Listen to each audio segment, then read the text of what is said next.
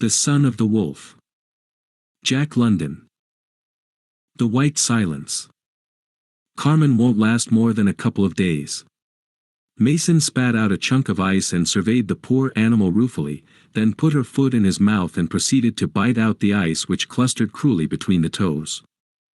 "I never saw a dog with a highfalutin name that ever was worth a rap," he said, as he concluded his task and shoved her aside. "They just fade away and die under the responsibility. Did ye ever see one go wrong with a sensible name like Cassiar, Siwash, or Husky? No, sir. Take a look at Shookum here, he's, snap." The lean brute flashed up, the white teeth just missing Mason's throat. "Ye will ye?" A shrewd clout behind the ear with the butt of the dog whip stretched the animal in the snow, quivering softly, a yellow slaver dripping from its fangs. "As I was saying, just look at Shookum here, he's got the spirit. Bet ye he eats Carmen before the week's out." "I'll bank another proposition against that," replied Malamute Kid, reversing the frozen bread placed before the fire to thaw. "We'll eat Shookum before the trip is over. What d'ye say, Ruth?" The Indian woman settled the coffee with a piece of ice, glanced from Malamute Kid to her husband, then at the dogs, but vouchsafed no reply. It was such a palpable truism that none was necessary. 200 miles of unbroken trail in prospect, with a scant 6 days' grub for themselves and none for the dogs, could admit no other alternative. The two men and the woman grouped about the fire and began their meager meal. The dogs lay in their harnesses, for it was a midday halt, and watched each mouthful enviously. "No more lunches after today," said Malamute Kid. "And we've got to keep a close eye on the dogs, they're getting vicious. They'd just as soon pull a fellow down as not, if they get a chance. And I was president of an Epworth once, and taught in the Sunday school." Having irrelevantly delivered himself of this, Mason fell into a dreamy contemplation of his steaming moccasins, but was aroused by Ruth filling his cup. "Thank God, we've got slathers of tea. I've seen it growing, down in Tennessee. What wouldn't I give for a hot corn pone just now? Never mind, Ruth, you won't starve much longer, nor wear moccasins either." The woman threw off her gloom at this, and in her eyes welled up a great love for her white lord, the first white man she had ever seen, the first man whom she had known to treat a woman as something better than a mere animal or beast of burden. "Yes, Ruth," continued her husband, having recourse to the macaronic jargon in which it was alone possible for them to understand each other, "wait till we clean up and pull for the outside. We'll take the white man's canoe and go to the salt water. Yes, bad water, rough water, great mountains dance up and down all the time. And so big, so far away, you travel 10 sleep, 20 sleep, 40 sleep," he graphically enumerated the days on his fingers, "all the time water, bad water. Then you come to great village, plenty people, just the same mosquitoes next summer. Wigwams oh, so high, 10, 20 pines. High you skookum." He paused impotently, cast an appealing glance at Malamute Kid, then laboriously placed the 20 pines, end on end, by sign language. Malamute Kid smiled with cheery cynicism, but Ruth's eyes were wide with wonder, and with pleasure, for she half believed he was joking, and such condescension pleased her poor woman's heart. "And then you step into a box, and poof. Up you go." He tossed his empty cup in the air by way of illustration and, as he deftly caught it, cried, "And biff! Down you come. Oh, great medicine men. You go Fort Yukon. I go Arctic City, 25 sleep, big string, all the time, I catch him string, I say, hello, Ruth. How are ye? And you say, is that my good husband? And I say, yes, and you say, no can bake good bread, no more soda, then I say, look in cash, under flour, goodbye. You look and catch plenty soda. All the time you Fort Yukon, me Arctic City. Hi you medicine man. Ruth smiled so ingenuously at the fairy story that both men burst into laughter. A row among the dogs cut short the wonders of the outside, and by the time the snarling combatants were separated, she had lashed the sleds and all was ready for the trail to mush. Baldy. Hi. Mush on. Mason worked his whip smartly and, as the dogs whined low in the traces, broke out the sled with the G-pole. Ruth followed with the second team, leaving Malamute Kid, who had helped her start, to bring up the rear. Strong man, brute that he was, capable of felling an ox at a blow, he could not bear to beat the poor animals, but humored them as a dog driver rarely does, nay, almost wept with them in their misery. "Come, mush on there, you poor sore-footed brutes," he murmured, after several ineffectual attempts to start the load. But his patience was at last rewarded, and though whimpering with pain, they hastened to join their fellows. No more conversation, the toil of the trail will not permit such extravagance. And of all deadening labors, that of the Northland Trail is the worst. Happy is the man who can weather a day's travel at the price of silence, and that on a beaten track. And of all heartbreaking labors, that of breaking trail is the worst. At every step the great webbed shoe sinks till the snow is level with the knee. Then up, straight up, the deviation of a fraction of an inch being a certain precursor of disaster, the snowshoe must be lifted till the surface is cleared, then forward, down, and the other foot is raised perpendicularly for the matter of half a yard.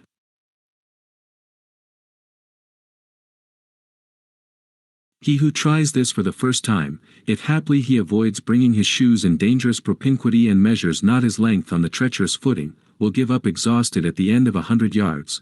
He who can keep out of the way of the dogs for a whole day may well crawl into his sleeping bag with a clear conscience and a pride which passeth all understanding, and he who travels 20 sleeps on the long trail is a man whom the gods may envy. The afternoon wore on, and with the awe, born of the white silence, the voiceless travelers bent to their work. Nature has many tricks wherewith she convinces man of his finity, the ceaseless flow of the tides, the fury of the storm, the shock of the earthquake, the long roll of heaven's artillery, but the most tremendous, the most stupefying of all, is the passive phase of the white silence. All movement ceases, the sky clears, the heavens are as brass, the slightest whisper seems sacrilege, and man becomes timid, affrighted at the sound of his own voice. Sole speck of life journeying across the ghostly wastes of a dead world, he trembles at his audacity, realizes that his is a maggot's life, nothing more. Strange thoughts arise unsummoned, and the mystery of all things strives for utterance. And the fear of death, of God, of the universe, comes over him, the hope of the resurrection and the life, the yearning for immortality, the vain striving of the imprisoned essence. It is then, if ever, man walks alone with God. So wore the day away. The river took a great bend, and Mason headed his team for the cutoff across the narrow neck of land. But the dogs balked at the high bank.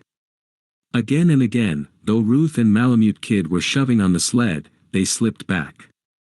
Then came the concerted effort. The miserable creatures, weak from hunger, exerted their last strength. Up, up, the sled poised on the top of the bank, but the leader swung the string of dogs behind him to the right, fouling Mason's snowshoes. The result was grievous. Mason was whipped off his feet, one of the dogs fell in the traces, and the sled toppled back, dragging everything to the bottom again. Slash! The whip fell among the dogs savagely, especially upon the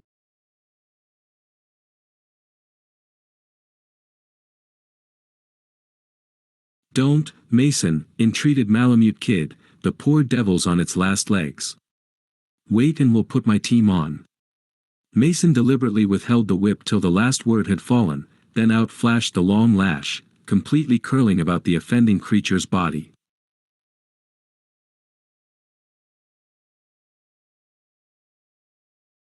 Carmen, for it was Carmen, cowered in the snow, cried piteously, then rolled over on her side. It was a tragic moment, a pitiful incident of the trail, a dying dog, two comrades in anger. Ruth glanced solicitously from man to man. But Malamute Kid restrained himself, though there was a world of reproach in his eyes, and, bending over the dog, cut the traces. No word was spoken. The teams were double-spanned and the difficulty overcome, the sleds were underway again, the dying dog dragging herself along in the rear. As long as an animal can travel, it is not shot, and this last chance is accorded it, the crawling into camp, if it can, in the hope of a moose being killed. Already penitent for his angry action, but too stubborn to make amends, Mason toiled on at the head of the cavalcade, little dreaming that danger hovered in the air. The timber clustered thick in the sheltered bottom, and through this they threaded their way. 50 feet or more from the trail towered a lofty pine. For generations it had stood there, and for generations destiny had had this one end in view. Perhaps the same had been decreed of Mason. He stooped to fasten the loosened thong of his moccasin. The sleds came to a halt.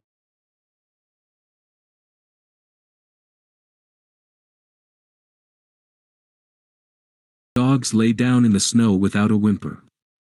The stillness was weird, not a breath rustled the frost-encrusted forest, the cold and silence of outer space had chilled the heart and smote the trembling lips of nature. A sigh pulsed through the air, they did not seem to actually hear it, but rather felt it, like the premonition of movement in a motionless void. Then the great tree, burdened with its weight of years and snow, played its last part in the tragedy of life. He heard the warning crash and attempted to spring up but, almost erect, caught the blow squarely on the shoulder. The sudden danger, the quick death, how often had Malamute Kid faced it? The pine needles were still quivering as he gave his commands and sprang into action. Nor did the Indian girl faint or raise her voice in idle wailing, as might many of her white sisters. At his order, she threw her weight on the end of a quickly extemporized handspike, easing the pressure and listening to her husband's groans, while Malamute Kid attacked the tree with his axe. The steel rang merrily as it bit into the frozen trunk, each stroke being accompanied by a forced, audible respiration, the ha! Ha! Of the woodsman. At last the kid laid the pitiable thing that was once a man in the snow. But worse than his comrade's pain was the dumb anguish in the woman's face, the blended look of hopeful, hopeless query. Little was said, those of the Northland are early taught the futility of words and the inestimable value of deeds. With the temperature at 65 below zero, a man cannot lie many minutes in the snow and live. So the sled lashings were cut, and the sufferer, rolled in furs, laid on a couch of boughs. Before him roared a fire, built of the very wood which wrought the mishap. Behind and partially over him was stretched the primitive fly, a piece of canvas, which caught the radiating heat and threw it back and down upon him, a trick which men may know who study physics at the fount. And men who have shared their bed with death know when the call is sounded. Mason was terribly crushed. The most cursory examination revealed it. His right arm, leg, and back were broken, his limbs were paralyzed from the hips, and the likelihood of internal injuries was large. An occasional moan was his only sign of life. No hope, nothing to be done. The pitiless night crept slowly by, Ruth's portion, the despairing stoicism of her race, and Malamute Kid adding new lines to his face of bronze.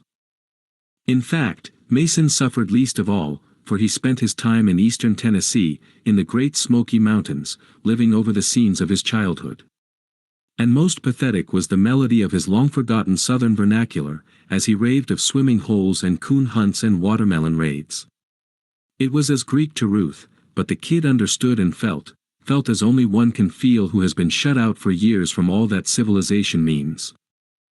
Morning brought consciousness to the stricken man, and Malamute Kid bent closer to catch his whispers. You remember when we foregathered on the Tanana, for years come next ice run?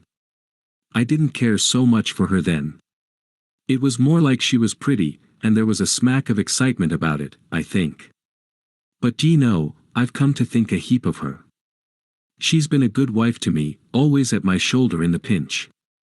And when it comes to trading, you know there isn't her equal. D'ye recollect the time she shot the Moosehorn Rapids to pull you and me off that rock, the bullets whipping the water like hailstones, and the time of the famine at Nuclequito, when she raced the ice run to bring the news? Yes, she's been a good wife to me, better'n that other one. Didn't know I'd been there. Never told you, eh? Well, I tried it once, down in the States. That's why I'm here. Been raised together, too. I came away to give her a chance for divorce. She got it. But that's got nothing to do with Ruth. I had thought of cleaning up and pulling for the outside next year, her and I, but it's too late. Don't send her back to her people, kid.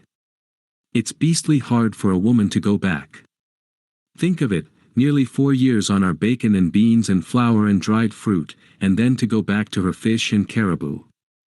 It's not good for her to have tried our ways, to come to know they're better and her people's, and then return to them. Take care of her, kid, why don't you? But no, you always fought shy of them, and you never told me why you came to this country. Be kind to her, and send her back to the States as soon as you can. But fix it so she can come back, liable to get homesick, you know. And the youngster, it's drawn us closer, kid. I only hope it is a boy. Think of it, flesh of my flesh, kid. He mustn't stop in this country.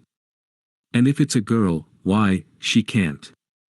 Sell my furs, they'll fetch at least 5,000, and I've got as much more with the company. And handle my interests with yours. I think that bench claim will show up. See that he gets a good schooling, and kid, above all, don't let him come back. This country was not made for white men. I'm a gone man, kid. 3 or 4 sleeps at the best. You've got to go on. You must go on. Remember, it's my wife, it's my boy, oh God. I hope it's a boy. You can't stay by me, and I charge you, a dying man, to pull on. Give me 3 days, pleaded Malamute Kid. You may change for the better, something may turn up. No. Just 3 days. You must pull on. 2 days. It's my wife and my boy, kid. You would not ask it. 1 day. No, no. I charge. Only 1 day. We can shave it through on the grub, and I might knock over a moose. No, all right, 1 day, but not a minute more. And, kid, don't leave me to face it alone. Just a shot, 1 pull on the trigger. You understand. Think of it. Think of it. Flesh of my flesh, and I'll never live to see him. Send Ruth here. I want to say goodbye and tell her that she must think of the boy and not wait till I'm dead. She might refuse to go with you if I didn't. Goodbye, old man, goodbye. Kid. I say, sink a hole above the pup, next to the slide. I panned out 40 cents on my shovel there. And, kid. He stooped lower to catch the last faint words, the dying man's surrender of his pride.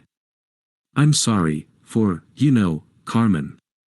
Leaving the girl crying softly over her man, Malamute Kid slipped into his parka and snowshoes, tucked his rifle under his arm, and crept away into the forest. He was no tyro in the stern sorrows of the Northland, but never had he faced so stiff a problem as this. In the abstract, it was a plain, mathematical proposition, 3 possible lives as against 1 doomed one. But now he hesitated. For 5 years, shoulder to shoulder, on the rivers and trails, in the camps and mines, facing death by field and flood and famine, had they knitted the bonds of their comradeship. So close was the tie that he had often been conscious of a vague jealousy of Ruth, from the first time she had come between. And now it must be severed by his own hand. Though he prayed for a moose, just 1 moose, all game seemed to have deserted the land, and nightfall found the exhausted man crawling into camp, light-handed, heavy-hearted. An uproar from the dogs and shrill cries from Ruth hastened him. Bursting into the camp, he saw the girl in the midst of the snarling pack, laying about her with an axe. The dogs had broken the iron rule of their masters and were rushing the grub. He joined the issue with his rifle reversed, and the hoary game of natural selection was played out with all the ruthlessness of its primeval environment. Rifle and axe went up and down, hit or missed with monotonous regularity, lithe bodies flashed, with wild eyes and dripping fangs, and man and beast fought for supremacy to the bitterest conclusion. Then the beaten brutes crept to the edge of the firelight, licking their wounds, voicing their misery to the stars. The whole stock of dried salmon had been devoured, and perhaps 5 pounds of flour remained to tide them over 200 miles of wilderness. Ruth returned to her husband, while Malamute Kid cut up the warm body of one of the dogs, the skull of which had been crushed by the axe. Every portion was carefully put away, save the hide and offal, which were cast to his fellows of the moment before. Morning brought fresh trouble. The animals were turning on each other. Carmen, who still clung to her slender thread of life, was downed by the pack. The lash fell among them unheeded. They cringed and cried under the blows, but refused to scatter till the last wretched bit had disappeared, bones, hide, hair, everything. Malamute Kid went about his work, listening to Mason, who was back in Tennessee, delivering tangled discourses and wild exhortations to his brethren of other days. Taking advantage of neighboring pines, he worked rapidly, and Ruth watched him make a cache similar to those sometimes used by hunters to preserve their meat from the wolverines and dogs. One after the other, he bent the tops of 2 small pines toward each other and nearly to the ground, making them fast with thongs of moose hide. Then he beat the dogs into submission and harnessed them to 2 of the sleds, loading the same with everything but the furs which enveloped Mason. These he wrapped and lashed tightly about him, fastening either end of the ropes to the bent pines. A single stroke of his hunting knife would release them and send the body high in the air. Ruth had received her husband's last wishes and made no struggle. Poor girl, she had learned the lesson of obedience well. From a child, she had bowed, and seen all women bow, to the lords of creation, and it did not seem in the nature of things for woman to resist. The kid permitted her one outburst of grief, as she kissed her husband. Her own people had no such custom, then led her to the foremost sled and helped her into her snowshoes. Blindly, instinctively, she took the gee-pole and whip, and mushed the dogs out on the trail. Then he returned to Mason, who had fallen into a coma, and long after she was out of sight crouched by the fire, waiting, hoping, praying for his comrade to die. It is not pleasant to be alone with painful thoughts in the white silence. The silence of gloom is merciful, shrouding one as with protection and breathing 1,000 intangible sympathies, but the bright white silence, clear and cold, under steely skies, is pitiless. An hour passed, 2 hours, but the man would not die. At high noon the sun, without raising its rim above the southern horizon, threw a suggestion of fire athwart the heavens, then quickly drew it back. Malamute Kid roused and dragged himself to his comrade's side. He cast one glance about him. The white silence seemed to sneer, and a great fear came upon him. There was a sharp report, Mason swung into his aerial sepulchre, and Malamute Kid lashed the dogs into a wild gallop as he fled across the snow. The son of the wolf. Man rarely places a proper valuation upon his womankind, at least not until deprived of them. He has no conception of the subtle atmosphere exhaled by the sex feminine, so long as he bathes in it, but let it be withdrawn, and an ever-growing void begins to manifest itself in his existence, and he becomes hungry, in a vague sort of way, for a something so indefinite that he cannot characterize it. If his comrades have no more experience than himself, they will shake their heads dubiously and dose him with strong physic. But the hunger will continue and become stronger. He will lose interest in the things of his everyday life and wax morbid, and one day, when the emptiness has become unbearable, a revelation will dawn upon him. In the Yukon country, when this comes to pass, the man usually provisions a poling boat, if it is summer, and if winter, harnesses his dogs, and heads for the Southland. A few months later, supposing him to be possessed of a faith in the country, he returns with a wife to share with him in that faith, and incidentally in his hardships. This but serves to show the innate selfishness of man. It also brings us to the trouble of Scruff Mackenzie, which occurred in the old days, before the country was stampeded and staked by a tidal wave of the Chechaquos, and when the Klondike's only claim to notice was its salmon fisheries. Scruff Mackenzie bore the earmarks of a frontier birth and a frontier life. His face was stamped with 25 years of incessant struggle with nature in her wildest moods, the last 2, the wildest and hardest of all, having been spent in groping for the gold which lies in the shadow of the Arctic Circle. When the yearning sickness came upon him, he was not surprised, for he was a practical man and had seen other men thus stricken. But he showed no sign of his malady, save that he worked harder. All summer he fought mosquitoes and washed the sure-thing bars of the Stewart River for a double grubstake. Then he floated a raft of house logs down the Yukon to 40 Mile, and put together as comfortable a cabin as any the camp could boast of. In fact, it showed such cozy promise that many men elected to be his partner and to come and live with him. But he crushed their aspirations with rough speech, peculiar for its strength and brevity, and bought a double supply of grub from the trading post. As has been noted, Scruff Mackenzie was a practical man. If he wanted a thing he usually got it, but in doing so, went no farther out of his way than was necessary. Though a son of toil and hardship, he was averse to a journey of 600 miles on the ice, a second of 2,000 miles on the ocean, and still a third 1,000 miles or so to his last stamping grounds, all in the mere quest of a wife. Life was too short. So he rounded up his dogs, lashed a curious freight to his sled, and faced across the divide whose westward slopes were drained by the head reaches of the Tanana. He was a sturdy traveler, and his wolf dogs could work harder and travel farther on less grub than any other team in the Yukon. 3 weeks later he strode into a hunting camp of the Upper Tanana Sticks. They marveled at his temerity, for they had a bad name and had been known to kill white men for as trifling a thing as a sharp axe or a broken rifle. But he went among them single-handed, his bearing being a delicious composite of humility, familiarity, sang-froid, and insolence. It required a deft hand and deep knowledge of the barbaric mind effectually to handle such diverse weapons, but he was a past master in the art, knowing when to conciliate and when to threaten with Jove-like wrath. He first made obeisance to the chief Fling Tina, presenting him with a couple of pounds of black tea and tobacco, and thereby winning his most cordial regard. Then he mingled with the men and maidens, and that night gave a potluck. The snow was beaten down in the form of an oblong, perhaps 100 feet in length and quarter as many across. Down the center a long fire was built, while either side was carpeted with spruce boughs. The lodges were forsaken, and the 50 or so members of the tribe gave tongue to their folk chants in honor of their guest. Scruff Mackenzie's 2 years had taught him the not many hundred words of their vocabulary, and he had likewise conquered their deep gutturals, their Japanese idioms, constructions, and honorific and agglutinative particles. So he made oration after their manner, satisfying their instinctive poetry love with crude flights of eloquence and metaphorical contortions. After Fling Tina and the shaman had responded in kind, he made trifling presents to the menfolk, joined in their singing, and proved an expert in their 52-stick gambling game. And they smoked his tobacco and were pleased.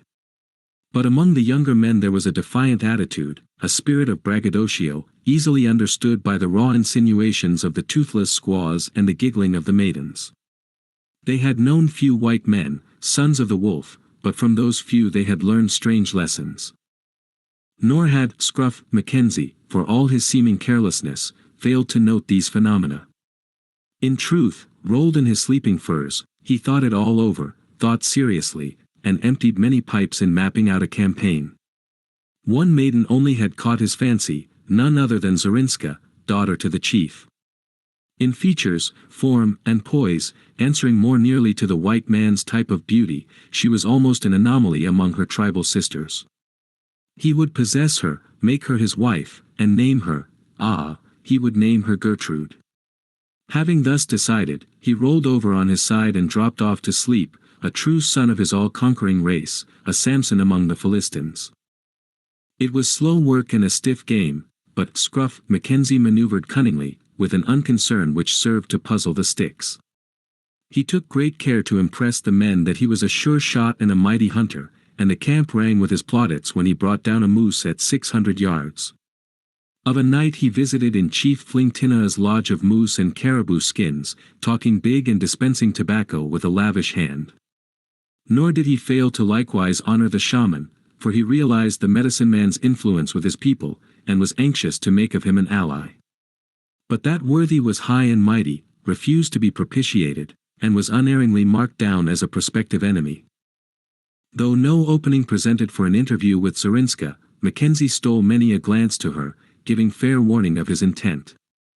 And well she knew, yet coquettishly surrounded herself with a ring of women whenever the men were away and he had a chance. But he was in no hurry. Besides, he knew she could not help but think of him, and a few days of such thought would only better his suit. At last, one night, when he deemed the time to be ripe, he abruptly left the chief's smoky dwelling and hastened to a neighboring lodge. As usual, she sat with squaws and maidens about her, all engaged in sewing moccasins and beadwork. They laughed at his entrance, and badinage, which linked Zarinska to him, ran high. But one after the other they were unceremoniously bundled into the outer snow, whence they hurried to spread the tale through all the camp. His cause was well pleaded, in her tongue, for she did not know his, and at the end of 2 hours he rose to go. So Zarinska will come to the white man's lodge? Good. I go now to have talk with thy father, for he may not be so minded. And I will give him many tokens, but he must not ask too much. If he say no. Good. Zarinska shall yet come to the white man's lodge.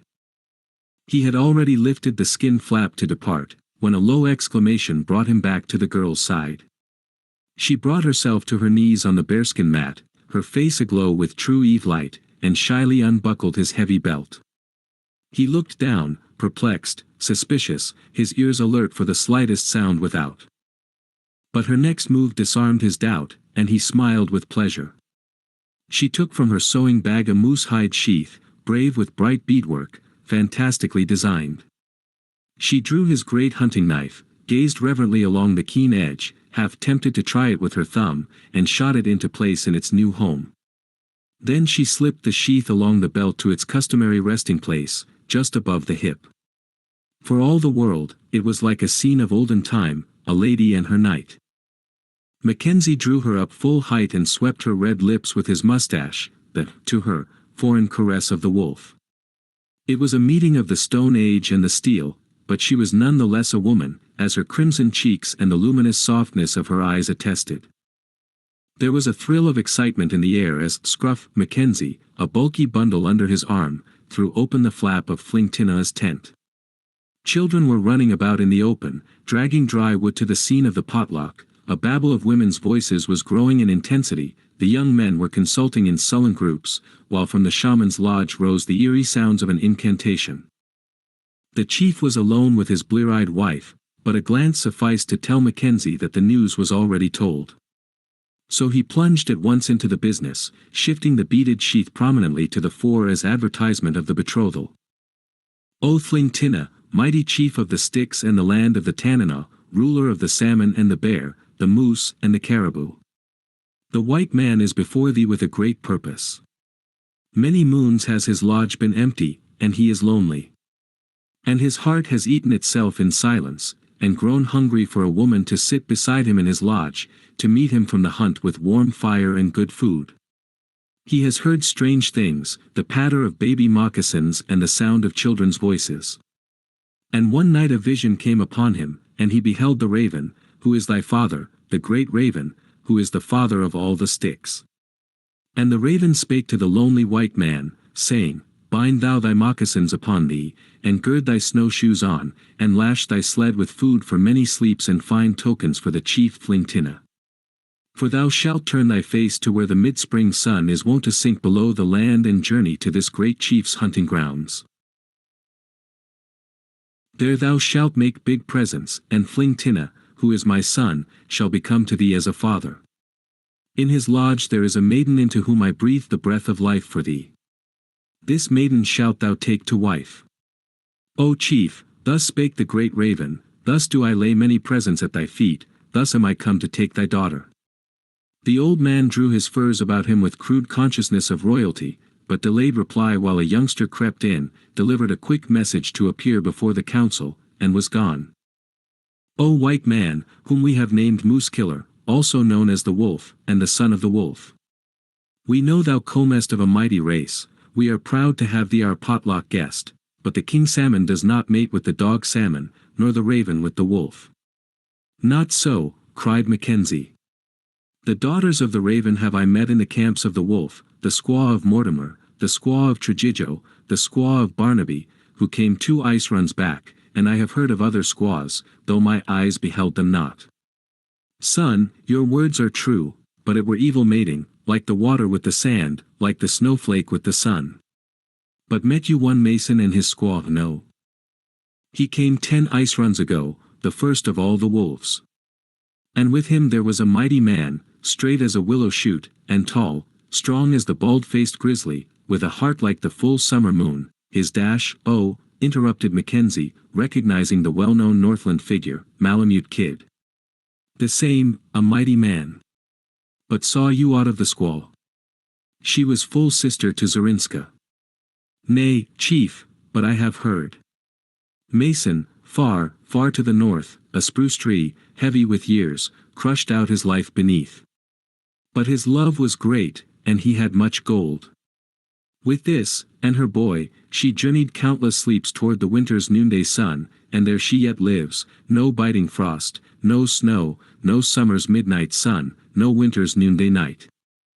A second messenger interrupted with imperative summons from the council.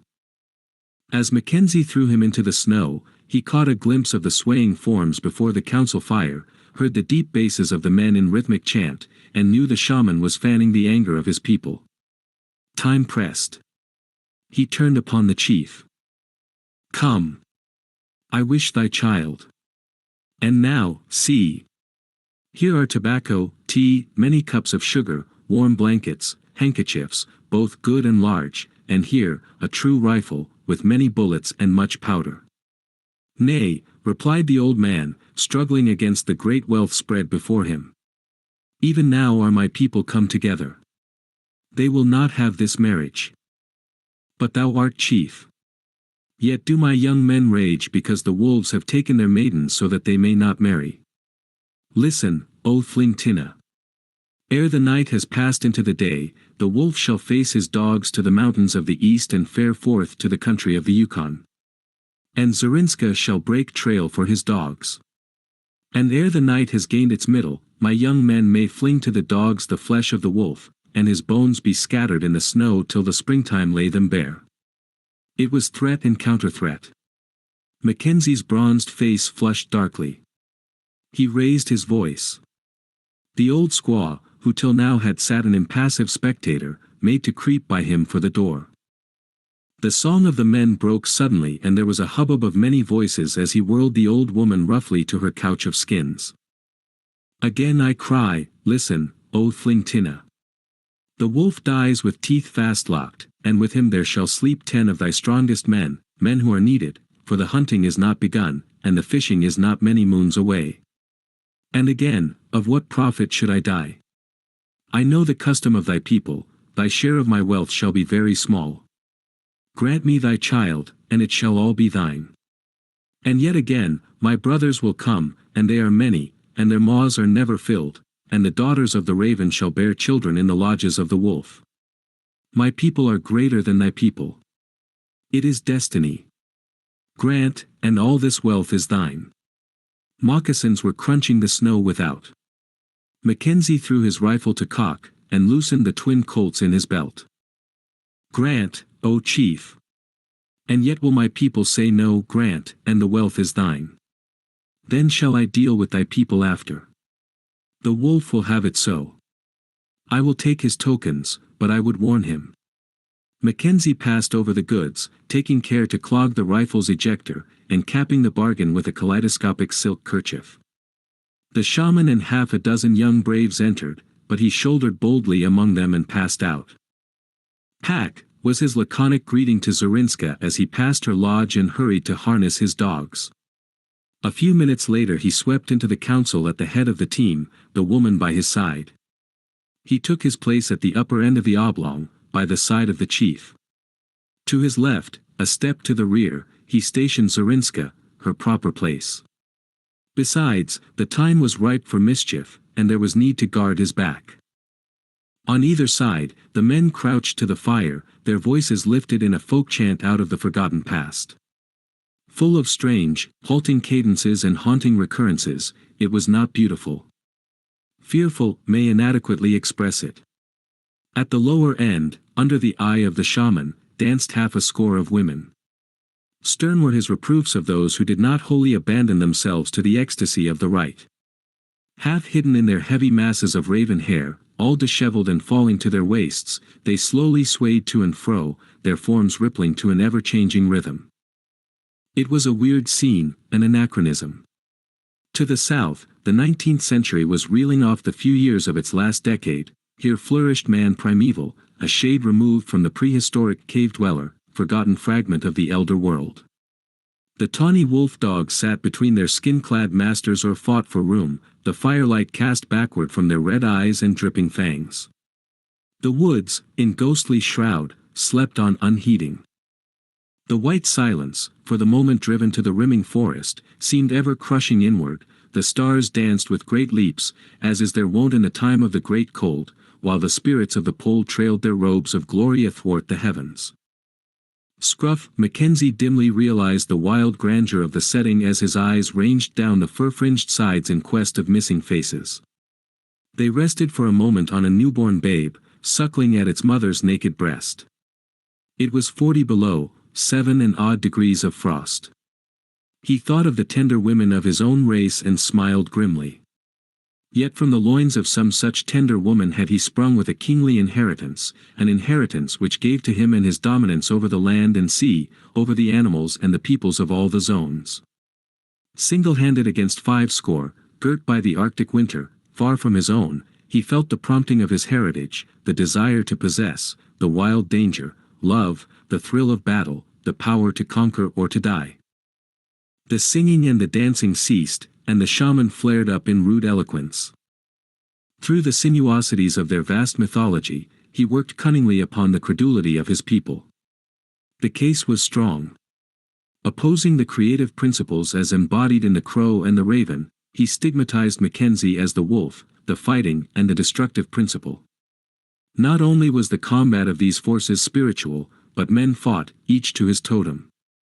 They were the children of Jelches, the raven, the Promethean fire-bringer. Mackenzie was the child of the wolf, or in other words, the devil. For them to bring a truce to this perpetual warfare, to marry their daughters to the archenemy, were treason and blasphemy of the highest order. No phrase was harsh nor figure vile enough in branding Mackenzie as a sneaking interloper and emissary of Satan. There was a subdued, savage roar in the deep chests of his listeners as he took the swing of his peroration. My brothers, Jelches is all-powerful. Did he not bring heaven-born fire that we might be warm? Did he not draw the sun, moon, and stars, from their holes that we might see? Did he not teach us that we might fight the spirits of famine and of frost? But now Jelches is angry with his children, and they are grown to a handful, and he will not help. For they have forgotten him, and done evil things, and trod bad trails, and taken his enemies into their lodges to sit by their fires. And the raven is sorrowful at the wickedness of his children, but when they shall rise up and show they have come back, he will come out of the darkness to aid them. O brothers! The fire-bringer has whispered messages to thy shaman, the same shall ye hear.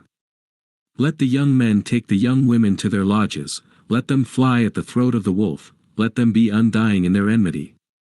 Then shall their women become fruitful and they shall multiply into a mighty people. And the raven shall lead great tribes of their fathers and their fathers' fathers from out of the north, and they shall beat back the wolves till they are as last year's campfires, and they shall again come to rule over all the land. 'Tis the message of Jelches, the raven. This foreshadowing of the Messiah's coming brought a hoarse howl from the sticks as they leaped to their feet. Mackenzie slipped the thumbs of his mittens and waited. There was a clamor for the fox, not to be stilled till one of the young men stepped forward to speak. Brothers! The shaman has spoken wisely. The wolves have taken our women, and our men are childless. We are grown to a handful. The wolves have taken our warm furs and given for them evil spirits which dwell in bottles, and clothes which come not from the beaver or the lynx, but are made from the grass. And they are not warm, and our men die of strange sicknesses. I, the fox, have taken no woman to wife, and why? Twice have the maidens which pleased me gone to the camps of the wolf. Even now have I laid by skins of the beaver, of the moose, of the caribou, that I might win favor in the eyes of Klondike, that I might marry Zorinska, his daughter. Even now are her snowshoes bound to her feet, ready to break trail for the dogs of the wolf. Nor do I speak for myself alone. As I have done, so has the bear. He, too, had fain been the father of her children, and many skins has he cured thereto. I speak for all the young men who know not wives. The wolves are ever hungry. Always do they take the choice meat at the killing. To the ravens are left the leavings. There is Gugkla, he cried, brutally pointing out one of the women, who was a cripple. Her legs are bent like the ribs of a birch canoe. She cannot gather wood nor carry the meat of the hunters. Did the wolves choose her? Ai, vociferated his tribesman. There is Moiri, whose eyes are crossed by the evil spirit. Even the babes are affrighted when they gaze upon her, and it is said the bald face gives her the trail. Was she chosen? Again the cruel applause rang out. And there sits Pischit. She does not hearken to my words. Never has she heard the cry of the chit-chat, the voice of her husband, the babble of her child. She lives in the white silence. Cared the wolves aught for her? No. Theirs is the choice of the kill, ours is the leavings. Brothers, it shall not be. No more shall the wolves slink among our campfires. The time is come. A great streamer of fire, the aurora borealis, purple, green, and yellow, shot across the zenith, bridging horizon to horizon.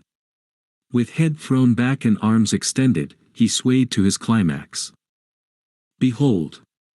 The spirits of our fathers have arisen and great deeds are afoot this night.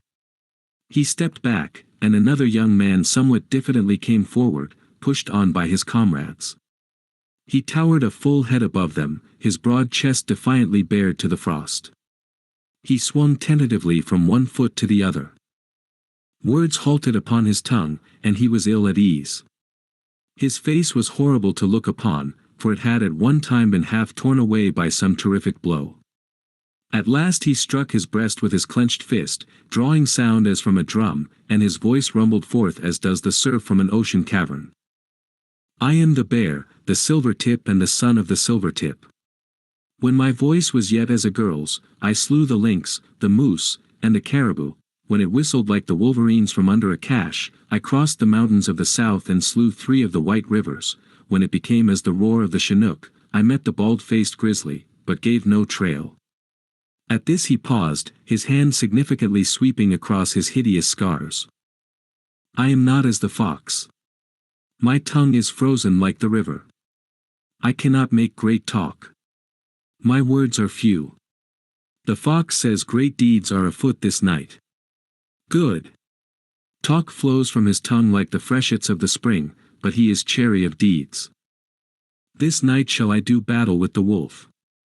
I shall slay him, and Zorinska shall sit by my fire. The bear has spoken. Though pandemonium raged about him, Scruff Mackenzie held his ground.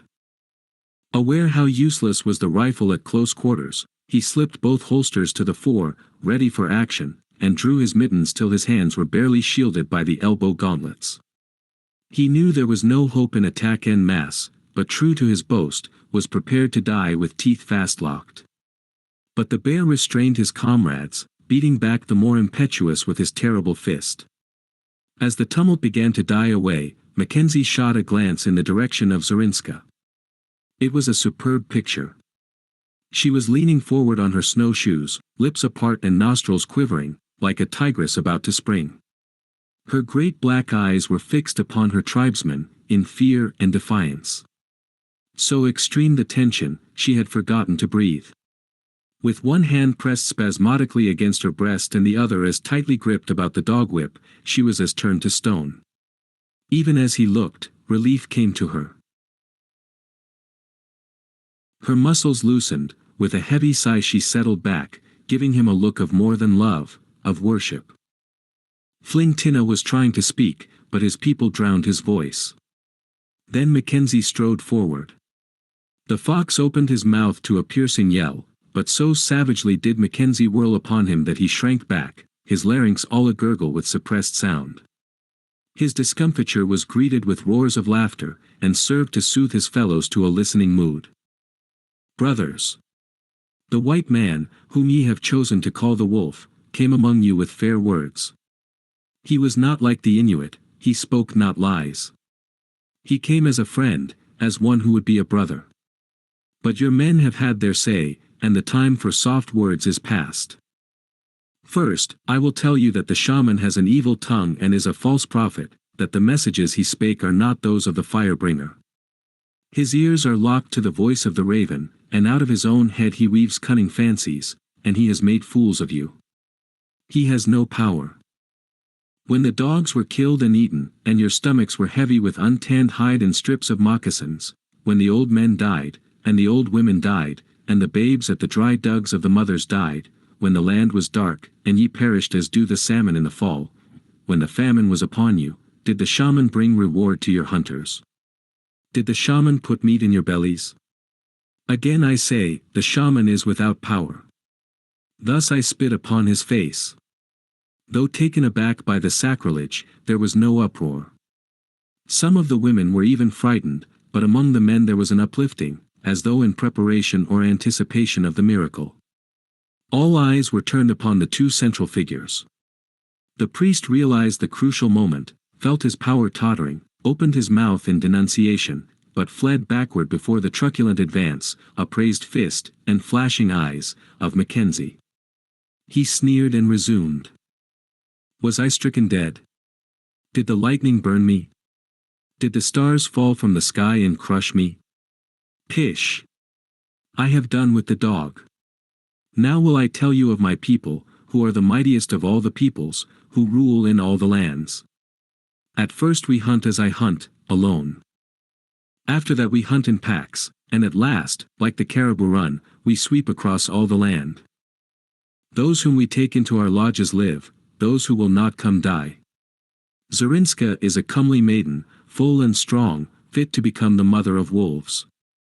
Though I die, such shall she become, for my brothers are many, and they will follow the scent of my dogs. Listen to the law of the wolf, whoso taketh the life of one wolf, the forfeit shall 10 of his people pay. In many lands has the price been paid, in many lands shall it yet be paid. Now will I deal with the fox and the bear. It seems they have cast eyes upon the maiden. So. Behold, I have bought her. Fling Tinna leans upon the rifle, the goods of purchase are by his fire. Yet will I be fair to the young men. To the fox, whose tongue is dry with many words, will I give of tobacco 5 long plugs. Thus will his mouth be wetted that he may make much noise in the council.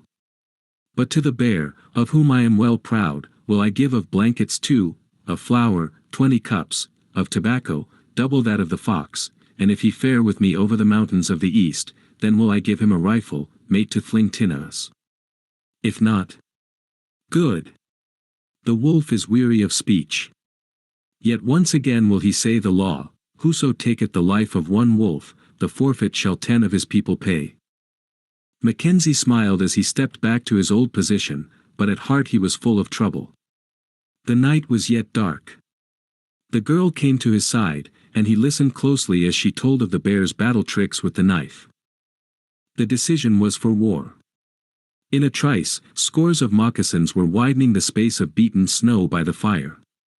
There was much chatter about the seeming defeat of the shaman. Some averred he had but withheld his power, while others conned past events and agreed with the wolf. The bear came to the center of the battleground, a long naked hunting knife of Russian make in his hand.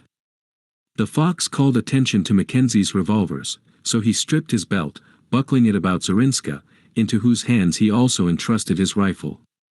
She shook her head that she could not shoot, small chance had a woman to handle such precious things. Then, if danger come by my back, cry aloud, my husband. No, thus, my husband. He laughed as she repeated it, pinched her cheek, and re-entered the circle. Not only in reach and stature had the bear the advantage of him, but his blade was longer by a good 2 inches.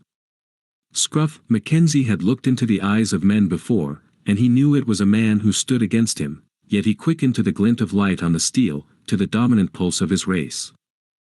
Time and again he was forced to the edge of the fire or the deep snow, and time and again, with the foot tactics of the pugilist, he worked back to the center. Not a voice was lifted in encouragement, while his antagonist was heartened with applause, suggestions, and warnings. But his teeth only shut the tighter as the knives clashed together, and he thrust or eluded with a coolness born of conscious strength.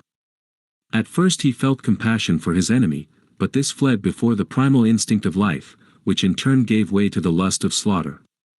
The 10,000 years of culture fell from him, and he was a cave dweller, doing battle for his female. Twice he pricked the bear, getting away unscathed, but the third time caught, and to save himself, free hands closed on fighting hands, and they came together. Then did he realize the tremendous strength of his opponent. His muscles were knotted in painful lumps, and cords and tendons threatened to snap with the strain, yet nearer and nearer came the Russian steel. He tried to break away, but only weakened himself. The fur-clad circle closed in, certain of and anxious to see the final stroke. But with wrestler's trick, swinging partly to the side, he struck at his adversary with his head. Involuntarily the bear leaned back, disturbing his center of gravity. Simultaneous with this, Mackenzie tripped properly and threw his whole weight forward, hurling him clear through the circle into the deep snow. The bear floundered out and came back full tilt. "Oh, my husband!" Zorinska's voice rang out, vibrant with danger.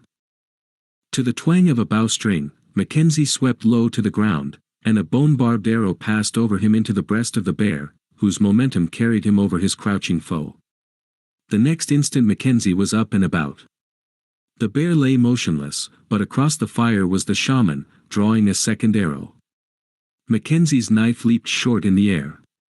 He caught the heavy blade by the point. There was a flash of light as it spanned the fire. Then the shaman, the hilt alone appearing without his throat, swayed and pitched forward into the glowing embers. Click! Click! The fox had possessed himself of Flintina's rifle and was vainly trying to throw a shell into place. But he dropped it at the sound of Mackenzie's laughter. So the fox has not learned the way of the plaything. He is yet a woman. Come! Bring it, that I may show thee.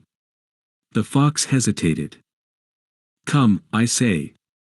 He slouched forward like a beaten cur. Thus, and thus, so the thing is done.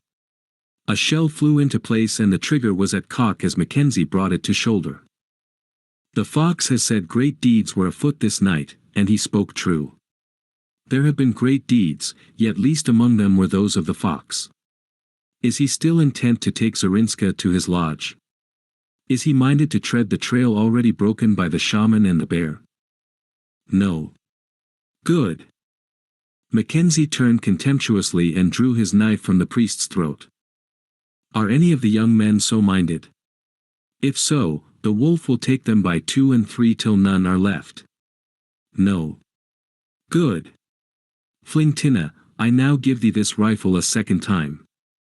If, in the days to come, thou shouldst journey to the country of the Yukon, know thou that there shall always be a place and much food by the fire of the wolf.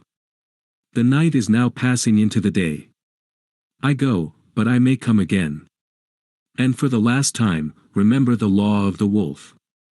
He was supernatural in their sight as he rejoined Zorinska. She took her place at the head of the team, and the dogs swung into motion. A few moments later they were swallowed up by the ghostly forest. Till now Mackenzie had waited, he slipped into his snowshoes to follow. Has the wolf forgotten the 5 long plugs? Mackenzie turned upon the fox angrily, then the humor of it struck him. I will give thee 1 short plug. As the wolf sees fit, meekly responded the fox, stretching out his hand. The men of 40 Mile. When Big Jim Belden ventured the apparently innocuous proposition that mush ice was rather peculiar, he little dreamed of what it would lead to. Neither did Lon McFain, when he affirmed that anchor ice was even more so, nor did Bettles, as he instantly disagreed, declaring the very existence of such a form to be a bugaboo. And ye'd be tellin' me this, cried Lon, after the years ye've spent in the land. And we oughtn't out the same pot this many's the day. But the thing's agin reason, insisted Bettles.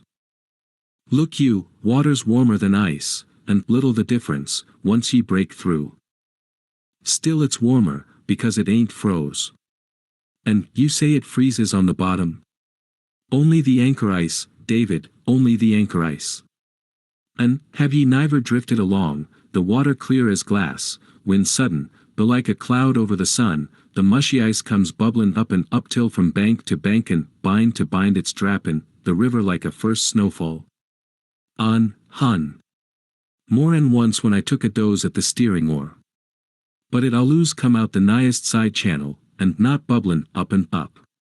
But with neither a wink at the helm. No, nor you.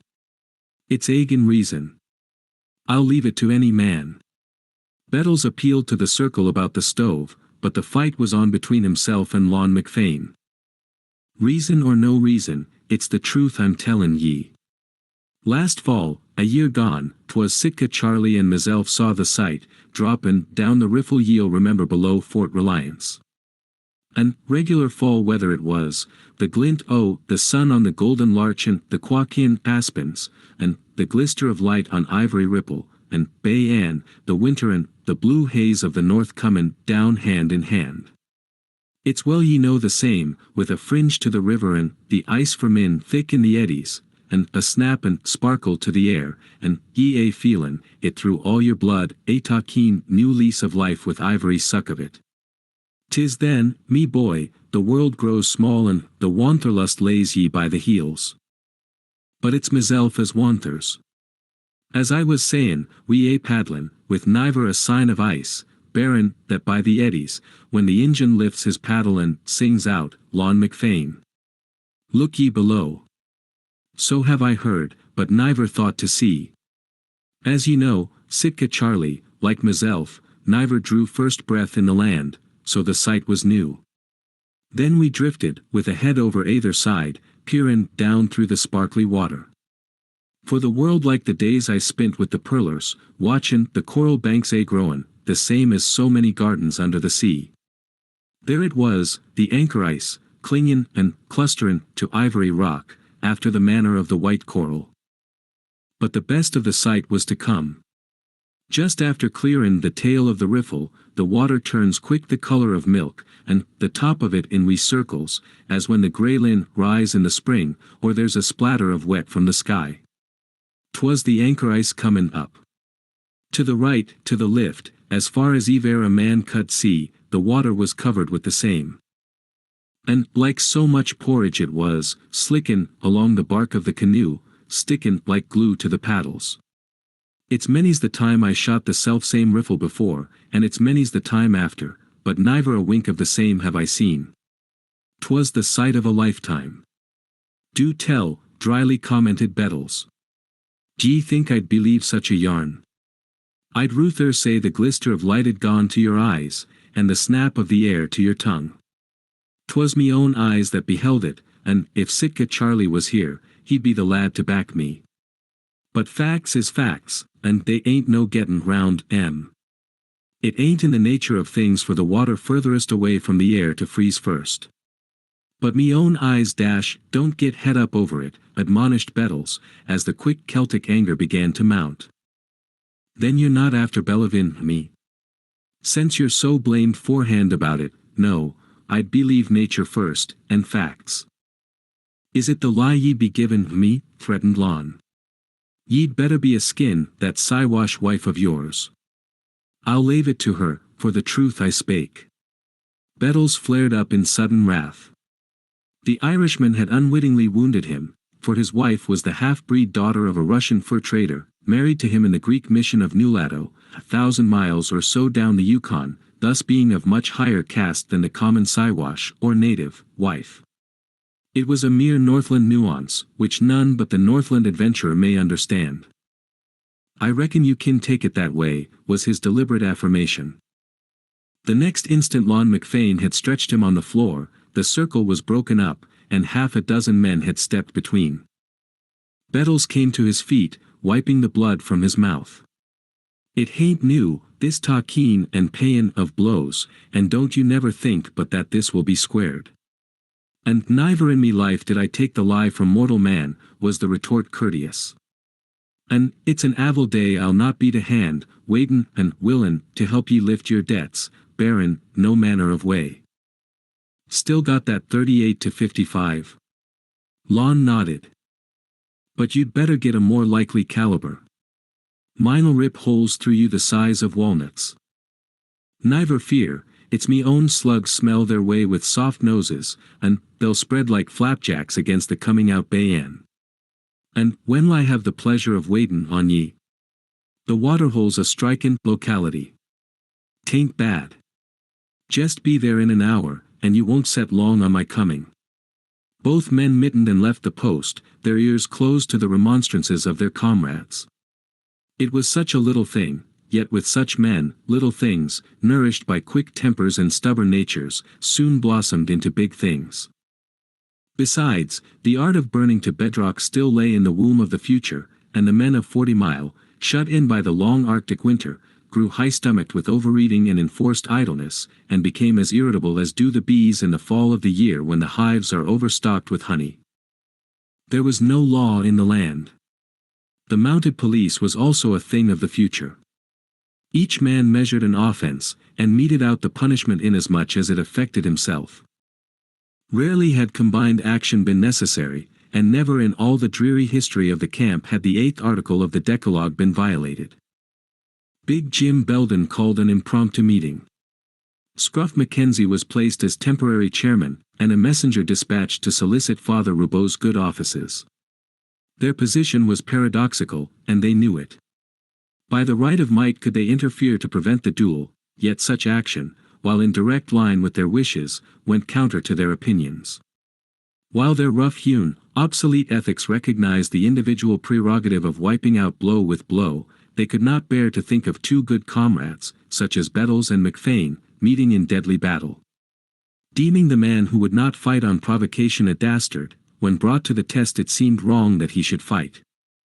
But a scurry of moccasins and loud cries, rounded off with a pistol shot, interrupted the discussion.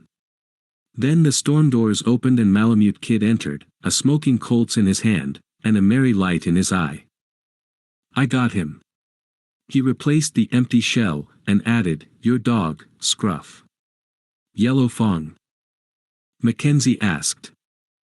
"No, the lop-eared one." "The devil. Nothing the matter with him. Come out and take a look. That's all right after all. Buzz he's got too. Yellow Fawn came back this morning and took a chunk out of him, and came near to making a widower of me. Made a rush for Zorinska, but she whisked her skirts in his face and escaped with the loss of the same and a good roll in the snow. Then he took to the woods again. Hope he don't come back. Lost any yourself?" "One, the best one of the pack, shook 'em. Started amuck this morning, but didn't get very far. Ran foul of Sitka Charlie's team, and they scattered him all over the street. And now 2 of them are loose, and raging mad, so you see he got his work in. The dog census will be small in the spring if we don't do something. And the man census, too. How's that? Who's in trouble now?" "Oh, Bettles and Lon McFain had an argument, and they'll be down by the waterhole in a few minutes to settle it." The incident was repeated for his benefit, and Malamute Kid, accustomed to an obedience which his fellow men never failed to render, took charge of the affair. His quickly formulated plan was explained, and they promised to follow his lead implicitly. "So you see," he concluded, "we do not actually take away their privilege of fighting, and yet I don't believe they'll fight when they see the beauty of the scheme. Life's a game and men the gamblers. They'll stake their whole pile on the one chance in 1,000. Take away that one chance, and they won't play." He turned to the man in charge of the post. "Storekeeper, wade out 3 fathoms of your best half-inch manila. We'll establish a precedent which will last the men of 40 Mile to the end of time," he prophesied. Then he coiled the rope about his arm and led his followers out of doors, just in time to meet the principals. What dongate righted he to fetch my wife in, thundered Bettles to the soothing overtures of a friend. TWA called for, he concluded decisively. TWA called for, he reiterated again and again, pacing up and down and waiting for Lon McFane. And Lon McFane, his face was hot and tongue rapid as he flaunted insurrection in the face of the church. Then, Father, he cried, it's with an AC heart I'll roll in me flamy blankets, the broad of me back on a bed of coals. Never shall it be said that Lon McFane took a lie, twixt the teeth without ever liftin' a hand. And I'll not ask a blessin'. The years have been wild, but it's the heart was in the right place. But it's not the heart, Lon, interposed Father Roubaud, it's pride that bids you forth to slay your fellow man. You're French, Lon replied. And then, turning to leave him, and will ye say a mass if the luck is against me? But the priest smiled, thrust his moccasined feet to the fore, and went out upon the white breast of the silent river.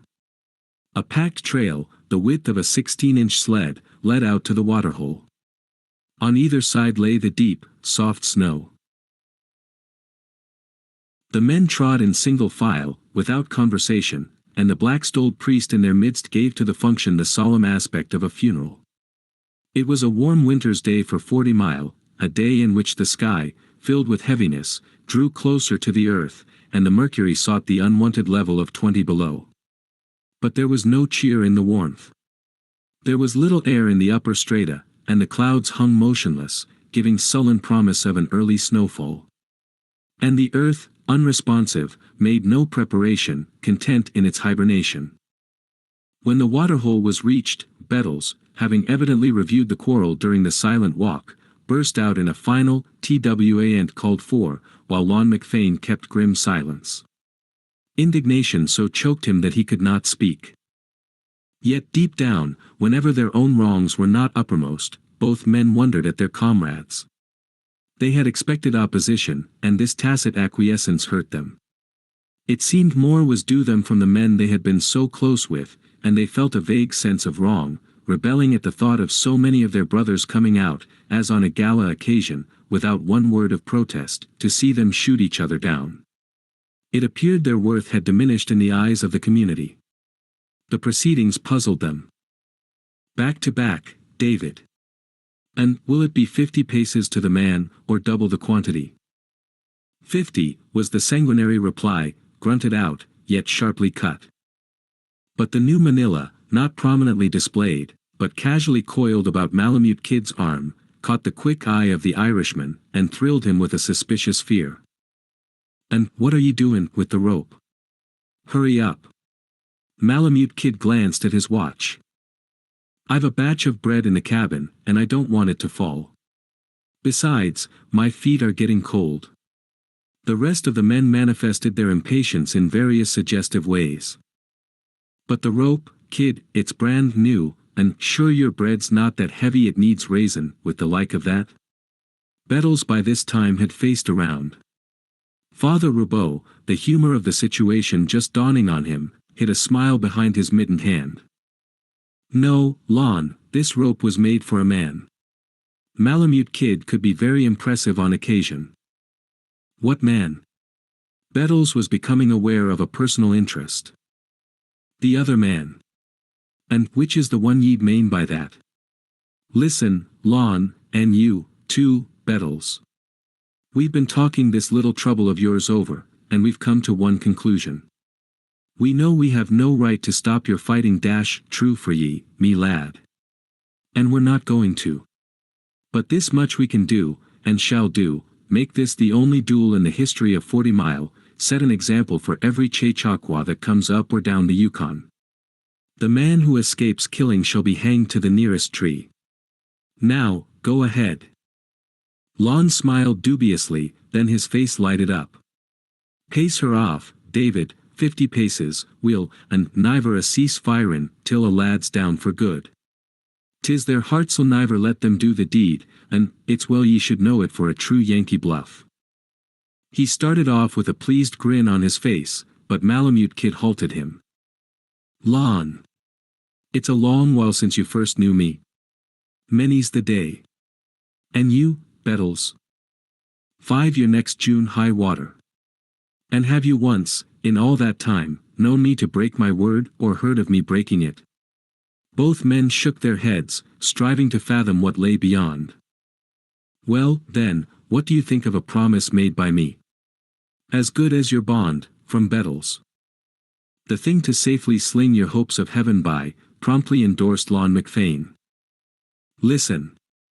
I, Malamute Kid, give you my word, and you know what that means, that the man who is not shot stretches rope within 10 minutes after the shooting. He stepped back as Pilate might have done after washing his hands. A pause and a silence came over the men of 40 Mile. The sky drew still closer, sending down a crystal flight of frost, little geometric designs, perfect, evanescent as a breath, yet destined to exist till the returning sun had covered half its northern journey. Both men had led forlorn hopes in their time, led with a curse or a jest on their tongues, and in their souls an unswerving faith in the god of chance. But that merciful deity had been shut out from the present deal. They studied the face of Malamute Kid, but they studied as one might the Sphinx. As the quiet minutes passed, a feeling that speech was incumbent on them began to grow. At last the howl of a wolf dog cracked the silence from the direction of 40 Mile. The weird sound swelled with all the pathos of a breaking heart, then died away in a long-drawn sob. Well, I be dongade. Bettles turned up the collar of his Mackinaw jacket and stared about him helplessly. It's a glorious game you're runnin', kid, cried Lon McFane. All the percentage of the house and niver a bit to the man that's buckin'. The devil himself niver tackle such a cinch, and damned if I do. There were chuckles, throttled and gurgling throats, and winks brushed away with the frost which rimed the eyelashes, as the men climbed the ice-notched bank and started across the street to the post. But the long howl had drawn nearer, invested with a new note of menace. A woman screamed round the corner. There was a cry of, "Here he comes." Then an Indian boy, at the head of half a dozen frightened dogs, racing with death, dashed into the crowd. And behind came Yellow Fong, a bristle of hair and a flash of gray. Everybody but the Yankee fled. The Indian boy had tripped and fallen. Bettles stopped long enough to grip him by the slack of his furs, then headed for a pile of cordwood already occupied by a number of his comrades. Yellow Fong, doubling after one of the dogs, came leaping back. The fleeing animal, free of the rabies, but crazed with fright, whipped Bettles off his feet and flashed on up the street. Malamute Kid took a flying shot at Yellow Fong. The mad dog whirled a half-air spring, came down on his back, then, with a single leap, covered half the distance between himself and Bettles. But the fatal spring was intercepted. Lon McFane leaped from the woodpile, countering him in midair. Over they rolled, Lon holding him by the throat at arm's length, blinking under the fetid slaver which sprayed his face. Then Bettles, revolver in hand and coolly waiting a chance, settled the combat. "'Twas a square game, kid," Lon remarked, rising to his feet and shaking the snow from out his sleeves, with a fair percentage to myself that bucked it. That night, while Lon McFane sought the forgiving arms of the church in the direction of Father Roubaud's cabin, Malamute Kid talked long to little purpose. "But would you," persisted Mackenzie, "supposing they had fought? Have I ever broken my word? No, but that isn't the point. Answer the question. Would you?" Malamute Kid straightened up. "Scruff, I've been asking myself that question ever since, and well, as yet, I haven't found the answer. In a far country. When a man journeys into a far country, he must be prepared to forget many of the things he has learned, and to acquire such customs as are inherent with existence in the new land. He must abandon the old ideals and the old gods, and oftentimes he must reverse the very codes by which his conduct has hitherto been shaped. To those who have the protean faculty of adaptability, the novelty of such change may even be a source of pleasure, but to those who happen to be hardened to the ruts in which they were created, the pressure of the altered environment is unbearable, and they chafe in body and in spirit under the new restrictions which they do not understand. This chafing is bound to act and react, producing diverse evils and leading to various misfortunes. It were better for the man who cannot fit himself to the new groove to return to his own country, if he delay too long, he will surely die. The man who turns his back upon the comforts of an elder civilization, to face the savage youth, the primordial simplicity of the North, may estimate success at an inverse ratio to the quantity and quality of his hopelessly fixed habits. He will soon discover, if he be a fit candidate, that the material habits are the less important. The exchange of such things as a dainty menu for rough fare, of the stiff leather shoe for the soft, shapeless moccasin, of the feather bed for a couch in the snow, is after all a very easy matter. But his pinch will come in learning properly to shape his mind's attitude toward all things, and especially toward his fellow man. For the courtesies of ordinary life, he must substitute unselfishness, forbearance, and tolerance. Thus, and thus only, can he gain that pearl of great price, true comradeship. He must not say, "Thank you," he must mean it without opening his mouth, and prove it by responding in kind. In short, he must substitute the deed for the word, the spirit for the letter. When the world rang with the tale of Arctic gold, and the lure of the North gripped the heartstrings of men, Carter Weatherby threw up his snug clerkship, turned the half of his savings over to his wife, and with the remainder bought an outfit. There was no romance in his nature, the bondage of commerce had crushed all that, he was simply tired of the ceaseless grind, and wished to risk great hazards in view of corresponding returns. Like many another fool, disdaining the old trails used by the Northland pioneers for a score of years, he hurried to Edmonton in the spring of the year, and there, unluckily for his soul's welfare, he allied himself with a party of men. There was nothing unusual about this party, except its plans. Even its goal, like that of all the other parties, was the Klondike. But the route it had mapped out to attain that goal took away the breath of the hardiest native, born and bred to the vicissitudes of the Northwest. Even Jacques Baptiste, born of a Chippewa woman and a renegade voyageur, having raised his first whimpers in a deerskin lodge north of the 65th parallel, and had the same hushed by blissful sucks of raw tallow, was surprised. Though he sold his services to them and agreed to travel even to the never-opening ice, he shook his head ominously whenever his advice was asked. Percy Cuthbert's evil star must have been in the ascendant, for he, too, joined this company of Argonauts. He was an ordinary man, with a bank account as deep as his culture, which is saying a good deal. He had no reason to embark on such a venture, no reason in the world save that he suffered from an abnormal development of sentimentality. He mistook this for the true spirit of romance and adventure. Many another man has done the like, and made as fatal a mistake. The first breakup of spring found the party following the ice run of Elk River. It was an imposing fleet, for the outfit was large, and they were accompanied by a disreputable contingent of half-breed voyagers with their women and children. Day in and day out, they labored with the bateaux and canoes, fought mosquitoes and other kindred pests, or sweated and swore at the portages.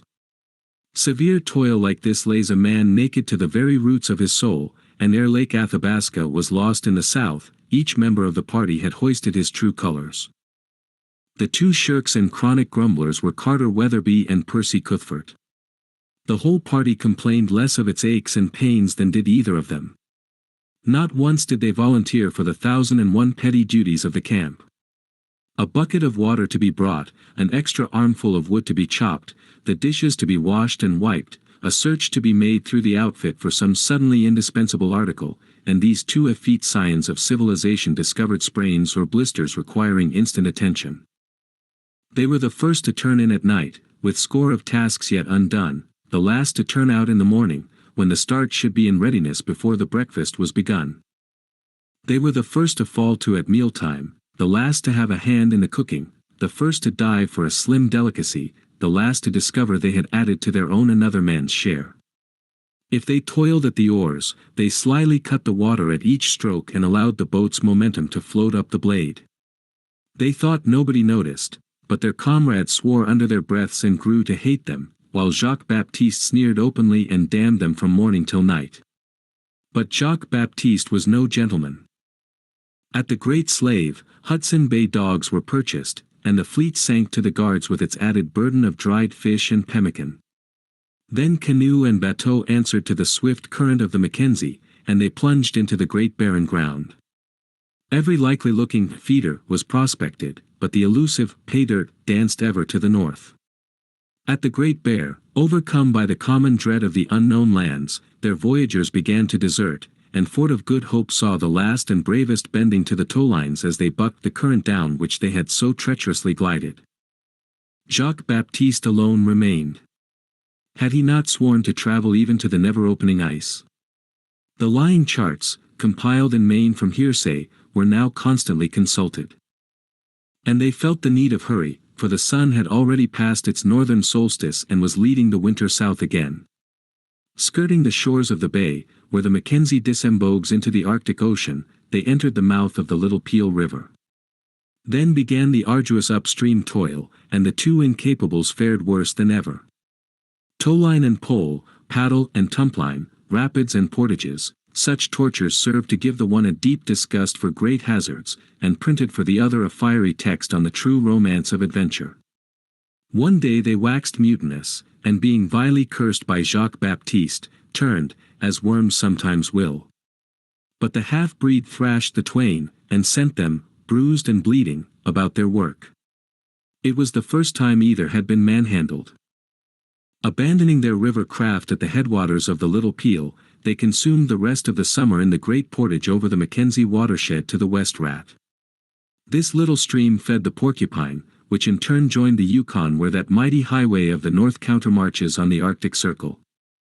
But they had lost in the race with winter, and one day they tied their rafts to the thick eddy ice and hurried their goods ashore. That night the river jammed and broke several times. The following morning it had fallen asleep for good. "We can't be more'n 400 miles from the Yukon," concluded Sloper, multiplying his thumb nails by the scale of the map. The council, in which the two incapables had whined to excellent disadvantage, was drawing to a close. Hudson Bay Post, long time ago. No use, now. Jacques-Baptiste's father had made the trip for the fur company in the old days, incidentally marking the trail with a couple of frozen toes. "Suff'rin' cracky," cried another of the party. "No whites?" "Nary white," Sloper sententiously affirmed, "but it's only 500 more up the Yukon to Dawson. Call it a rough 1,000 from here." Weatherby and Cuthbert groaned in chorus. "How long will that take, Baptiste?" The half-breed figured for a moment. "Work 'em like hell, no man play out, 10, 20, 40, 50 days. Babies come," designating the incapables, "no can tell. Meb when hell freeze over, meb not then." The manufacture of snowshoes and moccasins ceased. Somebody called the name of an absent member, who came out of an ancient cabin at the edge of the campfire and joined them. The cabin was one of the many mysteries which lurk in the vast recesses of the North. Built when and by whom, no man could tell. Two graves in the open, piled high with stones, perhaps contained the secret of those early wanderers. But whose hand had piled the stones? The moment had come. Jacques-Baptiste paused in the fitting of a harness and pinned the struggling dog in the snow. The cook made mute protest for delay, threw a handful of bacon into a noisy pot of beans, then came to attention. Sloper rose to his feet. His body was a ludicrous contrast to the healthy physiques of the incapables. Yellow and weak, fleeing from a South American fever hole, he had not broken his flight across the zones, and was still able to toil with men. His weight was probably 90 pounds, with the heavy hunting knife thrown in, and his grizzled hair told of a prime which had ceased to be. The fresh young muscles of either Weatherby or Cuthbert were equal to 10 times the endeavor of his, yet he could walk them into the earth in a day's journey. And all this day he had whipped his stronger comrades into venturing 1,000 miles of the stiffest hardship man can conceive. He was the incarnation of the unrest of his race, and the old Teutonic stubbornness, dashed with the quick grasp and action of the Yankee, held the flesh in the bondage of the spirit. All those in favor of going on with the dogs as soon as the ice sets, say aye. Aye, rang out 8 voices, voices destined to string a trail of oaths along many 100 miles of pain. Contrary-minded? No.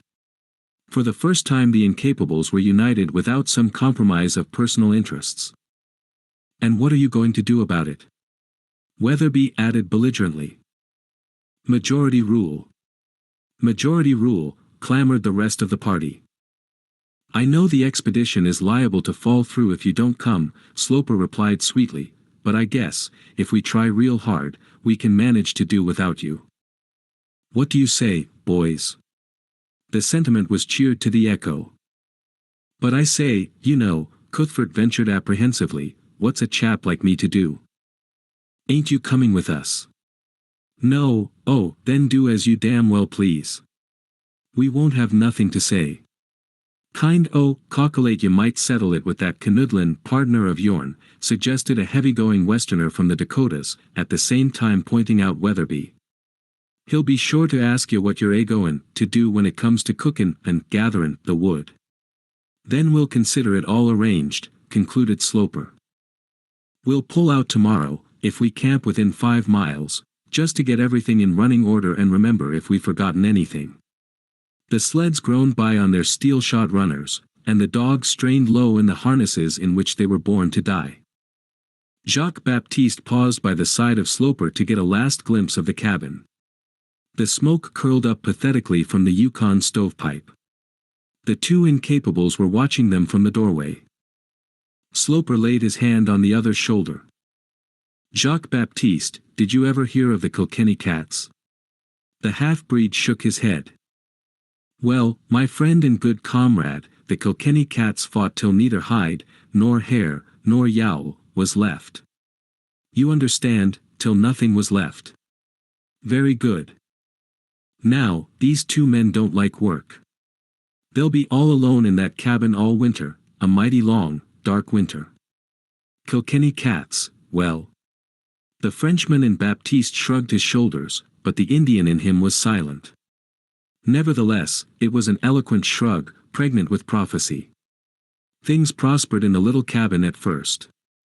The rough badinage of their comrades had made Weatherby and Cuthbert conscious of the mutual responsibility which had devolved upon them. Besides, there was not so much work after all for two healthy men. And the removal of the cruel whip hand, or in other words the bulldozing half-breed, had brought with it a joyous reaction. At first, each strove to outdo the other, and they performed petty tasks with an unction which would have opened the eyes of their comrades who were now wearing out bodies and souls on the long trail. All care was banished. The forest, which shouldered in upon them from 3 sides, was an inexhaustible woodyard. A few yards from their door slept the porcupine, and a hole through its winter robe formed a bubbling spring of water, crystal clear and painfully cold. But they soon grew to find fault with even that. The hole would persist in freezing up, and thus gave them many a miserable hour of ice chopping. The unknown builders of the cabin had extended the side logs so as to support a cache at the rear. In this was stored the bulk of the party's provisions. Food there was, without stint, for 3 times the men who were fated to live upon it. But the most of it was the kind which built up brawn and sinew, but did not tickle the palate. True, there was sugar in plenty for 2 ordinary men, but these 2 were little else than children. They early discovered the virtues of hot water judiciously saturated with sugar, and they prodigally swam their flapjacks and soaked their crusts in the rich, white syrup. Then coffee and tea, and especially the dried fruits, made disastrous inroads upon it. The first words they had were over the sugar question. And it is a really serious thing when 2 men, wholly dependent upon each other for company, begin to quarrel. Weatherby loved to discourse blatantly on politics, while Cuthbert, who had been prone to clip his coupons and let the Commonwealth jog on as best it might, either ignored the subject or delivered himself of startling epigrams. But the clerk was too obtuse to appreciate the clever shaping of thought, and this waste of ammunition irritated Cuthbert. He had been used to blinding people by his brilliancy, and it worked him quite a hardship, this loss of an audience. He felt personally aggrieved and unconsciously held his muttonhead companion responsible for it. Save existence, they had nothing in common, came in touch on no single point. Weatherby was a clerk who had known naught but clerking all his life. Cuthbert was a master of arts, a dabbler in oils, and had written not a little. The one was a lower-class man who considered himself a gentleman, and the other was a gentleman who knew himself to be such. From this it may be remarked that a man can be a gentleman without possessing the first instinct of true comradeship.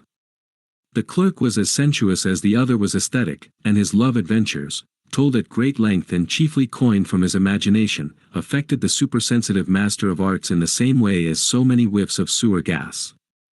He deemed the clerk a filthy, uncultured brute, whose place was in the muck with the swine, and told him so, and he was reciprocally informed that he was a milk-and-water sissy and a cad. Weatherby could not have defined cad for his life, but it satisfied its purpose, which after all seems the main point in life. Weatherby flatted every third note and sang such songs as "The Boston Burglar" and "The Handsome Cabin Boy" for hours at a time, while Cuthbert wept with rage, till he could stand it no longer and fled into the outer cold. But there was no escape. The intense frost could not be endured for long at a time, and the little cabin crowded them, beds, stove, table, and all, into a space of 10 by 12. The very presence of either became a personal affront to the other, and they lapsed into sullen silences which increased in length and strength as the days went by. Occasionally, the flash of an eye or the curl of a lip got the better of them, though they strove to wholly ignore each other during these mute periods. And a great wonder sprang up in the breast of each, as to how God had ever come to create the other. With little to do, time became an intolerable burden to them. This naturally made them still lazier. They sank into a physical lethargy which there was no escaping, and which made them rebel at the performance of the smallest chore. One morning when it was his turn to cook the common breakfast, Weatherby rolled out of his blankets, and to the snoring of his companion, lighted first the slush lamp and then the fire. The kettles were frozen hard, and there was no water in the cabin with which to wash. But he did not mind that. Waiting for it to thaw, he sliced the bacon and plunged into the hateful task of bread-making. Cuthbert had been slyly watching through his half-closed lids. Consequently there was a scene, in which they fervently blessed each other, and agreed, henceforth, that each do his own cooking. A week later, Cuthbert neglected his morning ablutions, but none the less complacently ate the meal which he had cooked. Weatherby grinned. After that the foolish custom of washing passed out of their lives. As the sugar pile and other little luxuries dwindled, they began to be afraid they were not getting their proper shares, and in order that they might not be robbed, they fell to gorging themselves. The luxuries suffered in this gluttonous contest, as did also the men. In the absence of fresh vegetables and exercise, their blood became impoverished, and a loathsome, purplish rash crept over their bodies. Yet they refused to heed the warning. Next, their muscles and joints began to swell, the flesh turning black, while their mouths, gums, and lips took on the color of rich cream. Instead of being drawn together by their misery, each gloated over the other's symptoms as the scurvy took its course. They lost all regard for personal appearance, and for that matter, common decency. The cabin became a pig-pen, and never once were the beds made or fresh pine boughs laid underneath. Yet they could not keep to their blankets, as they would have wished, for the frost was inexorable, and the firebox consumed much fuel. The hair of their heads and faces grew long and shaggy, while their garments would have disgusted a ragpicker. But they did not care. They were sick, and there was no one to see. Besides, it was very painful to move about. To all this was added a new trouble, the fear of the north. This fear was the joint child of the great cold and the great silence, and was born in the darkness of December, when the sun dipped below the horizon for good. It affected them according to their natures. Weatherby fell prey to the grosser superstitions, and did his best to resurrect the spirits which slept in the forgotten graves. It was a fascinating thing, and in his dreams they came to him from out of the cold, and snuggled into his blankets, and told him of their toils and troubles ere they died. He shrank away from the clammy contact as they drew closer and twined their frozen limbs about him, and when they whispered in his ear of things to come, the cabin rang with his frightened shrieks. Cuthbert did not understand, for they no longer spoke, and when thus awakened he invariably grabbed for his revolver. Then he would sit up in bed, shivering nervously, with the weapon trained on the unconscious dreamer. Cuthbert deemed the man going mad, and so came to fear for his life. His own malady assumed a less concrete form. The mysterious artisan who had laid the cabin, log by log, had pegged a wind vane to the ridgepole. Cuthbert noticed it always pointed south, and one day, irritated by its steadfastness of purpose, he turned it toward the east. He watched eagerly, but never a breath came by to disturb it. Then he turned the vane to the north, swearing never again to touch it till the wind did blow. But the air frightened him with its unearthly calm, and he often rose in the middle of the night to see if the vane had veered. 10 degrees would have satisfied him. But no, it poised above him as unchangeable as fate. His imagination ran riot, till it became to him a fetish. Sometimes he followed the path it pointed across the dismal dominions, and allowed his soul to become saturated with the fear. He dwelt upon the unseen and the unknown till the burden of eternity appeared to be crushing him. Everything in the Northland had that crushing effect, the absence of life and motion, the darkness, the infinite peace of the brooding land, the ghastly silence, which made the echo of each heartbeat a sacrilege, the solemn forest which seemed to guard an awful, inexpressible something, which neither word nor thought could compass. The world he had so recently left, with its busy nations and great enterprises, seemed very far away. Recollections occasionally obtruded, recollections of marts and galleries and crowded thoroughfares, of evening dress and social functions, of good men and dear women he had known, but they were dim memories of a life he had lived long centuries agone, on some other planet. This phantasm was the reality. Standing beneath the wind vane, his eyes fixed on the polar skies, he could not bring himself to realize that the Southland really existed, that at that very moment it was a-roar with life and action. There was no Southland, no men being born of women, no giving and taking in marriage. Beyond his bleak skyline there stretched vast solitudes, and beyond these still vaster solitudes. There were no lands of sunshine, heavy with the perfume of flowers. Such things were only old dreams of paradise. The sunlands of the west and the spicelands of the east, the smiling Arcadias and blissful islands of the blessed, ha! Ha! His laughter split the void and shocked him with its unwonted sound. There was no sun. This was the universe, dead and cold and dark, and he its only citizen. Weatherby? At such moments Weatherby did not count. He was a Caliban, a monstrous phantom, fettered to him for untold ages, the penalty of some forgotten crime. He lived with death among the dead, emasculated by the sense of his own insignificance, crushed by the passive mastery of the slumbering ages. The magnitude of all things appalled him. Everything partook of the superlative save himself, the perfect cessation of wind and motion, the immensity of the snow-covered wildness, the height of the sky and the depth of the silence. That wind vane, if it would only move. If a thunderbolt would fall, or the forest flare up in flame. The rolling up of the heavens as a scroll, the crash of doom, anything, anything. But no, nothing moved, the silence crowded in, and the fear of the north laid icy fingers on his heart. Once, like another Crusoe, by the edge of the river he came upon a track, the faint tracery of a snowshoe rabbit on the delicate snow crust. It was a revelation. There was life in the Northland. He would follow it, look upon it, gloat over it. He forgot his swollen muscles, plunging through the deep snow in an ecstasy of anticipation. The forest swallowed him up, and the brief midday twilight vanished, but he pursued his quest till exhausted nature asserted itself and laid him helpless in the snow. There he groaned and cursed his folly, and knew the track to be the fancy of his brain, and late that night he dragged himself into the cabin on hands and knees, his cheeks frozen and a strange numbness about his feet. Weatherby grinned malevolently, but made no offer to help him. He thrust needles into his toes and thawed them out by the stove. A week later mortification set in. But the clerk had his own troubles. The dead men came out of their graves more frequently now, and rarely left him, waking or sleeping. He grew to wait and dread their coming, never passing the twin cairns without a shudder. One night they came to him in his sleep and led him forth to an appointed task. Frightened into inarticulate horror, he awoke between the heaps of stones and fled wildly to the cabin. But he had lain there for some time, for his feet and cheeks were also frozen. Sometimes he became frantic at their insistent presence, and danced about the cabin, cutting the empty air with an axe, and smashing everything within reach. During these ghostly encounters, Cuthbert huddled into his blankets and followed the madman about with a cocked revolver, ready to shoot him if he came too near.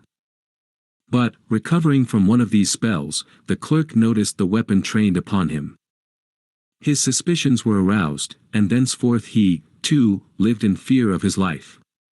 They watched each other closely after that, and faced about in startled fright whenever either passed behind the other's back. The apprehensiveness became a mania which controlled them even in their sleep.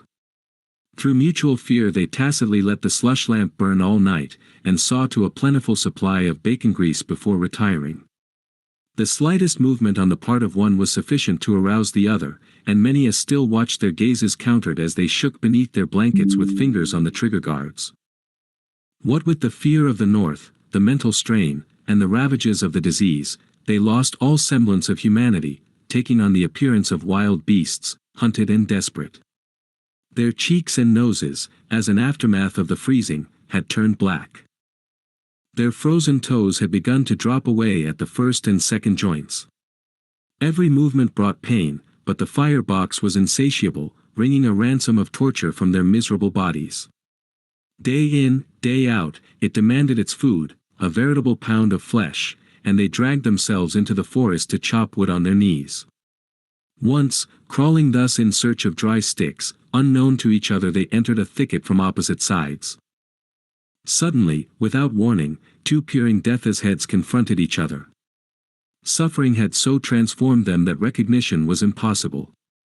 They sprang to their feet, shrieking with terror, and dashed away on their mangled stumps, and falling at the cabin's door, they clawed and scratched like demons till they discovered their mistake. Occasionally they lapsed normal, and during one of these sane intervals, the chief bone of contention, the sugar, had been divided equally between them. They guarded their separate sacks, stored up in the cache, with jealous eyes, for there were but a few cupfuls left, and they were totally devoid of faith in each other. But one day Cuthbert made a mistake. Hardly able to move, sick with pain, with his head swimming and eyes blinded, he crept into the cache, sugar canister in hand, and mistook Weatherby's sack for his own. January had been born but a few days when this occurred. The sun had some time since passed its lowest southern declination, and at meridian now threw flaunting streaks of yellow light upon the northern sky. On the day following his mistake with the sugar bag, Cuthbert found himself feeling better, both in body and in spirit. As noontime drew near and the day brightened, he dragged himself outside to feast on the evanescent glow, which was to him an earnest of the sun's future intentions. Weatherby was also feeling somewhat better, and crawled out beside him. They propped themselves in the snow beneath the moveless wind vane, and waited. The stillness of death was about them. In other climes, when nature falls into such moods, there is a subdued air of expectancy, a waiting for some small voice to take up the broken strain. Not so in the north. The two men had lived seeming eons in this ghostly peace. They could remember no song of the past, they could conjure no song of the future. This unearthly calm had always been the tranquil silence of eternity. Their eyes were fixed upon the north. Unseen, behind their backs, behind the towering mountains to the south, the sun swept toward the zenith of another sky than theirs.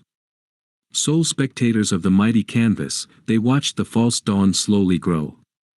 A faint flame began to glow and smolder. It deepened in intensity, ringing the changes of reddish yellow, purple, and saffron. So bright did it become that Cuthbert thought the sun must surely be behind it, a miracle, the sun rising in the north. Suddenly, without warning and without fading, the canvas was swept clean. There was no color in the sky. The light had gone out of the day. They caught their breaths in half-sobs. But lo! The air was aglint with particles of scintillating frost, and there, to the north, the wind vane lay in vague outline of the snow. A shadow. A shadow. It was exactly midday. They jerked their heads hurriedly to the south. A golden rim peeped over the mountain's snowy shoulder, smiled upon them an instant, then dipped from sight again. There were tears in their eyes as they sought each other. A strange softening came over them. They felt irresistibly drawn toward each other. The sun was coming back again. It would be with them tomorrow, and the next day, and the next. And it would stay longer every visit, and a time would come when it would ride their heaven day and night, never once dropping below the skyline. There would be no night. The ice-locked winter would be broken, the winds would blow and the forests answer, the land would bathe in the blessed sunshine, and life renew. Hand in hand, they would quit this horrid dream and journey back to the Southland. They lurched blindly forward, and their hands met, their poor maimed hands, swollen and distorted beneath their mittens. But the promise was destined to remain unfulfilled. The Northland is the Northland, and men work out their souls by strange rules, which other men, who have not journeyed into far countries, cannot come to understand. An hour later, Cuthbert put a pan of bread into the oven, and fell to speculating on what the surgeons could do with his feet when he got back. Home did not seem so very far away now. Weatherby was rummaging in the cache. Of a sudden, he raised a whirlwind of blasphemy, which in turn ceased with startling abruptness. The other man had robbed his sugar sack. Still, things might have happened differently, had not the two dead men come out from under the stones and hushed the hot words in his throat. They led him quite gently from the cache, which he forgot to close.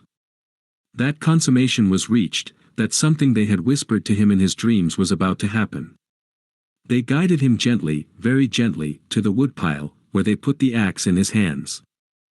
Then they helped him shove open the cabin door, and he felt sure they shut it after him, at least he heard it slam and the latch fall sharply into place.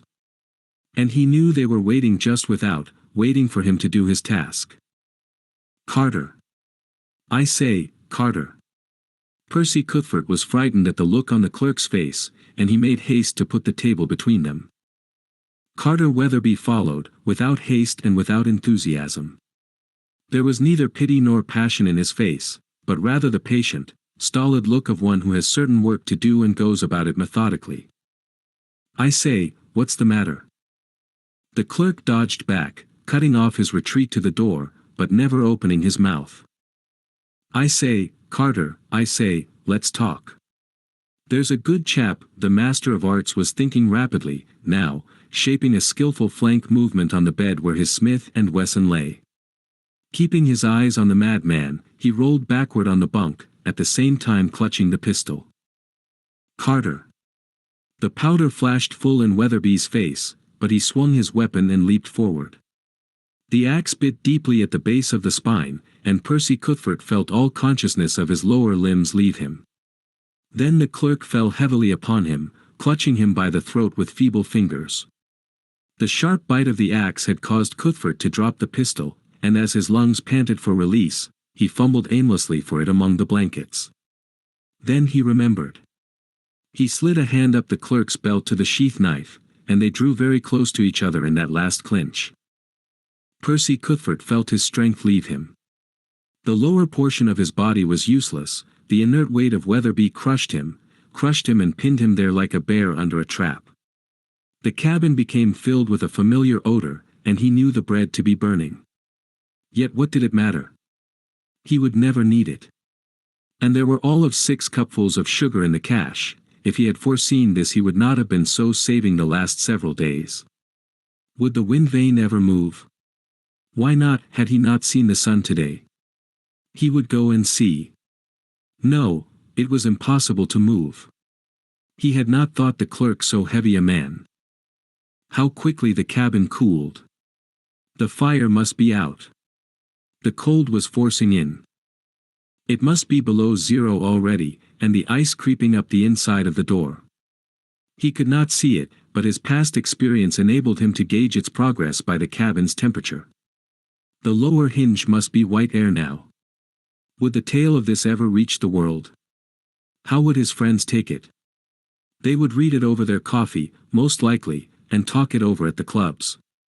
He could see them very clearly. Poor old Cuthbert, they murmured, not such a bad sort of a chap, after all. He smiled at their eulogies, and passed on in search of a Turkish bath. It was the same old crowd upon the streets. Strange, they did not notice his moose-hide moccasins and tattered German socks. He would take a cab. And after the bath a shave would not be bad. No, he would eat first. Steak, and potatoes, and green things, how fresh it all was. And what was that? Squares of honey, streaming liquid amber. But why did they bring so much? Ha! Ha! He could never eat it all. Shine! Why certainly. He put his foot on the box. The bootblack looked curiously up at him, and he remembered his moose-hide moccasins and went away hastily. Hark! The wind vane must be surely spinning. No, a mere singing in his ears. That was all, a mere singing. The ice must have passed the latch by now. More likely the upper hinge was covered. Between the moss-chinked roof poles, little points of frost began to appear. How slowly they grew. No, not so slowly. There was a new one, and there another. 2, 3, 4, they were coming too fast to count. There were 2 growing together. And there, a third had joined them. Why, there were no more spots. They had run together and formed a sheet. Well, he would have company. If Gabriel ever broke the silence of the north, they would stand together, hand in hand, before the great white throne. And God would judge them, God would judge them. Then Percy Cuthbert closed his eyes and dropped off to sleep. To the man on the trail. Dump it in, Dot. But I say, kid, isn't that going it a little too strong? Whiskey and alcohol's bad enough, but when it comes to brandy and pepper sauce and dash, dump it in. Who's making this punch, anyway? And Malamute Kid smiled benignantly through the clouds of steam. By the time you've been in this country as long as I have, my son, and lived on rabbit tracks and salmon belly, you'll learn that Christmas comes only once per annum. And a Christmas without punch is sinking a hole to bedrock with nary a pay streak. Stack up on that fare a high-sired, approved Big Jim Belden, who had come down from his claim on Maisie May to spend Christmas, and who, as everyone knew, had been living the 2 months past on straight moose meat. Hain't forget the hooch we uns made on the Tanana, hey yeah? Well, I guess yes. Boys, it would have done your hearts good to see that whole tribe fighting drunk, and all because of a glorious ferment of sugar and sourdough. That was before your time, Malamute Kid said as he turned to Stanley Prince, a young mining expert who had been in 2 years.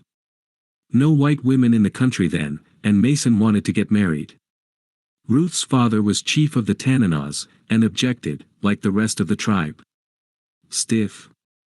Why, I used my last pound of sugar, finest work in that line I ever did in my life. You should have seen the chase, down the river and across the portage. But the squaw? Asked Louis Savoy, the tall French-Canadian, becoming interested, for he had heard of this wild deed when at 40 Mile the preceding winter. Then Malamute Kid, who was a born raconteur, told the unvarnished tale of the Northland Lachinvar. More than one rough adventurer of the north felt his heartstrings draw closer and experienced vague yearnings for the sunnier pastures of the Southland, where life promised something more than a barren struggle with cold and death. We struck the Yukon just behind the first ice run, he concluded, and the tribe only a quarter of an hour behind. But that saved us, for the second run broke the jam above and shut them out. When they finally got into Nuklakito, the whole post was ready for them. And as to the foregathering, ask Father Roubaud here, he performed the ceremony. The Jesuit took the pipe from his lips but could only express his gratification with patriarchal smiles, while Protestant and Catholic vigorously applauded. By gar, ejaculated Louis Savoy, who seemed overcome by the romance of it. La petite squaw, mon mason brave. By gar. Then, as the first tin cups of punch went round, Bettles the unquenchable sprang to his feet and struck up his favorite drinking song, "There's Henry Ward Beecher and Sunday school teachers, all drink of the sassafras root, but you bet all the same, if it had its right name, it's the juice of the forbidden fruit."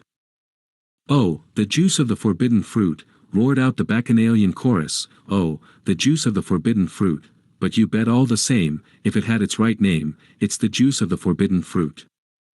Malamute Kid's frightful concoction did its work, the men of the camps and trails unbent in its genial glow, and jest and song and tales of past adventure went round the board.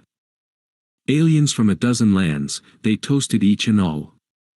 It was the Englishman, Prince, who pledged Uncle Sam, the precocious infant of the New World, the Yankee, Bettles, who drank to the Queen, God bless her, and together, Savoy and Myers, the German trader, clanged their cups to Alsace and Lorraine. Then Malamute Kid arose, cup in hand, and glanced at the greased paper window, where the frost stood full 3 inches thick. "A health to the man on trail this night, may his grub hold out, may his dogs keep their legs, may his matches never miss fire." Crack! Crack! Heard the familiar music of the dog whip, the whining howl of the Malamutes, and the crunch of a sled as it drew up to the cabin. Conversation languished while they waited the issue. "An old-timer, cares for his dogs and then himself," whispered Malamute Kid to Prince as they listened to the snapping jaws and the wolfish snarls and yelps of pain which proclaimed to their practiced ears that the stranger was beating back their dogs while he fed his own. Then came the expected knock, sharp and confident, and the stranger entered. Dazzled by the light, he hesitated a moment at the door, giving to all a chance for scrutiny. He was a striking personage, and a most picturesque one, in his Arctic dress of wool and fur. Standing 6'2" or 3", with proportionate breadth of shoulders and depth of chest, his smooth-shaven face nipped by the cold to a gleaming pink, his long lashes and eyebrows white with ice, and the ear and neck flaps of his great wolfskin cap loosely raised, he seemed, of a verity, the Frost King, just stepped in out of the night. Clasped outside his Mackinaw jacket, a beaded belt held 2 large Colt's revolvers and a hunting knife, while he carried, in addition to the inevitable dog whip, a smokeless rifle of the largest bore and latest pattern.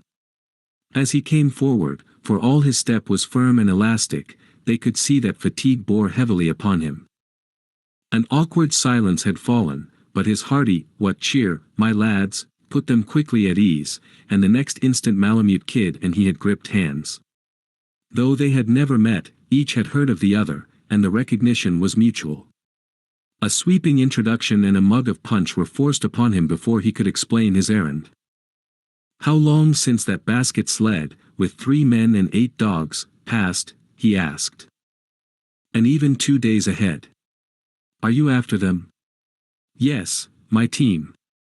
Run them off under my very nose, the cusses. I've gained 2 days on them already, pick them up on the next run." "Reckon they'll show spunk?" asked Belden, in order to keep up the conversation, for Malamute Kid already had the coffee pot on and was busily frying bacon and moose meat. The stranger significantly tapped his revolvers. "When d'ya leave Dawson?" 12 o'clock. "Last night?" "As a matter of course." "Today?" A murmur of surprise passed round the circle.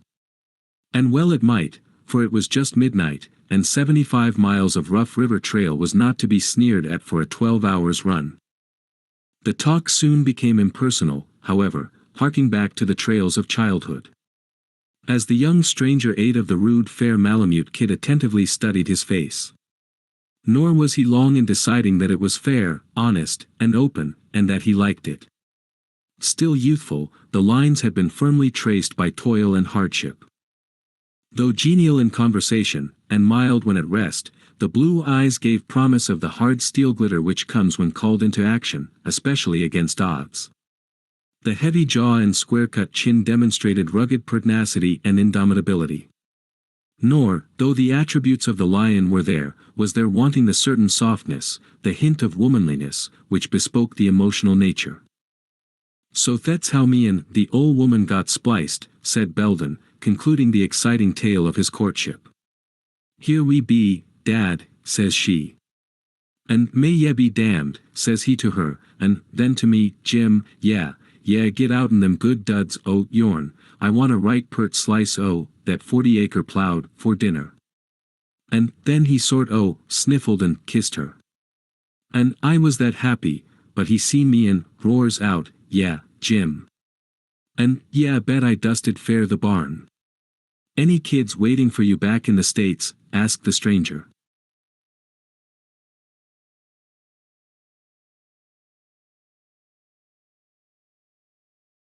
Nope, Sal died, for any come. That's why I'm here. Belden abstractedly began to light his pipe, which had failed to go out, and then brightened up with, "How about yourself, stranger, married man?"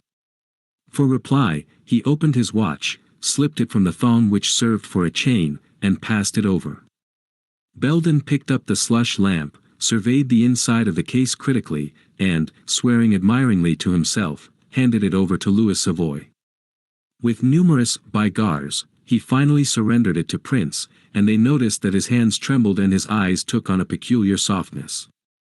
And so it passed from horny hand to horny hand, the pasted photograph of a woman, the clinging kind that such men fancy, with a babe at the breast.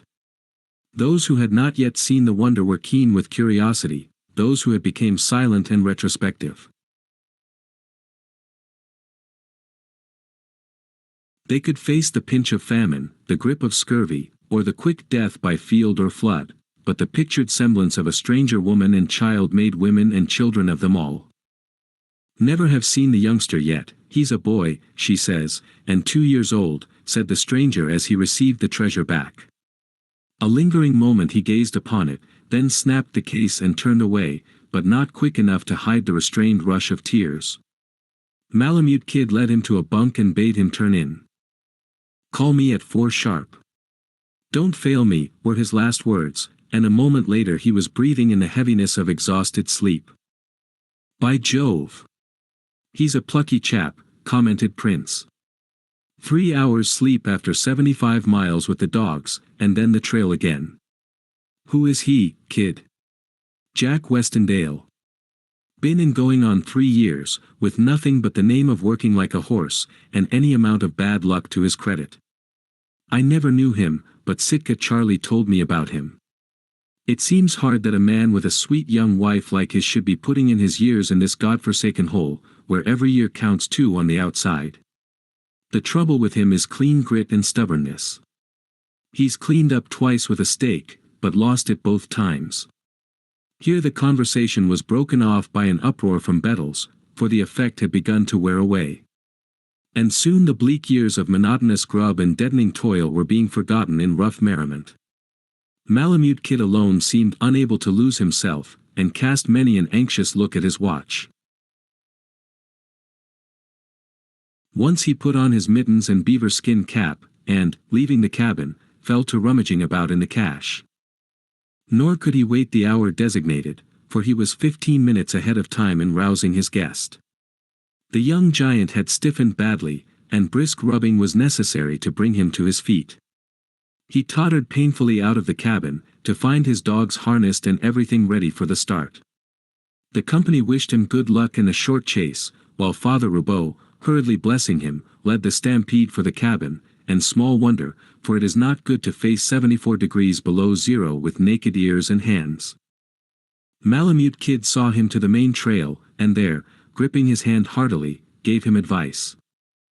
"You'll find 100 pounds of salmon eggs on the sled," he said. "The dogs will go as far on that as with 150 of fish, and you can't get dog food at Pelly, as you probably expected." The stranger started, and his eyes flashed, but he did not interrupt. "You can't get an ounce of food for dog or man till you reach 5 fingers, and that's a stiff 200 miles. Watch out for open water on the 30-mile river, and be sure you take the big cutoff above Lobarge." "How did you know it?" "Surely the news can't be ahead of me already." "I don't know it, and what's more, I don't want to know it." "But you never owned that team you're chasing." "Sitka Charlie sold it to them last spring. But he sized you up to me as square once, and I believe him. I've seen your face, I like it. And I've seen, why, damn you, hit the high places for salt water and that wife of yours, and," here the kid unmittened and jerked out his sack. "No, I don't need it," and the tears froze on his cheeks as he convulsively gripped Malamute Kid's hand. "Then don't spare the dogs, cut them out of the traces as fast as they drop, buy them, and think they're cheap at $10 a pound. You can get them at Five Fingers, Little Salmon, and Hootalinqua. And watch out for wet feet, was his parting advice. Keep traveling up to 25, but if it gets below that, build a fire and change your socks. 15 minutes had barely elapsed when the jingle of bells announced new arrivals. The door opened, and a mounted policeman of the Northwest Territory entered, followed by 2 half-breed dog drivers. Like Westendale, they were heavily armed and showed signs of fatigue. The half-breeds had been born to the trail and bore it easily, but the young policeman was badly exhausted. Still, the dogged obstinacy of his race held him to the pace he had set, and would hold him till he dropped in his tracks. "When did Westendale pull out?" he asked. "He stopped here, didn't he?" This was supererogatory, for the tracks told their own tale too well. Malamute Kid had caught Belden's eye, and he, scenting the wind, replied evasively, "A right pert while back." "Come, my man, speak up," the policeman admonished. "Yeah, seem to want him right smart. Hez he been gittin' cantankerous down Dawson way. Held up Harry McFarland's for 40,000, exchanged it at the PC store for a check on Seattle, and who's to stop the cashing of it if we don't overtake him? When did he pull out?"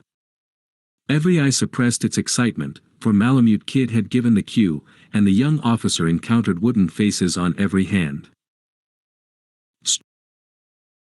Striding over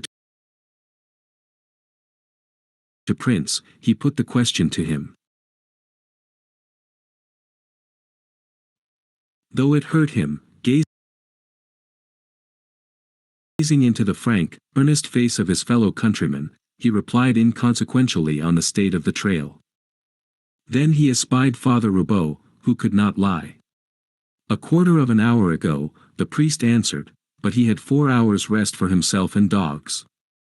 15 minutes start, and he's fresh. My God!" The poor fellow staggered back, half fainting from exhaustion and disappointment, murmuring something about the run from Dawson in 10 hours and the dogs being played out. Malamute Kid forced a mug of punch upon him, then he turned for the door, ordering the dog drivers to follow. But the warmth and promise of rest were too tempting, and they objected strenuously. The kid was conversant with their French patois, and followed it anxiously.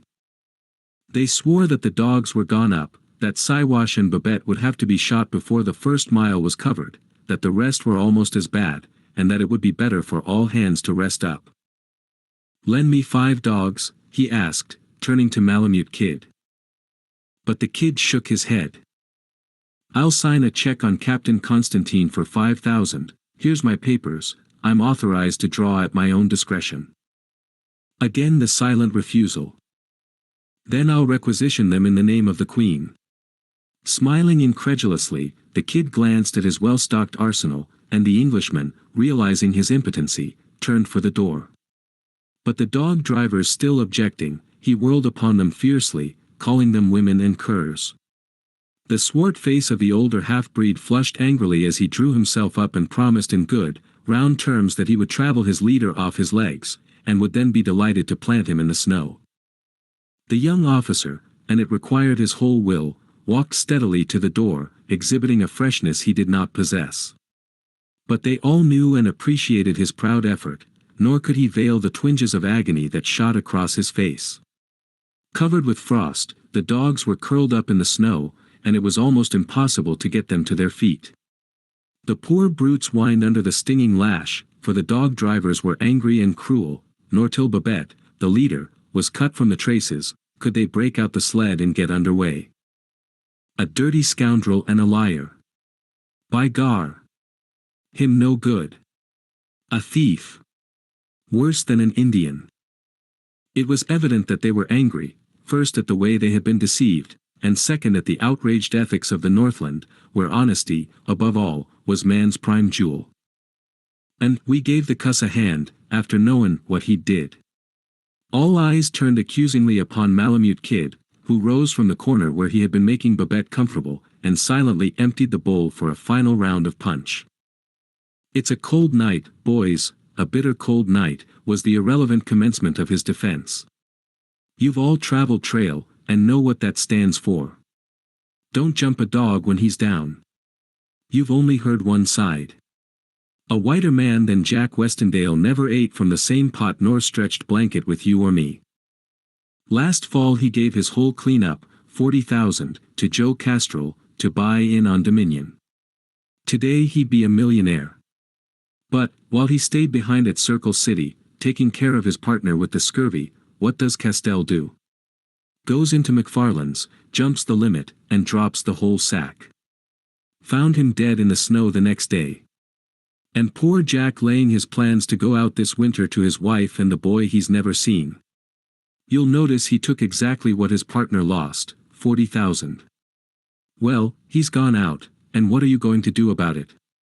The kid glanced round the circle of his judges, noted the softening of their faces, then raised his mug aloft. So a health to the man on trail this night, may his grub hold out, may his dogs keep their legs, may his matches never miss fire. God prosper him, good luck go with him, and, confusion to the mounted police, cried Bettles, to the crash of the empty cups. The priestly prerogative. This is the story of a man who did not appreciate his wife, also, of a woman who did him too great an honor when she gave herself to him. Incidentally, it concerns a Jesuit priest who had never been known to lie. He was an appurtenance, and a very necessary one, to the Yukon country, but the presence of the other two was merely accidental. They were specimens of the many strange waifs which ride the breast of a gold rush or come tailing along behind.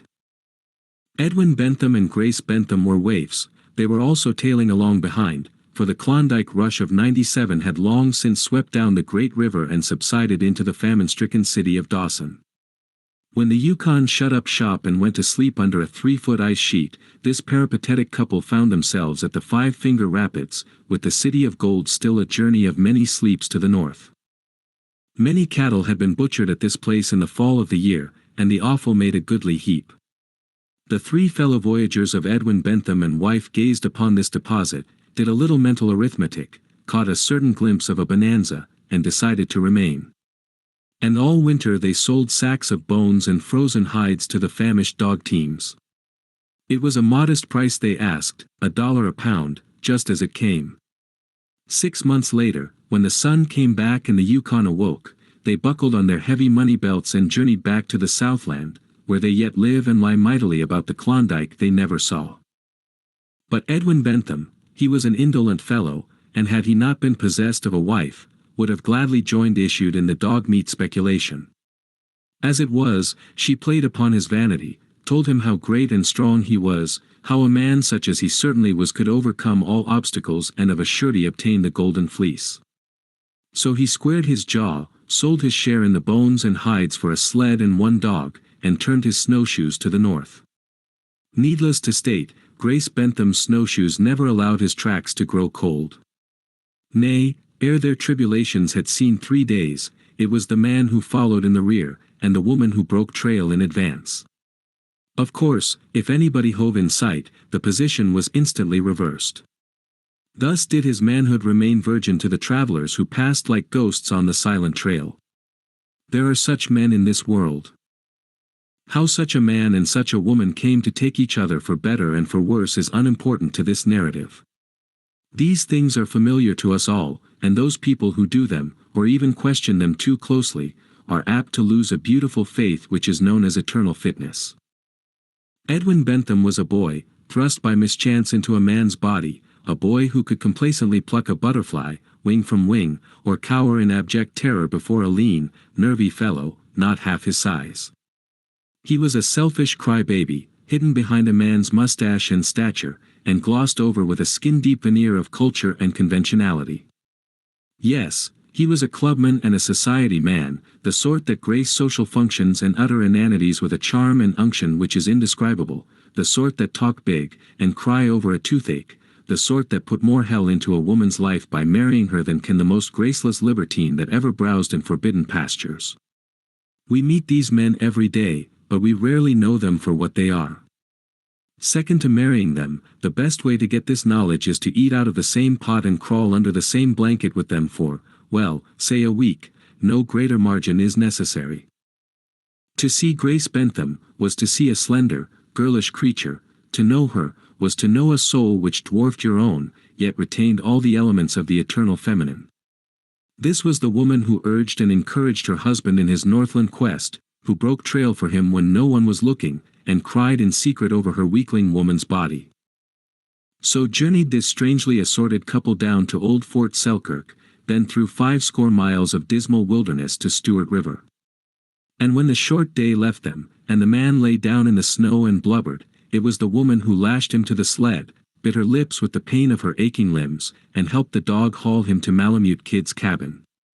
Malamute Kid was not at home, but Myers, the German trader, cooked great moose steaks and shook up a bed of fresh pine boughs. Lake, Langham, and Parker were excited, and not unduly so when the cause was taken into account. "Oh, Sandy.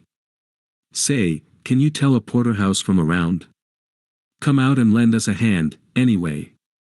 This appeal emanated from the cache, where Langham was vainly struggling with diverse quarters of frozen moose. "Don't you budge from those dishes," commanded Parker.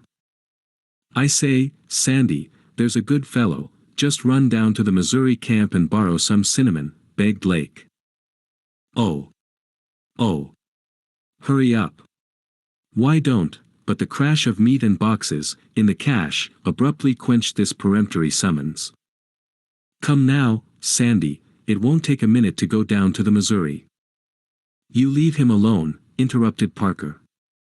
"How am I to mix the biscuits if the table isn't cleared off?" Sandy paused in indecision, till suddenly the fact that he was Langham's man dawned upon him. Then he apologetically threw down the greasy dishcloth, and went to his master's rescue. These promising scions of wealthy progenitors had come to the Northland in search of laurels, with much money to burn, and a man apiece. Luckily for their souls, the other 2 men were up the White River in search of a mythical quartz ledge, so Sandy had to grin under the responsibility of 3 healthy masters, each of whom was possessed of peculiar cookery ideas. Twice that morning had a disruption of the whole camp been imminent, only averted by immense concessions from one or the other of these knights of the chafing dish. But at last their mutual creation, a really dainty dinner, was completed.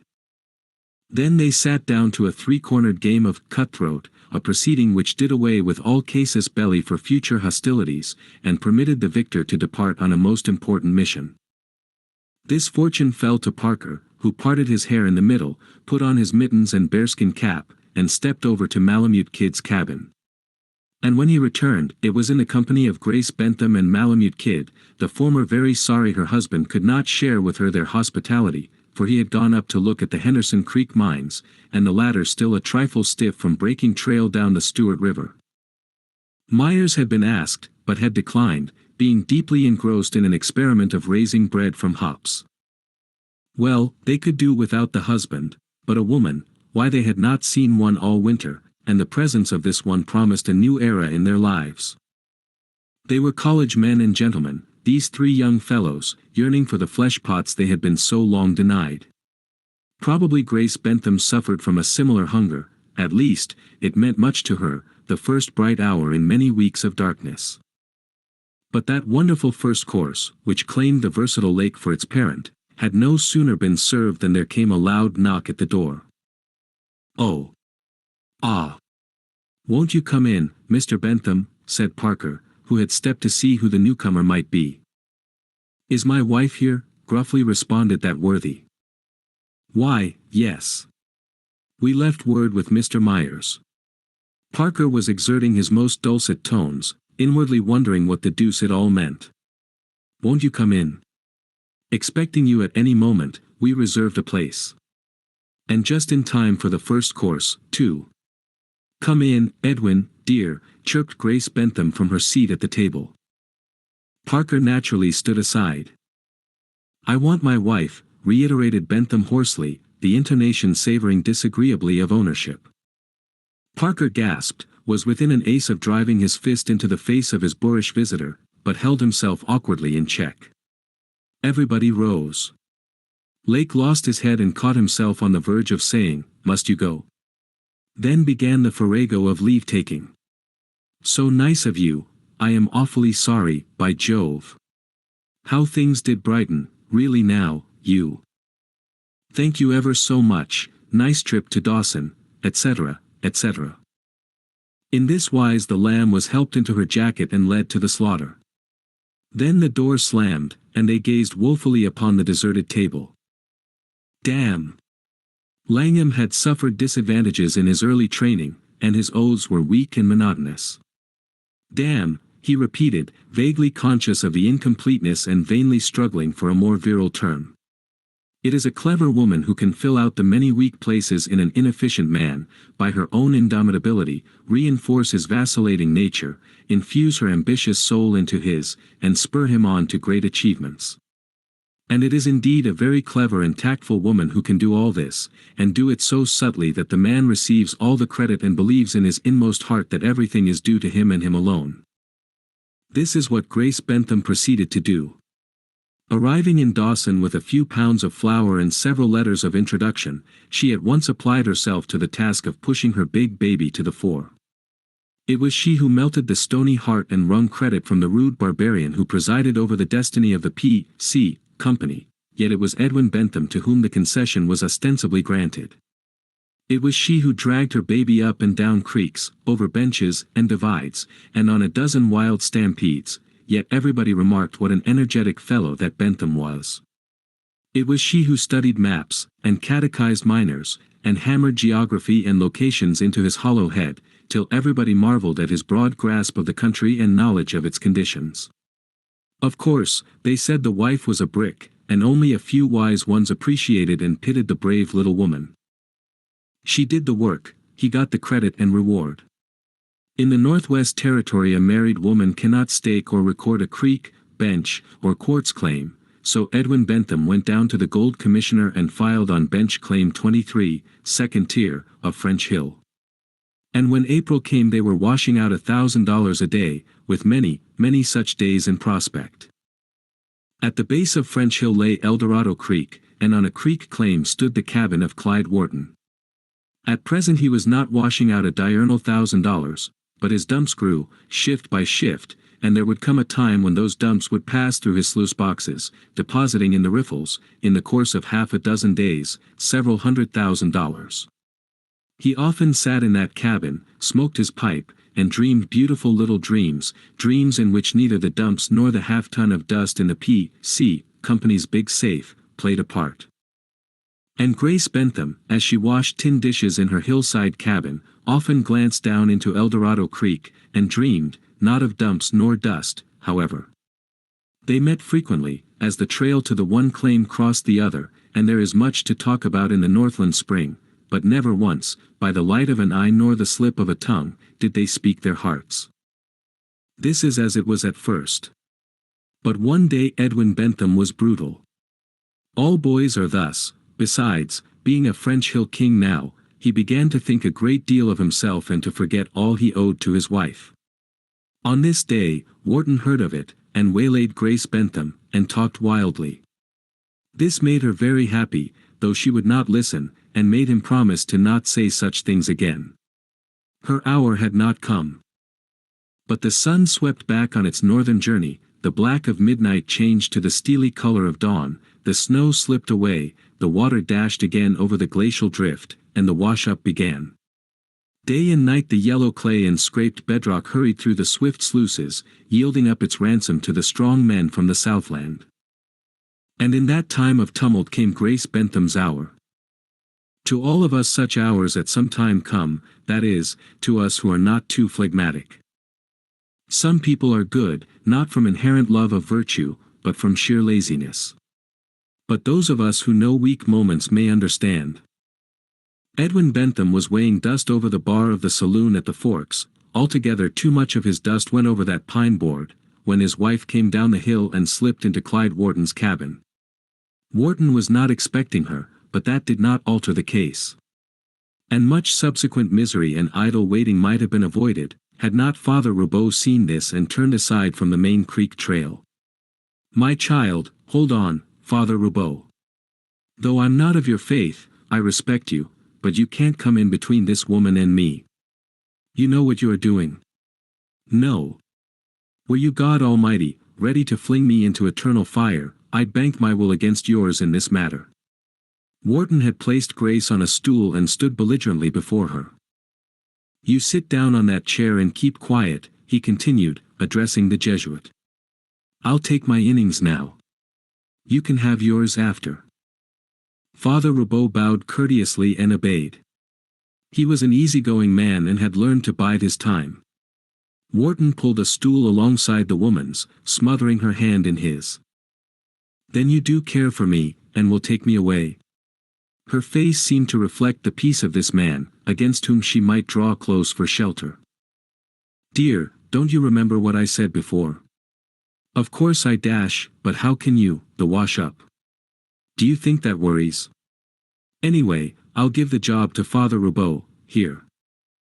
I can trust him to safely bank the dust with the company. To think of it, I'll never see him again. A blessing. And to go, oh, Clyde, I can't. I can't. There, of course you can, just let me plan it. You see, as soon as we get a few traps together, we'll start, and dash, suppose he comes back. I'll break every dash. No. No fighting, Clyde. Promise me that. All right. I'll just tell the men to throw him off the claim. They've seen how he's treated you, and haven't much love for him. You mustn't do that. You mustn't hurt him. What then? Let him come right in here and take you away before my eyes. No, oh, she half whispered, stroking his hand softly. Then let me run it, and don't worry. I'll see he doesn't get hurt. Precious lot he cared whether you got hurt or not. We won't go back to Dawson. I'll send word down for a couple of the boys to outfit and pole a boat up the Yukon. We'll cross the divide and raft down the Indian River to meet them. Then. Her head was on his shoulder. Their voices sank to softer cadences, each word a caress. The Jesuit fidgeted nervously. And then, she repeated. Why we'll pull up, and portage the White Horse Rapids and the Box Cannon. Yes. And the 60-mile river, then the lakes, Chilkoot, Dyea, and salt water. But, dear, I can't pull a boat. You little goose. I'll get Sitka Charlie, he knows all the good water and best camps, and he is the best traveler I ever met, if he is an Indian. All you'll have to do, is to sit in the middle of the boat, and sing songs, and play Cleopatra, and fight. No, we're in luck, too early for mosquitoes. And then, oh my Antony. And then a steamer, San Francisco, and the world. Never to come back to this cursed hole again. Think of it. The world, and ours to choose from. I'll sell out. Why, we're rich. The Waldworth Syndicate will give me $500,000 for what's left in the ground, and I've got twice as much in the dumps and with the P.C. Company. We'll go to the fair in Paris in 1900. We'll go to Jerusalem, if you say so. We'll buy an Italian palace, and you can play Cleopatra to your heart's content. No, you shall be Lucretia, act, or anybody your little heart sees fit to become. But you really mustn't dash, the wife of Caesar shall be above reproach. Of course, but I won't be your wife, will I, dear? I didn't mean that. But you'll love me just as much, and never even think, oh. I know you'll be like other men, you'll grow tired, and dash. How can you? Promise me. Yes, I do promise. You say it so easily, dear, but how do you know, or I know? I have so little to give, yet it is so much, and all I have. Oh, Clyde. Promise me you won't. There. You mustn't begin to doubt already. Till death do us part, you know. Think. I once said that to him, and now. And now, little sweetheart, you're not to bother about such things any more. Of course, I never will, and for the first time, lips trembled against lips. Father Roubaud had been watching the main trail through the window, but could stand the strain no longer. He cleared his throat and turned around. Your turn now, father. Wharton's face was flushed with the fire of his first embrace. There was an exultant ring to his voice as he abdicated in the other's favor. He had no doubt as to the result. Neither had Grace, for a smile played about her mouth as she faced the priest. My child, he began, my heart bleeds for you. It is a pretty dream, but it cannot be. And why, father? I have said yes. You knew not what you did. You did not think of the oath you took, before your God, to that man who is your husband. It remains for me to make you realize the sanctity of such a pledge. And if I do realize, and yet refuse? Then God. Which God? My husband has a God which I care not to worship. There must be many such. Child. Unsay those words. Ah. You do not mean them. I understand. I, too, have had such moments. For an instant he was back in his native France, and a wistful, sad-eyed face came as a mist between him and the woman before him. Then, father, has my God forsaken me? I am not wicked above women. My misery with him has been great. Why should it be greater? Why shall I not grasp at happiness? I cannot, will not, go back to him. Rather is your God forsaken. Return. Throw your burden upon him, and the darkness shall be lifted. Oh my child, no, it is useless, I have made my bed and so shall I lie. I will go on. And if God punishes me, I shall bear it somehow. You do not understand. You are not a woman. My mother was a woman. And Christ was born of a woman. She did not answer. A silence fell. Wharton pulled his mustache impatiently and kept an eye on the trail. Grace leaned her elbow on the table, her face set with resolve. The smile had died away. Father Roubaud shifted his ground. You have children. At one time I wished, but now, no. And I am thankful. And a mother? Yes. She loves you. Yes. Her replies were whispers. And a brother, no matter, he is a man. But a sister? Her head drooped a quavering yes. Younger? Very much. 7 years. And you have thought well about this matter? About them? About your mother? And your sister? She stands on the threshold of her woman's life, and this wildness of yours may mean much to her. Could you go before her, look upon her fresh young face, hold her hand in yours, or touch your cheek to hers? To his words, her brain formed vivid images, till she cried out, Don't! Don't, and shrank away as do the wolf dogs from the lash. But you must face all this, and better it is to do it now.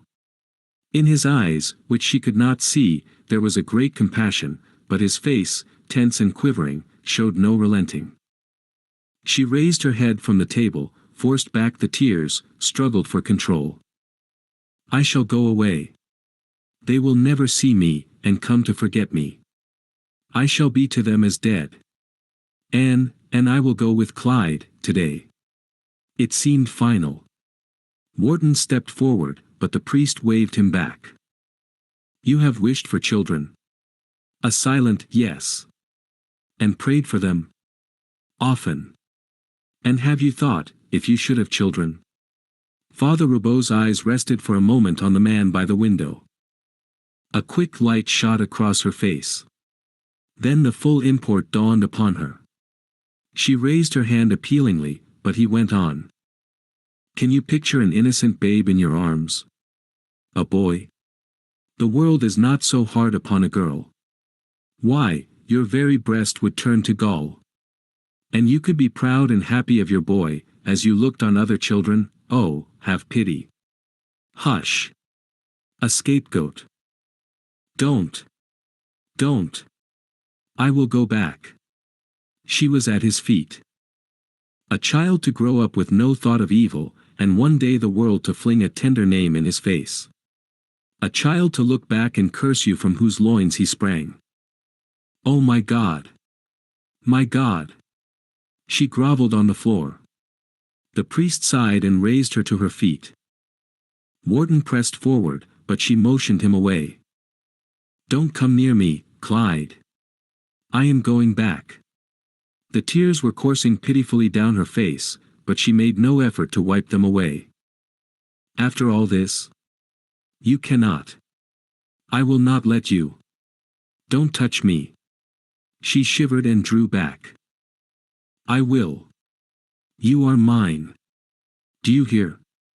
You are mine. Then he whirled upon the priest. Oh, what a fool I was to ever let you wag your silly tongue. Thank your God you are not a common man, for but the priestly prerogative must be exercised, eh? Well, you have exercised it.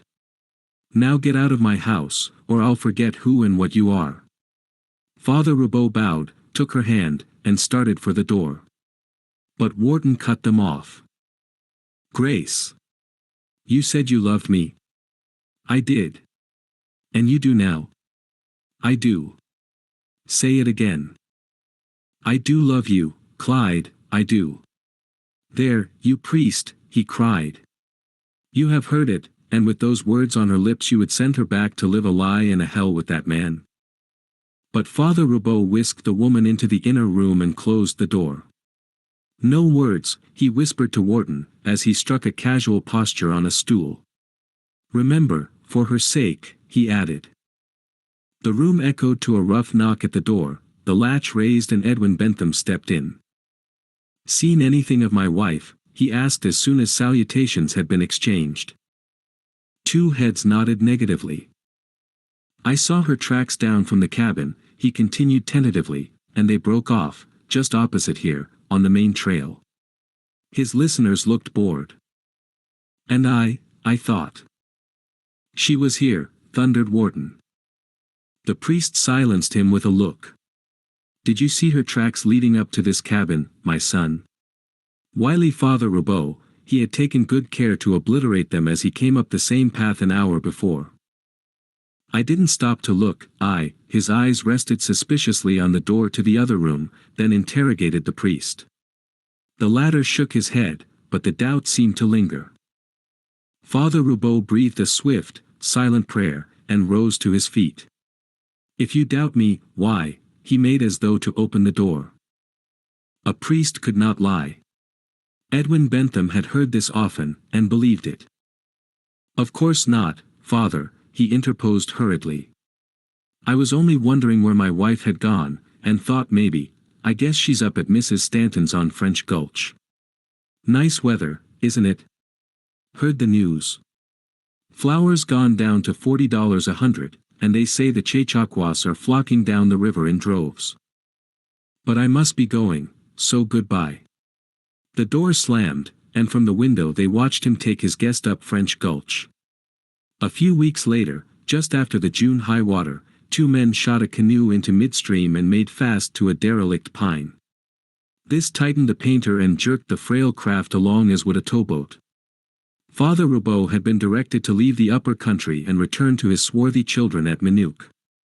The white men had come among them, and they were devoting too little time to fishing, and too much to a certain deity whose transient habitat was in countless black bottles. Malamute Kid also had business in the lower country, so they journeyed together. But one, in all the Northland, knew the man Paul Roubaud, and that man was Malamute Kid. Before him alone did the priest cast off the sacerdotal garb and stand naked. And why not? These two men knew each other. Had they not shared the last morsel of fish, the last pinch of tobacco, the last and inmost thought, on the barren stretches of Bering Sea, in the heartbreaking mazes of the Great Delta, on the terrible winter journey from Point Barrow to the Porcupine?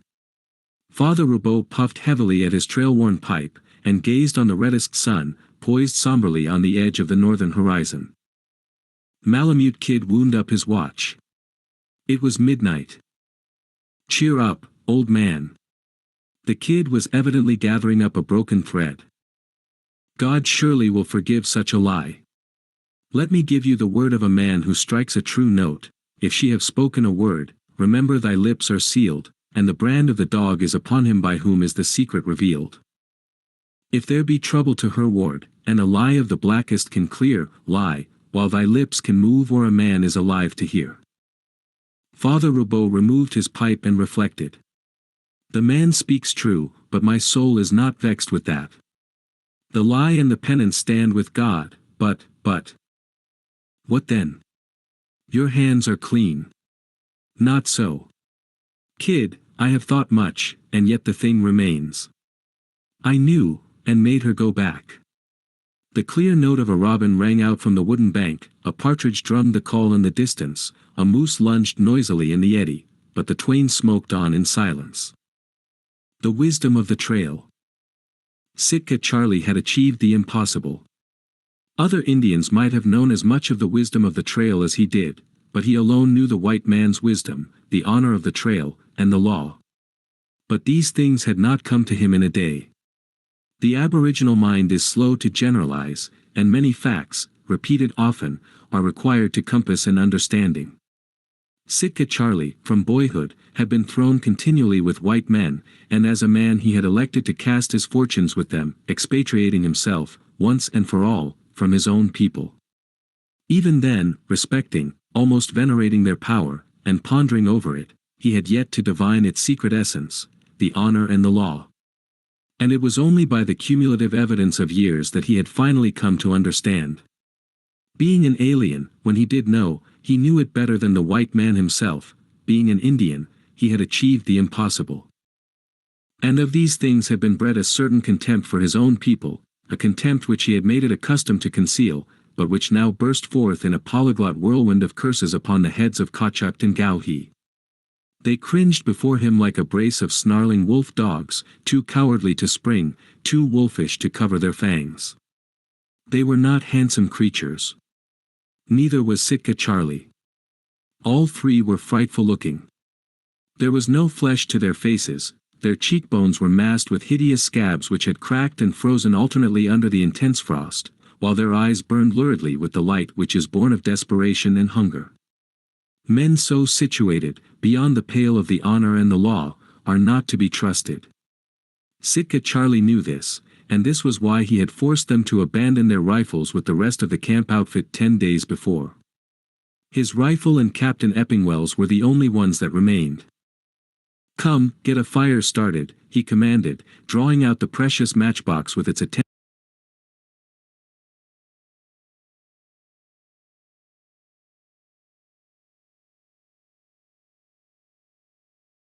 The two Indians fell sullenly to the task of gathering dead branches and underwood. They were weak and paused often, catching themselves, in the act of stooping, with giddy motions, or staggering to the center of operations with their knees shaking like castanets.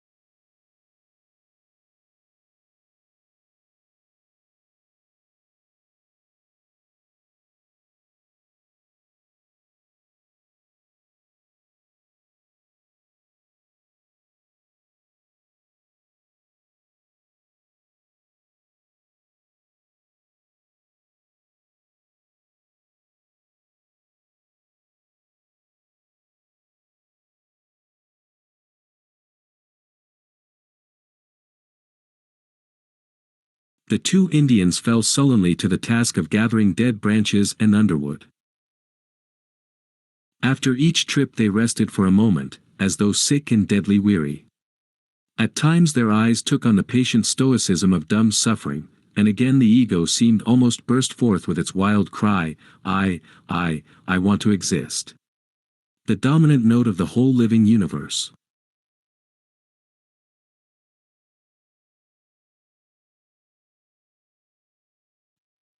A light breath of air blew from the south, nipping the exposed portions of their bodies and driving the frost, in needles of fire, through fur and flesh to the bones. So, when the fire had grown lusty and thawed a damp circle in the snow about it, Sitka Charlie forced his reluctant comrades to lend a hand in pitching a fly. It was a primitive affair, merely a blanket stretched parallel with the fire. Sitka Charlie, from which not even the meanest packer was excluded. As the way grew darker she seemed to stiffen and gather greater strength, and when Kachuk and Gao He, who had bragged that they knew every landmark of the way as a child did the skin bales of the teepee, acknowledged that they knew not where they were, it was she who raised a forgiving voice amid the curses of the men.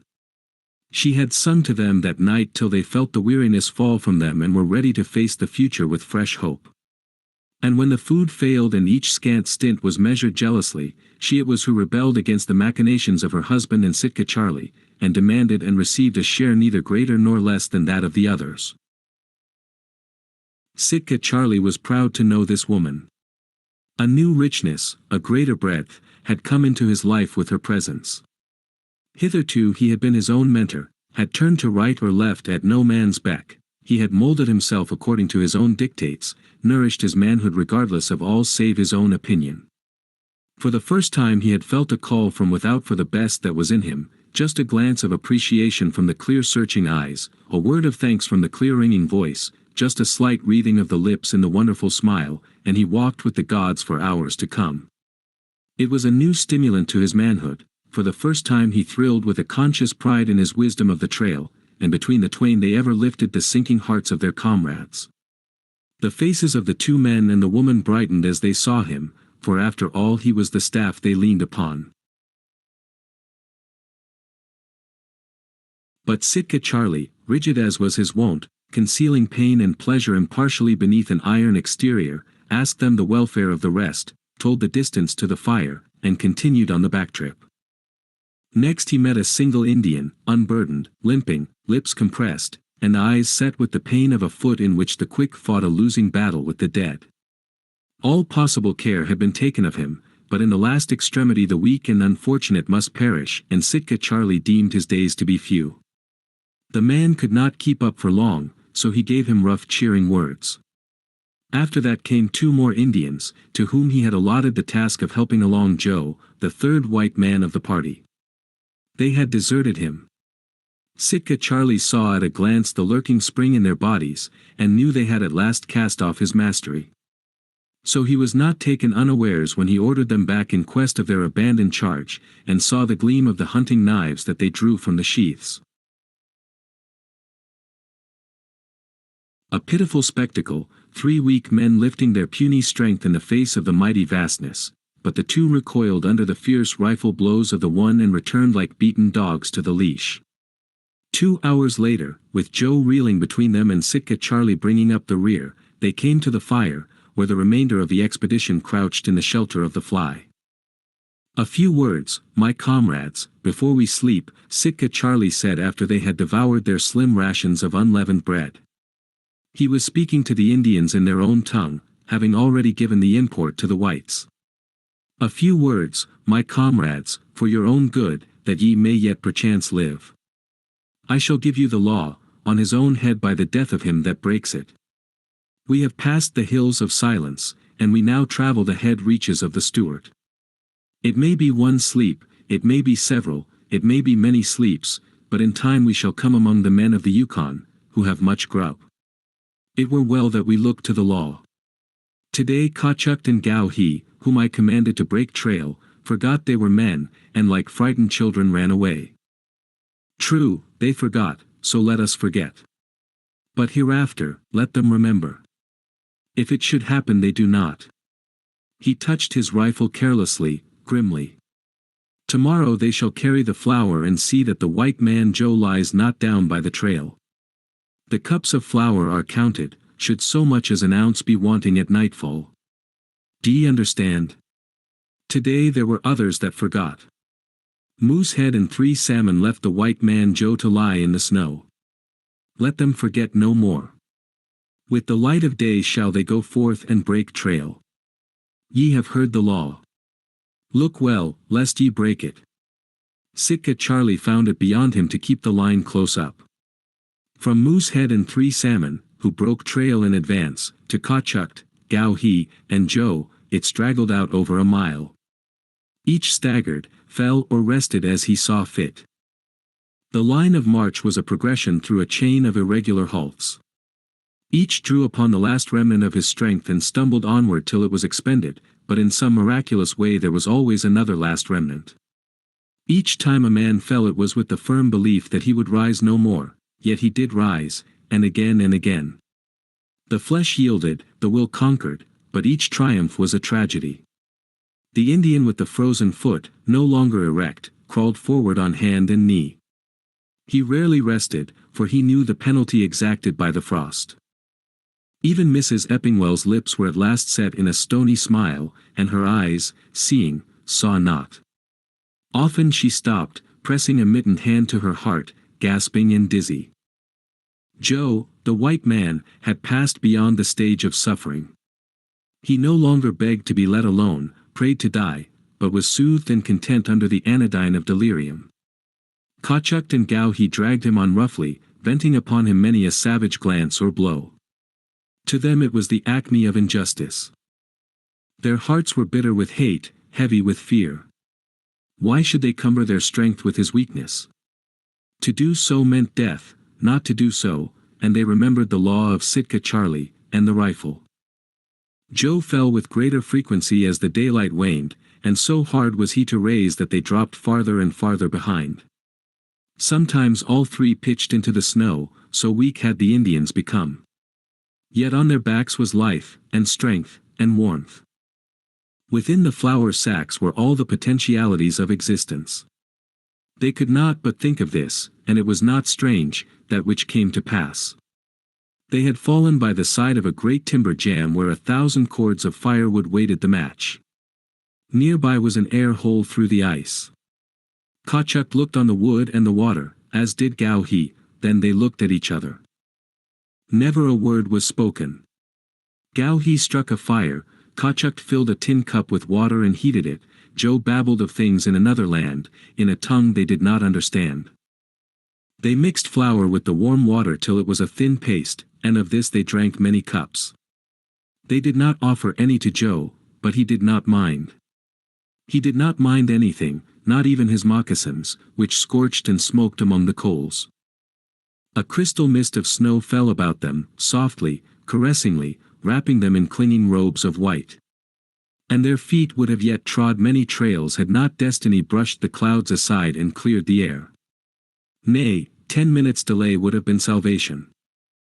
Sitka Charlie, looking back, saw the pillared smoke of their fire, and guessed. And he looked ahead at those who were faithful, and at Mrs. Eppingwell. So, my good comrades, ye have again forgotten that you were men. Good. Very good. There will be fewer bellies to feed. Sitka Charlie retied the flour as he spoke, strapping the pack to the one on his own back. He kicked Joe till the pain broke through the poor devil's bliss and brought him doddering to his feet. Then he shoved him out upon the trail and started him on his way. The 2 Indians attempted to slip off. Hold, Gowhee. And thou, too, Kachuk. Hath the flour given such strength to thy legs that they may outrun the swift-winged lead? Think not to cheat the law. Be men for the last time, and be content that ye die full-stomached. Come, step up, back to the timber, shoulder to shoulder. Come. The 2 men obeyed, quietly, without fear, for it is the future which pressed upon the man, not the present. Thou, Gowhee, hast a wife and children and a deerskin lodge in the Chippewayan. What is thy will in the matter? Give thou her of the goods which are mine by the word of the captain, the blankets, the beads, the tobacco, the box which makes strange sounds after the manner of the white men. Say that I did die on the trail, but say not how. And thou, Kachuk, who hast nor wife nor child. Mine is a sister, the wife of the factor at Koshim. He beats her, and she is not happy. Give thou her the goods which are mine by the contract, and tell her it were well she go back to her own people. Shouldst thou meet the man, and be so minded, it were a good deed that he should die. He beats her, and she is afraid. Are ye content to die by the law? We are. Then goodbye, my good comrades. May ye sit by the well-filled pot, in warm lodges, ere the day is done. As he spoke he raised his rifle, and many echoes broke the silence.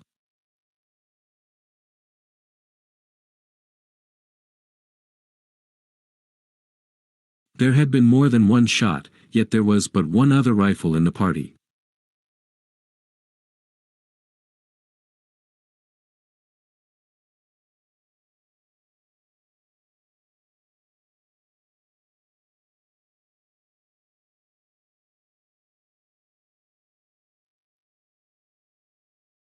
He gave a fleeting glance at the men who lay so quietly, smiled viciously at the wisdom of the trail, and hurried on to meet the men of the Yukon.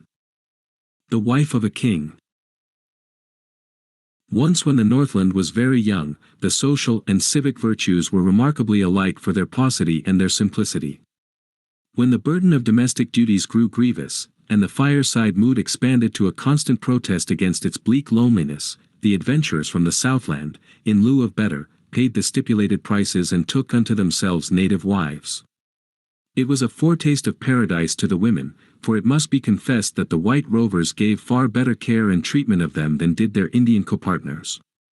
Of course, the white men themselves were satisfied with such deals, as were also the Indian men for that matter.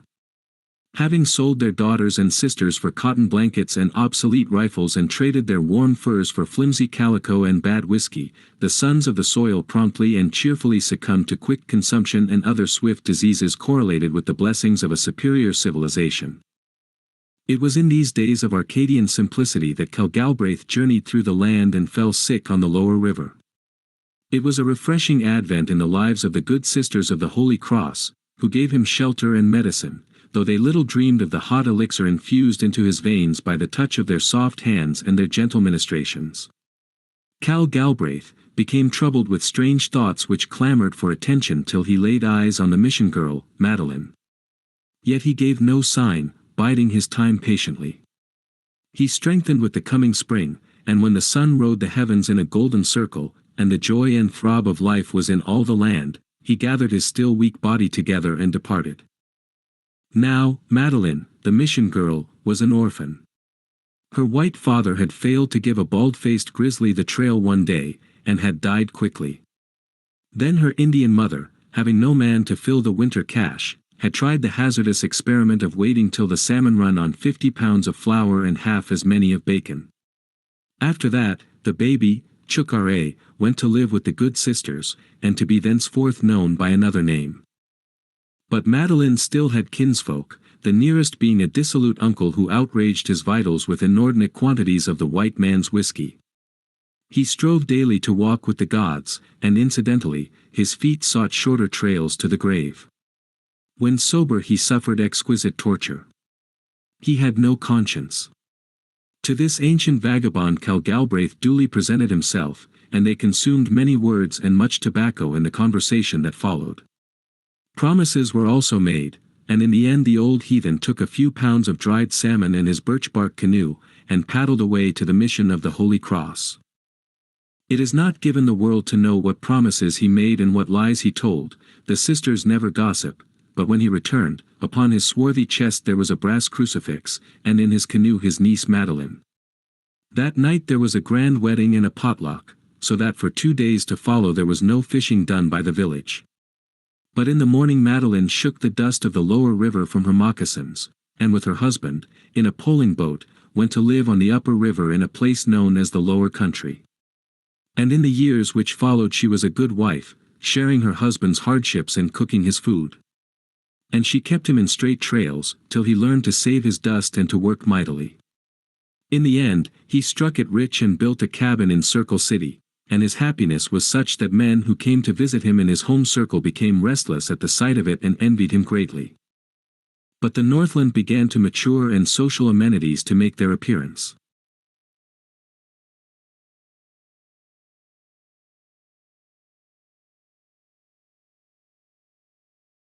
Hitherto, the Southland had sent forth its sons, but it now belched forth a new exodus, this time of its daughters. Sisters and wives they were not, but they did not fail to put new ideas in the heads of the men, and to elevate the tone of things in ways peculiarly their own. No more did the squaws gather at the dances, go roaring down the center in the good, old Virginia reels, or make merry with jolly Dan Tucker. They fell back on their natural stoicism and uncomplainingly watched the rule of their white sisters from their cabins. Then another exodus came over the mountains from the prolific Southland. This time it was of women that became mighty in the land. Their word was law, their law was steel. They frowned upon the Indian wives, while the other women became mild and walked humbly. There were cowards who became ashamed of their ancient covenants with the daughters of the soil, who looked with a new distaste upon their dark-skinned children, but there were also others, men, who remained true and proud of their aboriginal vows. When it became the fashion to divorce the native wives, Cal Galbraith retained his manhood, and in so doing felt the heavy hand of the women who had come last, knew least, but who ruled the land. One day, the upper country, which lies far above Circle City, was pronounced rich. Circle City was dead. The world had moved on upriver and become a new and most marvelous world.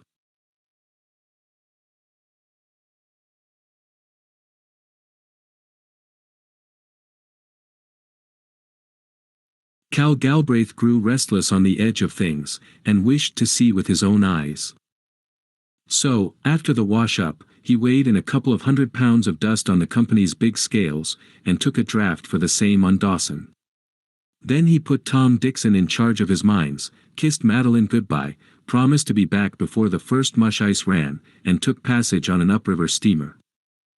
Madeline waited through all the 3 months of daylight. She fed the dogs, gave much of her time to young Cal, watched the short summer fade away and the sun begin its long journey to the south. And she prayed much in the manner of the Sisters of the Holy Cross. The fall came, and with it there was mush ice on the Yukon, and Circle City kings returning to the winter's work at their mines, but no Cal Galbraith. Tom Dixon received a letter, however, for his men sledged up her winter's supply of dry pine. The company received a letter for its dog teams filled her cache with their best provisions, and she was told that her credit was limitless. Through all the ages man has been held the chief instigator of the woes of woman, but in this case the men held their tongues and swore harshly at one of their number who was away, while the women failed utterly to emulate them. So, without needless delay, Madeline heard strange tales of Cal Galbraith's doings, also, of a certain Greek dancer who played with men as children did with bubbles. Now Madeline was an Indian woman, and further, she had no woman friend to whom to go for wise counsel. She prayed and planned by turns, and that night, being quick of resolve and action, she harnessed the dogs, and with young Cal securely lashed to the sled, stole away. Though the Yukon still ran free, the eddy ice was growing, and each day saw the river dwindling to a slushy thread. Save him who has done the like, no man may know what she endured in traveling 100 miles on the rim ice, nor may they understand the toil and hardship of breaking the 200 miles of packed ice which remained after the river froze for good. But Madeline was an Indian woman, so she did these things, and one night there came a knock at Malamute Kid's door. Thereat he fed a team of starving dogs, put a healthy youngster to bed, and turned his attention to an exhausted woman.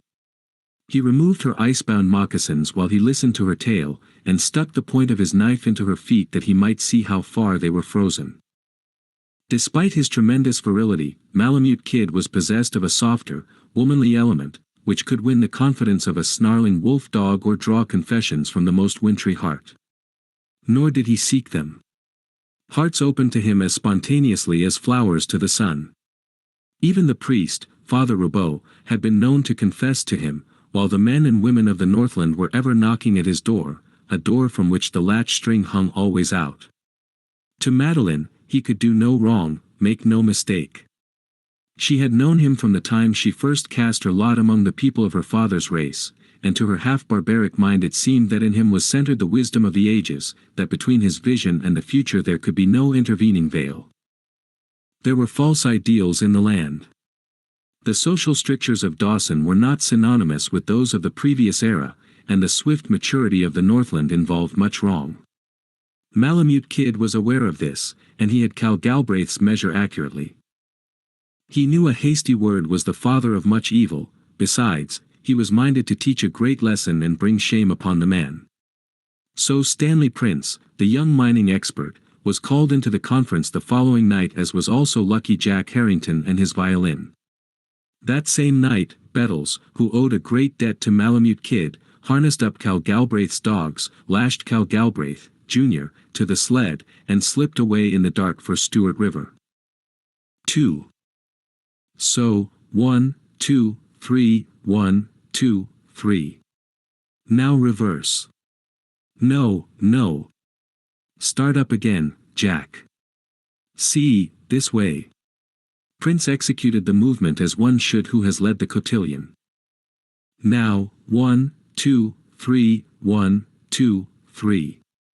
Reverse. Ah. That's better. Try it again. I say, you mustn't look at your feet. 1, 2, 3, 1, 2, 3.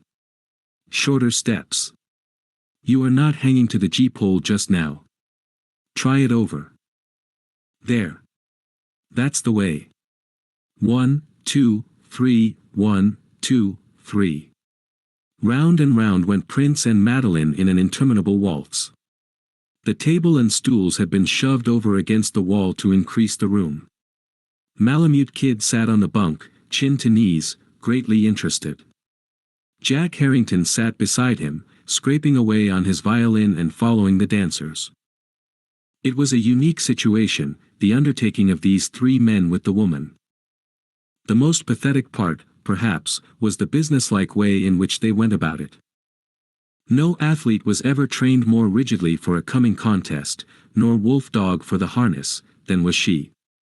But they had good material, for Madeline, unlike most women of her race, in her childhood had escaped the carrying of heavy burdens and the toil of the trail. Besides, she was a clean-limbed, willowy creature, possessed of much grace which had not hitherto been realized. It was this grace which the men strove to bring out and knock into shape. Trouble with her, she learned to dance all wrong, Prince remarked to the bunk after having deposited his breathless pupil on the table. She's quick at picking up, yet I could do better had she never danced a step. But say, kid, I can't understand this. Prince imitated a peculiar movement of the shoulders and head, a weakness Madeline suffered from in walking. Lucky for her she was raised in the mission, Malamute Kid answered. Packing, the head strap.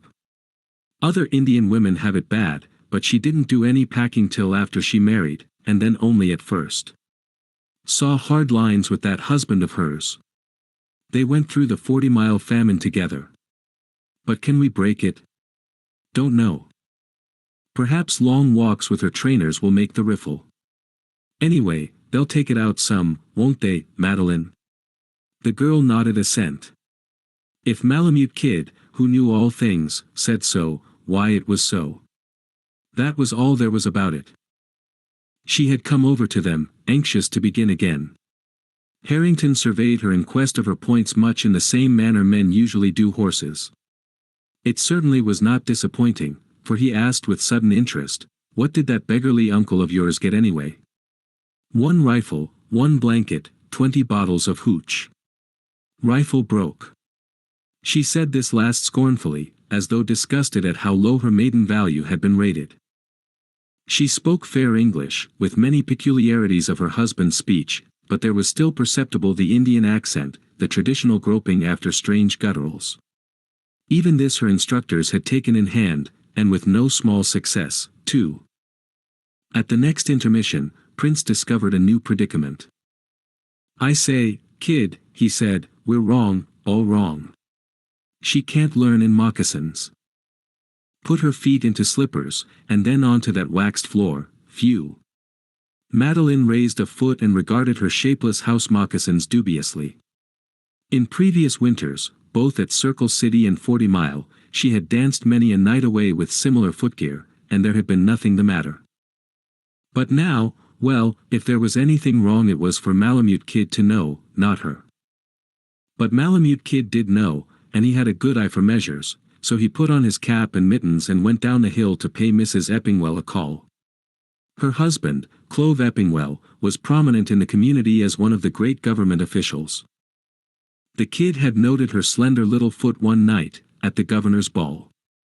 And as he also knew her to be as sensible as she was pretty, it was no task to ask of her a certain small favor.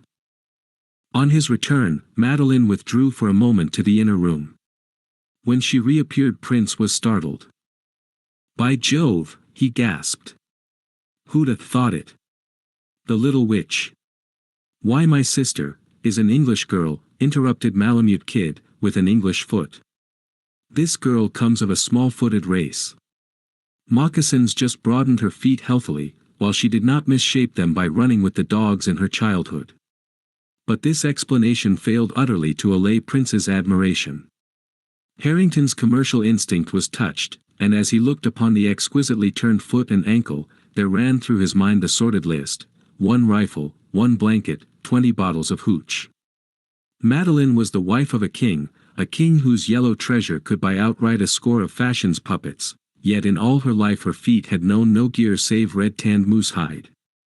At first she had looked in awe at the tiny white satin slippers, but she had quickly understood the admiration which shone, manlike, in the eyes of the men. Her face flushed with pride. For the moment she was drunken with her woman's loveliness, then she murmured, with increased scorn, "And 1 rifle, broke." So the training went on. Every day Malamute Kid led the girl out on long walks devoted to the correction of her carriage and the shortening of her stride. There was little likelihood of her identity being discovered, for Cal Galbraith and the rest of the old-timers were like lost children among the many strangers who had rushed into the land. Besides, the frost of the north has a bitter tongue, and the tender women of the south, to shield their cheeks from its biting caresses, were prone to the use of canvas masks. With faces obscured and bodies lost in squirrel skin parkas, a mother and daughter, meeting on trail, would pass as strangers. The coaching progressed rapidly. At first it had been slow, but later a sudden acceleration had manifested itself. This began from the moment Madeline tried on the white satin slippers, and in so doing found herself. The pride of her renegade father, apart from any natural self-esteem she might possess, at that instant received its birth. Hitherto, she had deemed herself a woman of an alien breed, of inferior stock, purchased by her lord's favor. Her husband had seemed to her a god, who had lifted her, through no essential virtues on her part, to his own godlike level. But she had never forgotten, even when young Cal was born, that she was not of his people. As he had been a god, so had his womenkind been goddesses. She might have contrasted herself with them, but she had never compared. It might have been that familiarity bred contempt, however, be that as it may, she had ultimately come to understand these roving white men, and to weigh them. True, her mind was dark to deliberate analysis, but she yet possessed her woman's clarity of vision in such matters. On the night of the slippers she had measured the bold, open admiration of her 3 man friends, and for the first time comparison had suggested itself. It was only a foot and an ankle, but comparison could not, in the nature of things, cease at that point. She judged herself by their standards till the divinity of her white sisters was shattered. After all, they were only women, and why should she not exalt herself to their midst? In doing these things she learned where she lacked, and with the knowledge of her weakness came her strength. And so mightily did she strive that her 3 trainers often marveled late into the night over the eternal mystery of woman. In this way Thanksgiving night drew near. At irregular intervals Bettles sent word down from Stewart River regarding the welfare of young Cal. The time of their return was approaching. More than once a casual caller, hearing dance music and the rhythmic pulse of feet, entered, only to find Harrington scraping away and the other two beating time or arguing noisily over a mooted step. Madeline was never in evidence, having precipitately fled to the inner room. On one of these nights Cal Galbraith dropped in. Encouraging news had just come down from Stewart River, and Madeline had surpassed herself, not in walk alone, and carriage and grace, but in womanly roguishness. They had indulged in sharp repartee and she had defended herself brilliantly, and then, yielding to the intoxication of the moment, and of her own power, she had bullied, and mastered, and wheedled, and patronized them with most astonishing success. And instinctively, involuntarily, they had bowed, not to her beauty, her wisdom, her wit, but to that indefinable something in woman to which man yields yet cannot name. The room was dizzy with sheer delight as she and Prince whirled through the last dance of the evening. Harrington was throwing in inconceivable flourishes, while Malamute Kid, utterly abandoned, had seized the broom and was executing mad gyrations on his own account. At this instant the door shook with a heavy rap-rap, and their quick glances noted the lifting of the latch. But they had survived similar situations before. Harrington never broke a note. Madeline shot through the waiting door to the inner room. The broom went hurtling under the bunk, and by the time Cal Galbraith and Louis Savoy got their heads in, Malamute Kid and Prince were in each other's arms, wildly shottishing down the room. As a rule, Indian women do not make a practice of fainting on provocation, but Madeline came as near to it as she ever had in her life. For an hour she crouched on the floor, listening to the heavy voices of the men rumbling up and down in mimic thunder. Like familiar chords of childhood melodies, every intonation, every trick of her husband's voice swept in upon her, fluttering her heart and weakening her knees till she lay half fainting against the door. It was well she could neither see nor hear when he took his departure. "When do you expect to go back to Circle City?" Malamute Kid asked simply. "Haven't thought much about it," he replied. "Don't think till after the ice breaks." "And Madeline?" He flushed at the question, and there was a quick droop to his eyes. Malamute Kid could have despised him for that, had he known men less. As it was, his gorge rose against the wives and daughters who had come into the land, and not satisfied with usurping the place of the native women, had put unclean thoughts in the heads of the men and made them ashamed. "I guess she's all right," the Circle City King answered hastily, and in an apologetic manner. "Tom Dixon's got charge of my interests, you know, and he sees to it that she has everything she wants." Malamute Kid laid hand upon his arm and hushed him suddenly. They had stepped without.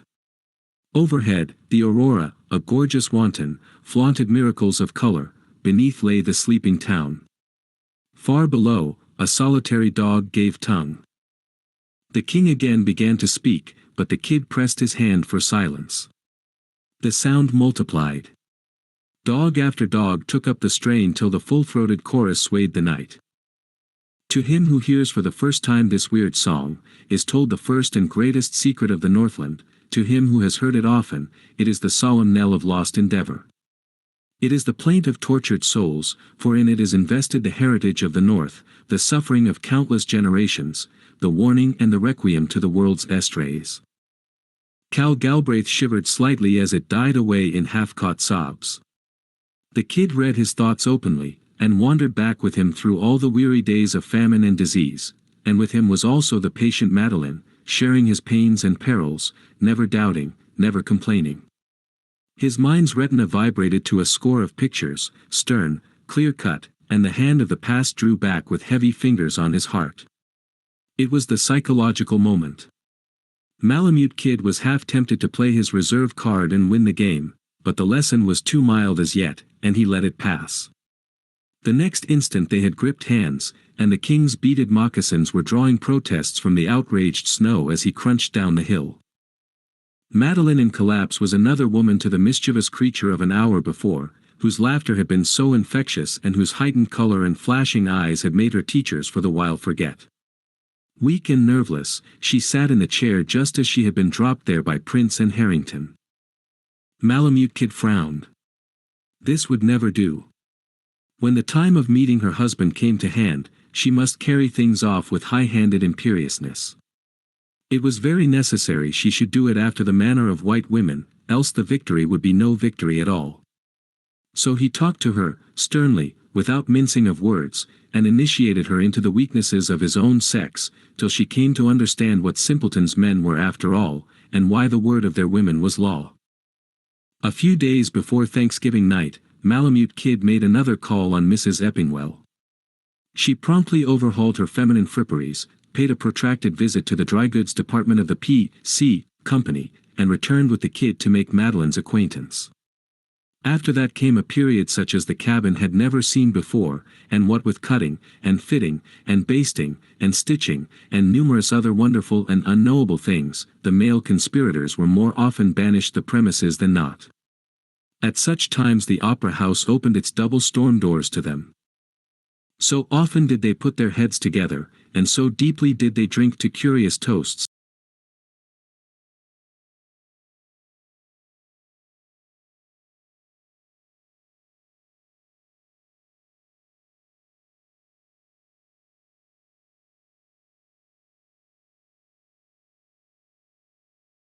that the loungers scented unknown creeks of incalculable richness, and it is known that several Chechaquos and at least one old-timer kept their stampeding packs stored behind the bar, ready to hit the trail at a moment's notice. Mrs. Eppingwell was a woman of capacity, so, when she turned Madeline over to her trainers on Thanksgiving night, she was so transformed that they were almost afraid of her. Prince wrapped a Hudson Bay blanket about her with a mock reverence more real than feigned, while Malamute Kid, whose arm she had taken, found it a severe trial to resume his wonted mentorship. Harrington, with the list of purchases still running through his head, dragged along in the rear, nor opened his mouth once all the way down into the town. When they came to the back door of the opera house, they took the blanket from Madeline's shoulders and spread it on the snow. Slipping out of Prince's moccasins, she stepped upon it in new satin slippers. The masquerade was at its height. She hesitated, but they jerked open the door and shoved her in. Then they ran around to come in by the front entrance. Free. "Where is Frida?" the old-timers questioned, while the Chechaquos were equally energetic in asking who Frida was. The ballroom buzzed with her name. It was on everybody's lips. Grizzled, sourdough boys, day laborers at the mines but proud of their degree, either patronized the spruce-looking tenderfeet and lied eloquently, that as sourdough boys being specially created to toy with truth, or gave them savage looks of indignation because of their ignorance. Perhaps 40 kings of the upper and lower countries were on the floor, each deeming himself hot on the trail and sturdily backing his judgment with the yellow dust of the realm. An assistant was sent to the man at the scales, upon whom had fallen the burden of weighing up the sacks, while several of the gamblers, with the rules of chance at their finger ends, made up alluring books on the field and favorites. Which was Frida? Time and again the Greek dancer was thought to have been discovered, but each discovery brought panic to the betting ring and a frantic registering of new wagers by those who wished to hedge. Malamute Kid took an interest in the hunt, his advent being hailed uproariously by the revelers, who knew him to a man. The kid had a good eye for the trick of a step, an ear for the lilt of a voice, and his private choice was a marvelous creature who scintillated as the aurora borealis. But the Greek dancer was too subtle for even his penetration. The majority of the gold hunters seemed to have centered their verdict on the Russian princess, who was the most graceful in the room, and hence could be no other than Frida Maloof. During a quadrille a roar of satisfaction went up. She was discovered. At previous balls, in the figure, all hands round, Frida had displayed an inimitable step and variation peculiarly her own. As the figure was called, the Russian princess gave the unique rhythm to limb and body. A chorus of "I told you so's" shook the squared roof beams, when lo! It was noticed that Aurora Borealis and another mask, the Spirit of the Pole, were performing the same trick equally well. And when two twin sundogs and a frost queen followed suit, a second assistant was dispatched to the aid of the man at the scales. Bettles came off trail in the midst of the excitement, descending upon them in a hurricane of frost. His rimed brows turned to cataracts as he whirled about, his mustache, still frozen, seemed gemmed with diamonds and turned the light in varicolored rays, while the flying feet slipped on the chunks of ice which rattled from his moccasins and German socks. A Northland dance is quite an informal affair, the men of the creeks and trails having lost whatever fastidiousness they might have at one time possessed, and only in the high official circles are conventions at all observed. Here, caste carried no significance. Millionaires and paupers, dog drivers, and mounted policemen joined hands with ladies in the center, and swept around the circle performing most remarkable capers.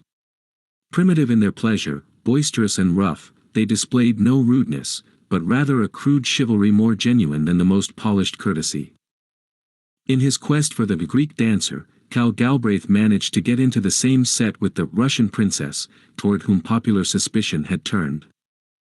But by the time he had guided her through one dance, he was willing not only to stake his millions that she was not Frida, but that he had had his arm about her waist before.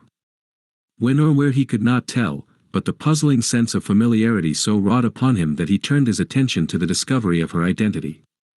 Malamute Kid might have aided him instead of occasionally taking the princess for a few turns and talking earnestly to her in low tones. But it was Jack Harrington who paid the Russian princess the most assiduous court. Once he drew Cal Galbraith aside and hazarded wild guesses as to who she was, and explained to him that he was going in to win. That rankled the Circle City King, for man is not by nature monogamic, and he forgot both Madeline and Frida in the new quest. It was soon noised about that the Russian princess was not Frida Maloof. Interest deepened. Here was a fresh enigma. They knew Frida though they could not find her, but here was somebody they had found and did not know. Even the women could not place her, and they knew every good dancer in the camp. Many took her for one of the official clique, indulging in a silly escapade. Not a few asserted she would disappear before the unmasking. Others were equally positive that she was the woman reporter of the Kansas City Star, come to write them up at $90 per column. And the men at the scales worked busily. At 1 o'clock every couple took to the floor. The unmasking began amid laughter and delight, like that of carefree children. There was no end of ohs and ahs as mask after mask was lifted. The scintillating Aurora Borealis became the brawny negress whose income from washing the community's clothes ran at about $500 a month.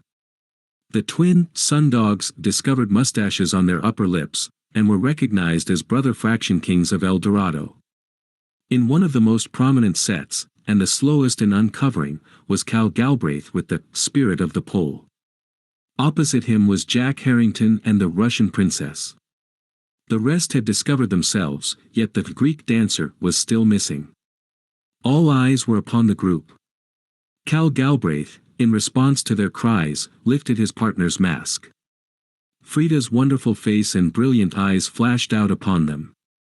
A roar went up, to be squelched suddenly in the new and absorbing mystery of the Russian princess. Her face was still hidden, and Jack Harrington was struggling with her. The dancers tittered on the tiptoes of expectancy. He crushed her dainty costume roughly, and then the revelers exploded. The joke was on them. They had danced all night with a tabooed native woman. But those that knew, and they were many, ceased abruptly, and a hush fell upon the room. Cal Galbraith crossed over with great strides, angrily, and spoke to Madeline in polyglot Chinook. But she retained her composure, apparently oblivious to the fact that she was the cynosure of all eyes, and answered him in English. She showed neither fright nor anger, and Malamute Kid chuckled at her well-bred equanimity. The king felt baffled, defeated, his common Siwash wife had passed beyond him. "Come," he said finally. "Come on home." "I beg pardon," she replied, "I have agreed to go to supper with Mr. Harrington. Besides, there's no end of dances promised." Harrington extended his arm to lead her away. He evinced not the slightest disinclination toward showing his back, but Malamute Kid had by this time edged in closer. The Circle City King was stunned. Twice his hand dropped to his belt, and twice the kid gathered himself to spring, but the retreating couple passed through the supper room door where canned oysters were spread at $5 the plate. The crowd sighed audibly, broke up into couples, and followed them. Frida pouted and went in with Cal Galbraith, but she had a good heart and a sure tongue, and she spoiled his oysters for him. What she said is of no importance, but his face went red and white at intervals, and he swore repeatedly and savagely at himself. The supper room was filled with a pandemonium of voices, which ceased suddenly as Cal Galbraith stepped over to his wife's table. Since the unmasking considerable weights of dust had been placed as to the outcome, everybody watched with breathless interest. Harrington's blue eyes were steady, but under the overhanging tablecloth a Smith & Wesson balanced on his knee. Madeline looked up, casually, with little interest.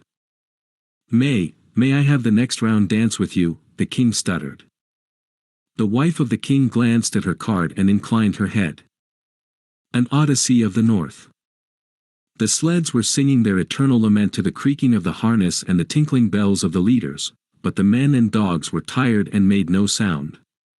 The trail was heavy with new-fallen snow, and they had come far, and the runners, burdened with flint-like quarters of frozen moose, clung tenaciously to the unpacked surface and held back with a stubbornness almost human. Darkness was coming on, but there was no camp to pitch that night. The snow fell gently through the pulseless air, not in flakes, but in tiny frost crystals of delicate design. It was very warm, barely 10 below zero, and the men did not mind. Myers and Bettles had raised their ear flaps, while Malamute Kid had even taken off his mittens. The dogs had been faggied out early in the afternoon, but they now began to show new vigor. Among the more astute there was a certain restlessness, an impatience at the restraint of the traces, an indecisive quickness of movement, a sniffing of snouts and pricking of ears. These became incensed at their more phlegmatic brothers, urging them on with numerous sly nips on their hinder quarters. Those, thus chidden, also contracted and helped spread the contagion. At last the leader of the foremost sled uttered a sharp whine of satisfaction, crouching lower in the snow and throwing himself against the collar. The rest followed suit. There was an ingathering of back hands, a tightening of traces, the sleds leaped forward, and the men clung to the G-poles, violently accelerating the uplift of their feet that they might escape going under the runners. The weariness of the day fell from them, and they whooped encouragement to the dogs. The animals responded with joyous yelps. They were swinging through the gathering darkness at a rattling gallop. "Gee! Gee!" the men cried, each in turn, as their sleds abruptly left the main trail, heeling over on single runners like luggers on the wind. Then came 100 yards dash to the lighted parchment window, which told its own story of the home cabin, the roaring Yukon stove, and the steaming pots of tea. But the home cabin had been invaded. 80 huskies chorused defiance, and as many furry forms precipitated themselves upon the dogs which drew the first sled. The door was flung open, and a man, clad in the scarlet tunic of the Northwest Police, waded knee-deep among the furious brutes, calmly and impartially dispensing soothing justice with the butt end of a dog whip. After that the men shook hands, and in this wise was Malamute Kid welcomed to his own cabin by a stranger. Stanley Prince, who should have welcomed him, and who was responsible for the Yukon stove and hot tea aforementioned, was busy with his guests. There were a dozen or so of them, as nondescript a crowd as ever served the Queen in the enforcement of her laws or the delivery of her mails. They were of many breeds, but their common life had formed of them a certain type, a lean and wiry type, with trail-hardened muscles, and sun-browned faces, and untroubled souls which gazed frankly forth, clear-eyed and steady. They drove the dogs of the Queen, wrought fear in the hearts of her enemies, ate of her meager fare, and were happy. They had seen life, and done deeds, and lived romances, but they did not know it. And they were very much at home. 2 of them were sprawled upon Malamute Kid's bunk, singing chansons which their French forebears sang in the days when first they entered the Northwest land and mated with its Indian women. Bettles' bunk had suffered a similar invasion, and 3 or 4 lusty voyagers worked their toes among its blankets as they listened to the tale of one who had served on the boat brigade with Woolsey when he fought his way to Khartoum. And when he tired, a cowboy told of courts and kings and lords and ladies he had seen when Buffalo Bill toured the capitals of Europe. In a corner 2 half-breeds, ancient comrades in a lost campaign, mended harnesses and talked of the days when the Northwest flamed with insurrection and Louis Riel was king. Rough jests and rougher jokes went up and down, and great hazards by trail and river were spoken of in the light of commonplaces, only to be recalled by virtue of some grain of humor or ludicrous happening. Prince was led away by these uncrowned heroes who had seen history made, who regarded the great and the romantic as but the ordinary and the incidental in the routine of life. He passed his precious tobacco among them with lavish disregard, and rusty chains of reminiscence were loosened, and forgotten odysseys resurrected for his especial benefit. When conversation dropped and the travelers filled the last pipes and lashed their tight-rolled sleeping furs, Prince fell back upon his comrade for further information.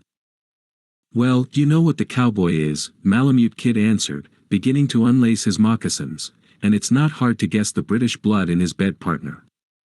As for the rest, they're all children of the coureurs du bois, mingled with God knows how many other bloods. The two turning in by the door are the regulation breeds, or boysbroles. That lad with the worsted breech scarf, notice his eyebrows and the turn of his jaw, shows a Scotchman wept in his mother's smoky teepee. And that handsome-looking fellow putting the capote under his head is a French half-breed. You heard him talking, he doesn't like the two Indians turning in next to him. You see, when the breeds rose under the Riel, the full-bloods kept the peace, and they've not lost much love for one another since. But I say, what's that glum-looking fellow by the stove? I'll swear he can't talk English. He hasn't opened his mouth all night." "You're wrong. He knows English well enough." "Did you follow his eyes when he listened?" "I did. But he's neither kith nor kin to the others. When they talked their own patois you could see he didn't understand. I've been wondering myself what he is. Let's find out. Fire a couple of sticks into the stove." Malamute Kid commanded, raising his voice and looking squarely at the man in question. He obeyed at once. Had discipline knocked into him somewhere? Prince commented in a low tone. Malamute Kid nodded, took off his socks, and picked his way among recumbent men to the stove. There he hung his damp footgear among a score or so of mates. "When do you expect to get to Dawson?" he asked tentatively. The man studied him a moment before replying. "They say 75 mile. So. Maybe 2 days." The very slightest accent was perceptible, while there was no awkward hesitancy or groping for words. "Been in the country before?" "No, Northwest Territory." "Yes." "Born there?" "No." "Well, where the devil were you born?" "You're none of these." Malamute Kid swept his hand over the dog drivers, even including the two policemen who had turned into Prince's bunk. "Where did you come from?" "I've seen faces like yours before, though I can't remember just where." "I know you," he irrelevantly replied, at once turning the drift of Malamute Kid's questions. "Where? Ever see me?" "No, your partner, him priest, Pastilik, long time ago. Him ask me if I see you, Malamute Kid. Him give me grub. I no stop long. You hear him speak 'bout me?" "Oh. You're the fellow that traded the otter skins for the dogs." The man nodded, knocked out his pipe, and signified his disinclination for conversation by rolling up in his furs. Malamute Kid blew out the slush lamp and crawled under the blankets with Prince. "Well, what is he?" "Don't know, turned me off, somehow, and then shut up like a clam. But he's a fellow to whet your curiosity. I've heard of him. All the coast wondered about him 8 years ago. Sort of mysterious, you know. He came down out of the north in the dead of winter, many 1,000 miles from here, skirting Bering Sea and traveling as though the devil were after him. No one ever learned where he came from, but he must have come far. He was badly travel-worn when he got food from the Swedish missionary on Golovin Bay and asked the way south. We heard of all this afterward. Then he abandoned the shoreline, heading right across Norton Sound.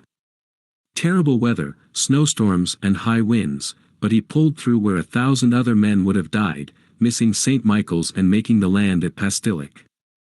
He'd lost all but 2 dogs, and was nearly gone with starvation. He was so anxious to go on that Father Roubaud fitted him out with grub, but he couldn't let him have any dogs, for he was only waiting my arrival, to go on a trip himself. Mr. Ulysses knew too much to start on without animals, and fretted around for several days. He had on his sled a bunch of beautifully cured otter skins, sea otters, you know, worth their weight in gold. There was also at Pastilik an old Shylock of a Russian trader, who had dogs to kill. Well, they didn't dicker very long, but when the strange one headed south again, it was in the rear of a spanking dog team. Mr. Shylock, by the way, had the otter skins. I saw them, and they were magnificent. We figured it up and found the dogs brought him at least 500 apiece. And it wasn't as if the strange one didn't know the value of sea otter. He was an Indian of some sort, and what little he talked showed he'd been among white men. After the ice passed out of the sea, word came up from Nunivak Island that he'd gone in there for grub. Then he dropped from sight, and this is the first heard of him in 8 years. Now where did he come from? And what was he doing there? And why did he come from there? He's Indian, he's been nobody knows where, and he's had discipline, which is unusual for an Indian. Another mystery of the North for you to solve, Prince. Thanks awfully, but I've got too many on hand as it is, he replied. Malamute Kid was already breathing heavily, but the young mining engineer gazed straight up through the thick darkness, waiting for the strange orgasm which stirred his blood to die away. And when he did sleep, his brain worked on, and for the nonce he, too, wandered through the white unknown, struggled with the dogs on endless trails, and saw men live, and toil, and die like men. The next morning, hours before daylight, the dog drivers and policemen pulled out for Dawson. But the powers that saw to Her Majesty's interests and ruled the destinies of her lesser creatures gave the mailmen little rest, for a week later they appeared at Stewart River, heavily burdened with letters for salt water. However, their dogs had been replaced by fresh ones, but, then, they were dogs. The men had expected some sort of a layover in which to rest up. Besides, this Klondike was a new section of the Northland, and they had wished to see a little something of the Golden City where dust flowed like water and dance halls rang with never-ending revelry. But they dried their socks and smoked their evening pipes with much the same gusto as on their former visit, though one or two bold spirits speculated on desertion and the possibility of crossing the unexplored Rockies to the east, and thence, by the Mackenzie Valley, of gaining their old stamping grounds in the Chippewayan country. 2 or 3 even decided to return to their homes by that route when their terms of service had expired, and they began to lay plans forthwith, looking forward to the hazardous undertaking in much the same way a city-bred man would to a day's holiday in the woods. He of the otter skin seemed very restless, though he took little interest in the discussion, and at last he drew Malamute Kid to one side and talked for some time in low tones. Prince cast curious eyes in their direction, and the mystery deepened when they put on caps and mittens and went outside. When they returned, Malamute Kid placed his gold scales on the table, weighed out the matter of 60 ounces, and transferred them to the strange one's sack. Then the chief of the dog drivers joined the conclave, and certain business was transacted with him. The next day the gang went on upriver, but he of the otter skins took several pounds of grub and turned his steps back toward Dawson.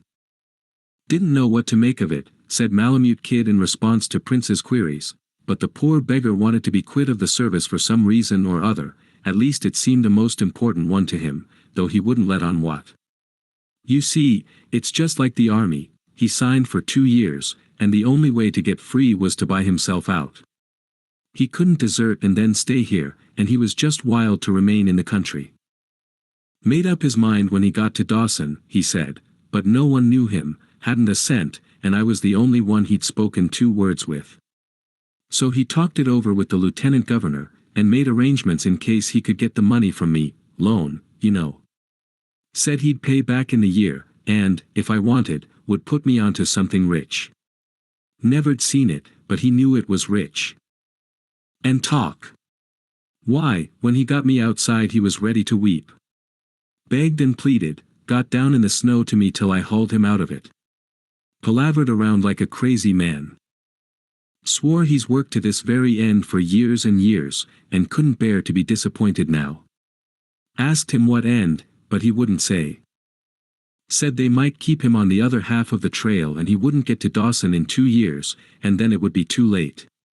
Never saw a man take on so in my life. And when I said I'd let him have it, had to yank him out of the snow again. Told him to consider it in the light of a grubstake. Think he'd have it? No, sir. Swore he'd give me all he found, make me rich beyond the dreams of avarice, and all such stuff. Now a man who puts his life and time against a grubstake ordinarily finds it hard enough to turn over half of what he finds. Something behind all this, Prince, just you make a note of it. We'll hear of him if he stays in the country, and if he doesn't. Then my good nature gets a shock, and I'm 60-some-odd ounces out. The cold weather had come on with the long nights, and the sun had begun to play his ancient game of peekaboo along the southern snow line ere aught was heard of Malamute Kid's grubstake. And then, one bleak morning in early January, a heavily laden dog train pulled into his cabin below Stewart River. He of the otter skins was there, and with him walked a man such as the gods have almost forgotten how to fashion. Men never talked of luck and pluck and $500 dirt without bringing in the name of Axel Gunderson, nor could tales of nerve or strength or daring pass up and down the campfire without the summoning of his presence. And when the conversation flagged, it blazed anew at mention of the woman who shared his fortunes. As has been noted, in the making of Axel Gunderson the gods had remembered their old-time cunning and cast him after the manner of men who were born when the world was young. Full 7 feet he towered in his picturesque costume which marked the king of El Dorado. His chest, neck, and limbs were those of a giant. To bear his 300 pounds of bone and muscle, his snowshoes were greater by a generous yard than those of other men. Rough-hewn, with rugged brow and massive jaw and unflinching eyes of palest blue, his face told the tale of one who knew but the law of might. Of the yellow of ripe corn silk, his frost-encrusted hair swept like day across the night and fell far down his coat of bearskin. A vague tradition of the sea seemed to cling about him as he swung down the narrow trail in advance of the dogs, and he brought the butt of his dog whip against Malamute Kid's door as a North Sea rover, on southern foray, might thunder for admittance at the castle gate. Prince bared his womanly arms and kneaded sourdough bread, casting, as he did so, many a glance at the 3 guests, 3 guests the like of which might never come under a man's roof in a lifetime.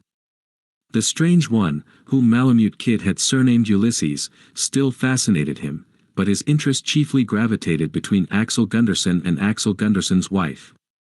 She felt the day's journey, for she had softened in comfortable cabins during the many days since her husband mastered the wealth of frozen pastries, and she was tired. She rested against his great breast like a slender flower against a wall, replying lazily to Malamute Kid's good-natured banter, and stirring Prince's blood strangely with an occasional sweep of her deep, dark eyes. For Prince was a man, and healthy, and had seen few women in many months. And she was older than he, and an Indian besides. But she was different from all native wives he had met. She had traveled, had been in his country among others, he gathered from the conversation, and she knew most of the things the women of his own race knew, and much more that it was not in the nature of things for them to know. She could make a meal of sun-dried fish or a bed in the snow, yet she teased them with tantalizing details of many-course dinners, and caused strange internal dissensions to arise at the mention of various quondam dishes which they had well-nigh forgotten. She knew the ways of the moose, the bear, and the little blue fox, and of the wild amphibians of the northern seas. She was skilled in the lore of the woods, and the streams, and the tale writ by man and bird and beast upon the delicate snow crust was to her an open book, yet Prince caught the appreciative twinkle in her eye as she read the rules of the camp. These rules had been fathered by the unquenchable Bettles at a time when his blood ran high, and were remarkable for the terse simplicity of their humor. Prince always turned them to the wall before the arrival of ladies, but who could suspect that this native wife, well, it was too late now. This, then, was the wife of Axel Gunderson, a woman whose name and fame had traveled with her husband's, hand in hand, through all the Northland. At table, Malamute Kid baited her with the assurance of an old friend, and Prince shook off the shyness of first acquaintance and joined in. But she held her own in the unequal contest, while her husband, slower in wit, ventured naught but applause. And he was very proud of her, his every look and action revealed the magnitude of the place she occupied in his life. He of the otter skins ate in silence, forgotten in the merry battle, and long ere the others were done he pushed back from the table and went out among the dogs. Yet all too soon his fellow travelers drew on their mittens and parkas and followed him. There had been no snow for many days, and the sled slipped along the hard-packed Yukon trail as easily as if it had been glare ice. Ulysses led the first sled, with the second came Prince and Axel Gunderson's wife, while Malamute Kid and the yellow-haired giant brought up the third. "It's only a hunch, Kid," he said, "but I think it's straight. He's never been there, but he tells a good story, and shows a map I heard of when I was in the Kootenai country years ago. I'd like to have you go along, but he's a strange one, and swore point blank to throw it up if anyone was brought in. But when I come back you'll get first tip, and I'll stake you next to me, and give you a half share in the town site besides." "No. No," he cried, as the other strove to interrupt. "I'm running this, and before I'm done it'll need 2 heads. If it's all right, why, it'll be a second Cripple Creek, man, do you hear, a second Cripple Creek. It's quartz, you know, not placer, and if we work it right we'll corral the whole thing, millions upon millions. I've heard of the place before, and so have you. We'll build a town, thousands of workmen, good waterways, steamship lines, big carrying trade, light draft steamers for head reaches, survey a railroad, perhaps, sawmills, electric light plant, do our own banking, commercial company, syndicate, say. Just you hold your hush till I get back." The sleds came to a halt where the trail crossed the mouth of Stewart River. An unbroken sea of frost, its wide expanse stretched away into the unknown east. The snowshoes were withdrawn from the lashings of the sleds. Axel Gunderson shook hands and stepped to the fore, his great webbed shoes sinking a fair half-yard into the feathery surface and packing the snow so the dogs should not wallow. His wife fell in behind the last sled, betraying long practice in the art of handling the awkward footgear. The stillness was broken with cheery farewells, the dogs whined, and he of the otter skins talked with his whip to a recalcitrant wheeler. An hour later the train had taken on the likeness of a black pencil crawling in a long, straight line across a mighty sheet of foolscap. 2. One night, many weeks later, Malamute Kid and Prince fell to solving chess problems from the torn page of an ancient magazine. The kid had just returned from his bonanza properties and was resting up preparatory to a long moose hunt. Prince, too, had been on creek and trail nearly all winter, and had grown hungry for a blissful week of cabin life. Interposed the Black Knight, and forced the king. "No, that won't do. See, the next move dash. Why advance the pawn 2 squares? Bound to take it in transit, and with the bishop out of the way dash, but hold on. That leaves a hole, and dash, no, it's protected. Go ahead. You'll see it works." It was very interesting. Somebody knocked at the door a second time before Malamute Kid said, "Come in." The door swung open. Something staggered in. Prince caught one square look and sprang to his feet. The horror in his eyes caused Malamute Kid to whirl about, and he, too, was startled, though he had seen bad things before. The thing tottered blindly toward them. Prince edged away till he reached the nail from which hung his Smith & Wesson. "My God! What is it?" he whispered to Malamute Kid. "Don't know. Looks like a case of freezing and no grub," replied the kid, sliding away in the opposite direction. "Watch out. It may be mad," he warned, coming back from closing the door. The thing advanced to the table. The bright flame of the slush lamp caught its eye. It was amused, and gave voice to eldritch cackles which betokened mirth. Then, suddenly, he, for it was a man, swayed back, with a hitch to his skin trousers, and began to sing a chanty, such as men lift when they swing around the capstan circle and the sea snorts in their ears. "Yankee ship come down to Rye beer, pull. My bully boys. Pull. Die a want, to know de captain runs her. Pull. My bully boys. Pull." Jonathan Jones OB South Carolina, pull. My bully. He broke off abruptly, tottered with a wolfish snarl to the meat shelf, and before they could intercept was tearing with his teeth at a chunk of raw bacon. The struggle was fierce between him and Malamute Kid, but his mad strength left him as suddenly as it had come, and he weakly surrendered the spoil. Between them they got him upon a stool, where he sprawled with half his body across the table. A small dose of whiskey strengthened him, so that he could dip a spoon into the sugar caddy which Malamute Kid placed before him. After his appetite had been somewhat cloyed, Prince, shuddering as he did so, passed him a mug of weak beef tea. The creature's eyes were alight with a somber frenzy, which blazed and waned with every mouthful. There was very little skin to the face. The face, for that matter, sunken and emaciated, bore little likeness to human countenance. Frost after frost had bitten deeply, each depositing its stratum of scab upon the half-healed scar that went before. This dry, hard surface was of a bloody black color, serrated by grievous cracks wherein the raw red flesh peeped forth. His skin garments were dirty and in tatters, and the fur of one side was singed and burned away, showing where he had lain upon his fire. Malamute Kid pointed to where the sun-tanned hide had been cut away, strip by strip, the grim signature of famine. "Who are you?" slowly and distinctly enunciated the kid. The man paid no heed. "Where do you come from?" "Yankee ship come down to Ribeir," was the quavering response. "Don't doubt the beggar came down the river," the kid said, shaking him in an endeavor to start a more lucid flow of talk. But the man shrieked at the contact, clapping a hand to his side in evident pain.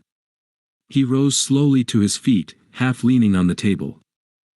"She laughed at me, so, with the hate in her eye, and she would not come." His voice died away, and he was sinking back when Malamute Kid gripped him by the wrist and shouted, "Who? Who would not come?" "She, Unga. She laughed, and struck at me, so, and so. And then yes. And then what? And then he lay very still in the snow a long time. He is still in the snow." The two men looked at each other helplessly. "Who is in the snow?" "She, Unga. She looked at me with the hate in her eye, and then—" "Yes. And then she took the knife, so, and once, twice, she was weak. I traveled very slow. And there is much gold in that place, very much gold." "Where is Unga?" For all Malamute Kid knew, she might be dying a mile away. He shook the man savagely, repeating again and again, "Where is Unga? Who is Unga?" "She is in the snow. Go on." The kid was pressing his wrist cruelly. "So, I would be in the snow, but I had a debt to pay. It was heavy. I had a debt to pay. Debt to pay. I had dash." The faltering monosyllables ceased as he fumbled in his pouch and drew forth a buckskin sack. "A debt to pay, £5 of gold grub, steak, Mute Kid, why?" The exhausted head dropped upon the table, nor could Malamute Kid rouse it again.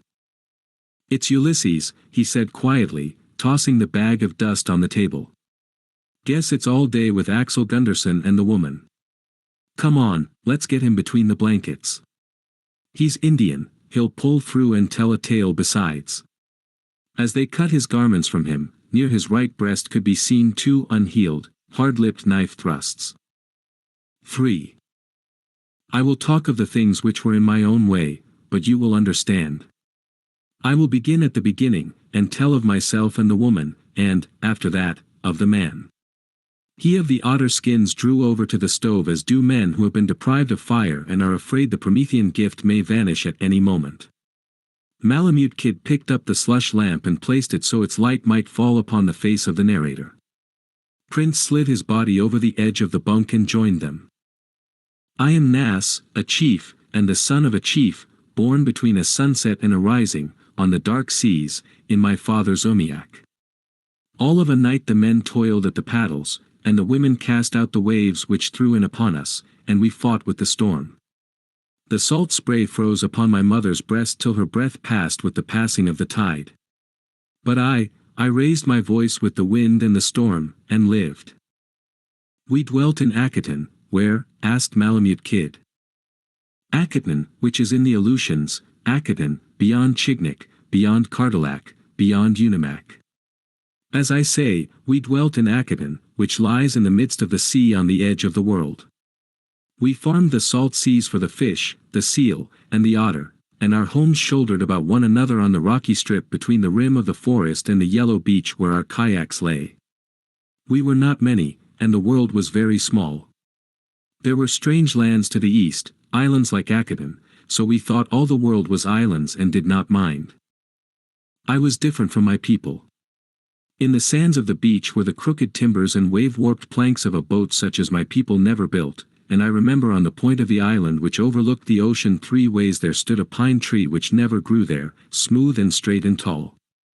It is said that 2 men came to that spot, turnabout, through many days, and watched with the passing of the light. These 2 men came from out of the sea in the boat which lay in pieces on the beach.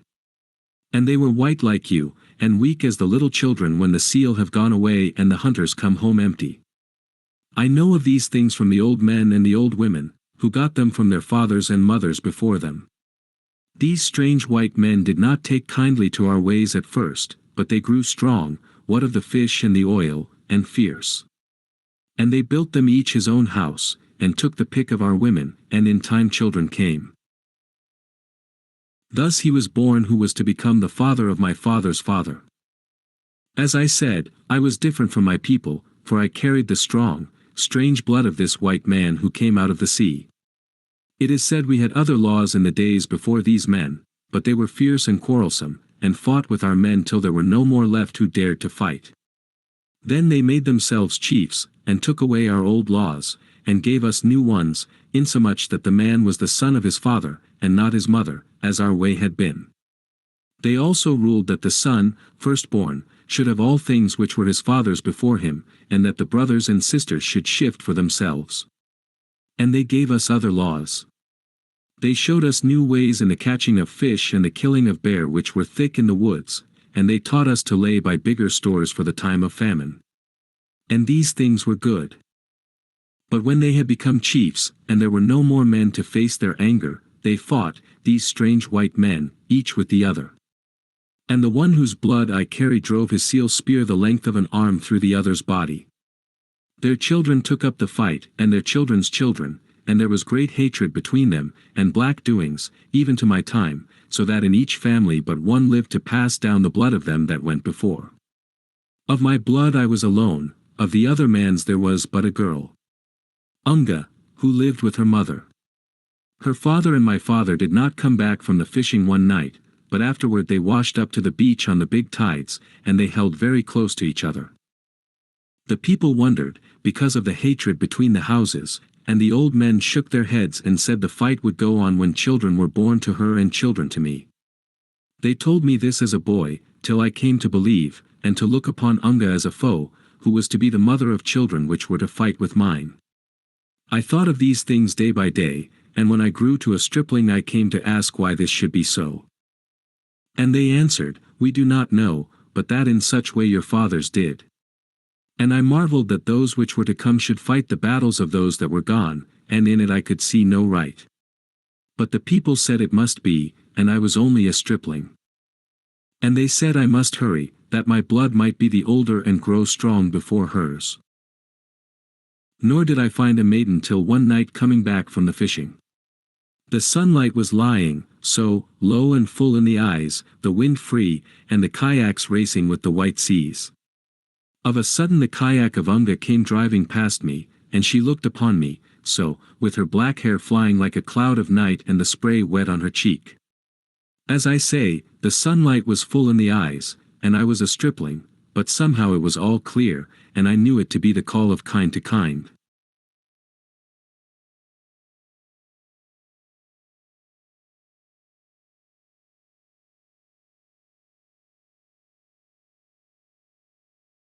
As she whipped ahead she looked back within the space of 2 strokes, looked as only the woman Unga could look, and again I knew it as the call of kind.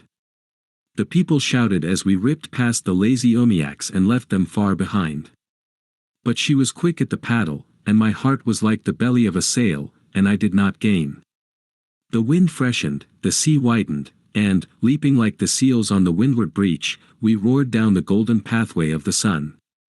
Nas was crouched half out of his stool, in the attitude of one driving a paddle, as he ran the race anew. Somewhere across the stove he beheld the tossing kayak and the flying hair of Unga. The voice of the wind was in his ears, and its salt beat fresh upon his nostrils. But she made the shore, and ran up the sand, laughing, to the house of her mother. And a great thought came to me that night, a thought worthy of him that was chief over all the people of Akaton. So, when the moon was up, I went down to the house of her mother, and looked upon the goods of Yashnush, which were piled by the door, the goods of Yashnush, a strong hunter who had it in mind to be the father of the children of Unga. Other young men had piled their goods there and taken them away again, and each young man had made a pile greater than the one before. And I laughed to the moon and the stars, and went to my own house where my wealth was stored. And many trips I made, till my pile was greater by the fingers of one hand than the pile of Yashnush. There were fish, dried in the sun and smoked, and 40 hides of the hair seal, and half as many of the fur, and each hide was tied at the mouth and big-bellied with oil, and 10 skins of bear which I killed in the woods when they came out in the spring. And there were beads and blankets and scarlet cloths, such as I got in trade from the people who lived to the east, and who got them in trade from the people who lived still beyond in the east. And I looked upon the pile of Yashnush and laughed, for I was head man in Akaton, and my wealth was greater than the wealth of all my young men, and my fathers had done deeds, and given laws, and put their names for all time in the mouths of the people. So, when the morning came, I went down to the beach, casting out of the corner of my eye. And the women smiled, and said sly things one to the other. I wondered, for never had such a price been offered, and that night I added more to the pile, and put beside it a kayak of well-tanned skins which never yet had swam in the sea. But in the day it was yet there, open to the laughter of all men. The mother of Unga was crafty, and I grew angry at the shame in which I stood before my people. So that night I added till it became a great pile, and I hauled up my umiak, which was of the value of 20 kayaks. And in the morning there was no pile.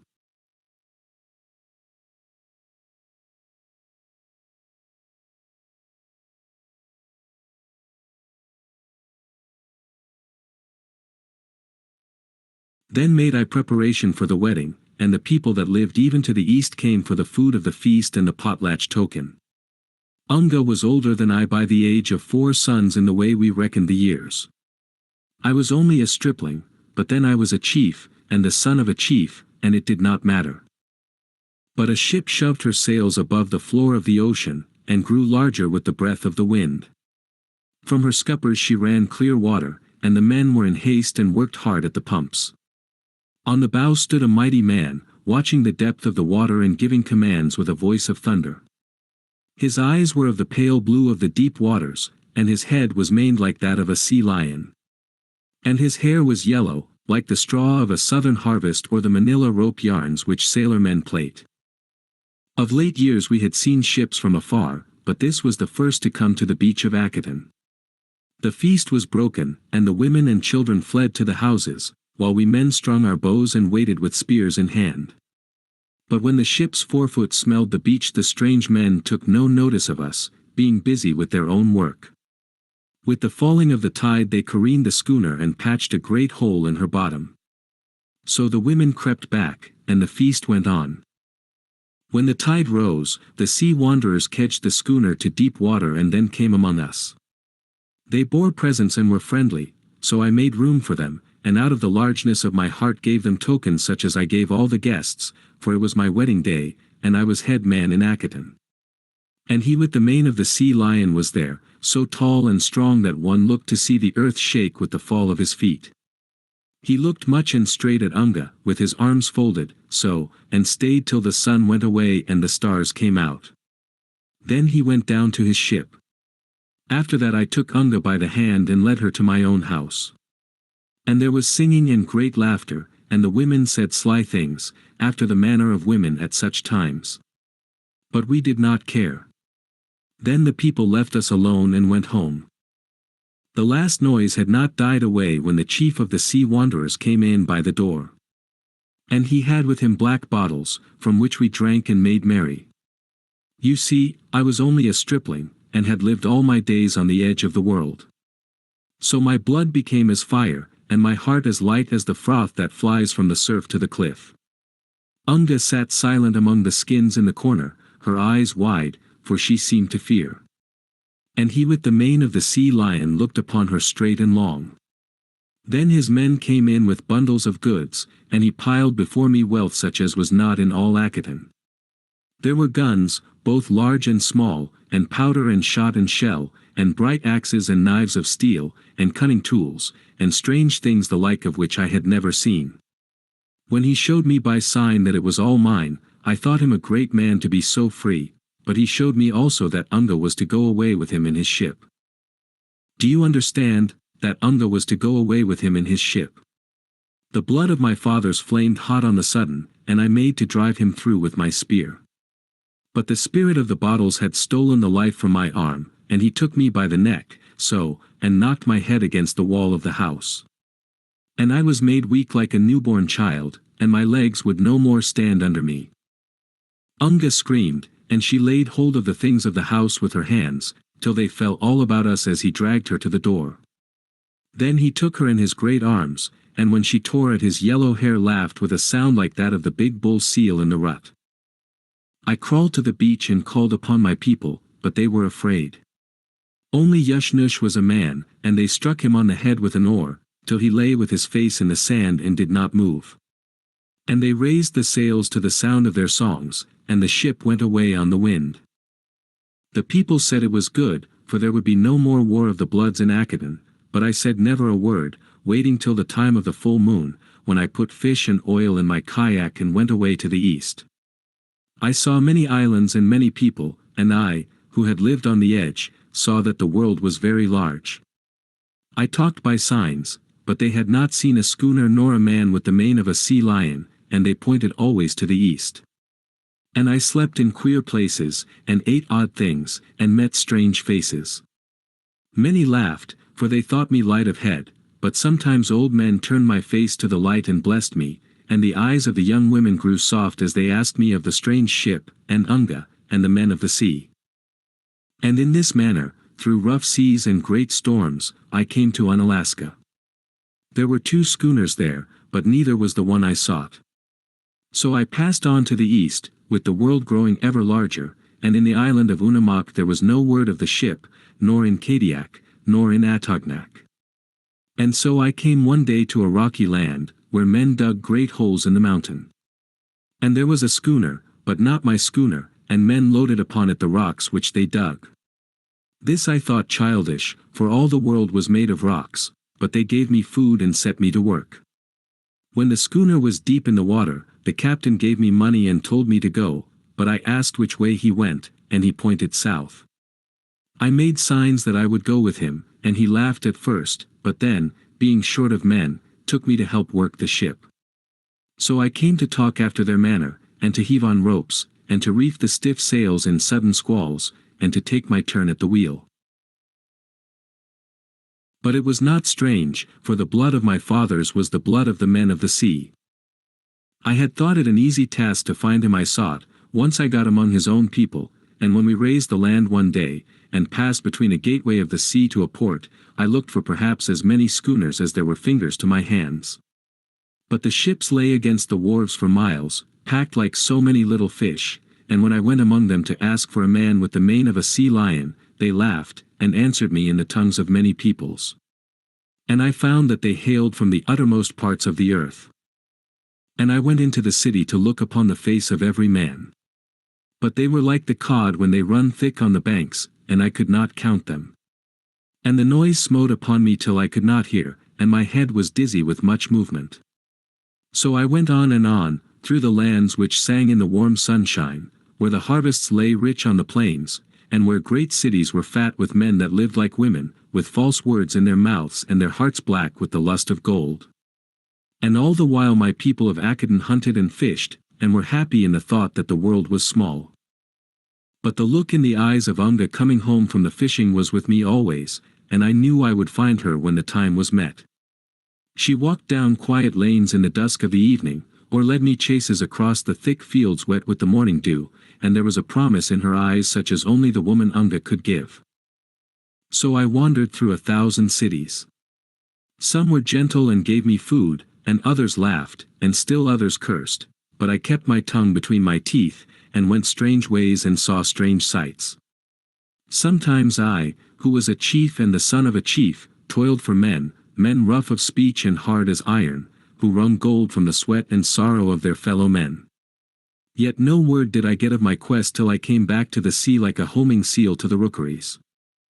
But this was at another port, in another country which lay to the north. And there I heard dim tales of the yellow-haired sea wanderer, and I learned that he was a hunter of seals, and that even then he was abroad on the ocean. So I shipped on a seal schooner with the lazy Siwashes, and followed his trackless trail to the north where the hunt was then warm.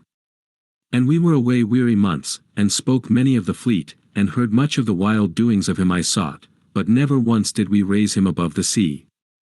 We went north, even to the Pribilofs, and killed the seals in herds on the beach, and brought their warm bodies aboard till our scuppers ran grease and blood and no man could stand upon the deck. Then were we chased by a ship of slow steam, which fired upon us with great guns. But we put sail till the sea was over our decks and washed them clean, and lost ourselves in a fog.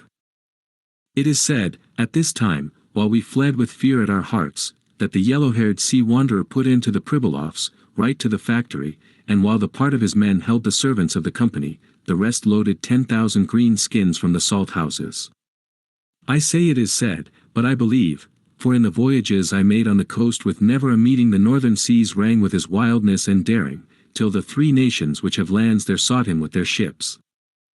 And I heard of Unga, for the captains sang loud in her praise, and she was always with him. She had learned the ways of his people, they said, and was happy. But I knew better, knew that her heart harked back to her own people by the yellow beach of Akitan. So, after a long time, I went back to the port which is by a gateway of the sea, and there I learned that he had gone across the girth of the great ocean to hunt for the seal to the east of the warm land which runs south from the Russian seas. And I, who was become a sailor-man, shipped with men of his own race, and went after him in the hunt of the seal. And there were few ships off that new land, but we hung on the flank of the seal pack and harried it north through all the spring of the year. And when the cows were heavy with pup and crossed the Russian line, our men grumbled and were afraid. For there was much fog, and every day men were lost in the boats. They would not work, so the captain turned the ship back toward the way it came. But I knew the yellow-haired sea wanderer was unafraid, and would hang by the pack, even to the Russian Isles, where few men go.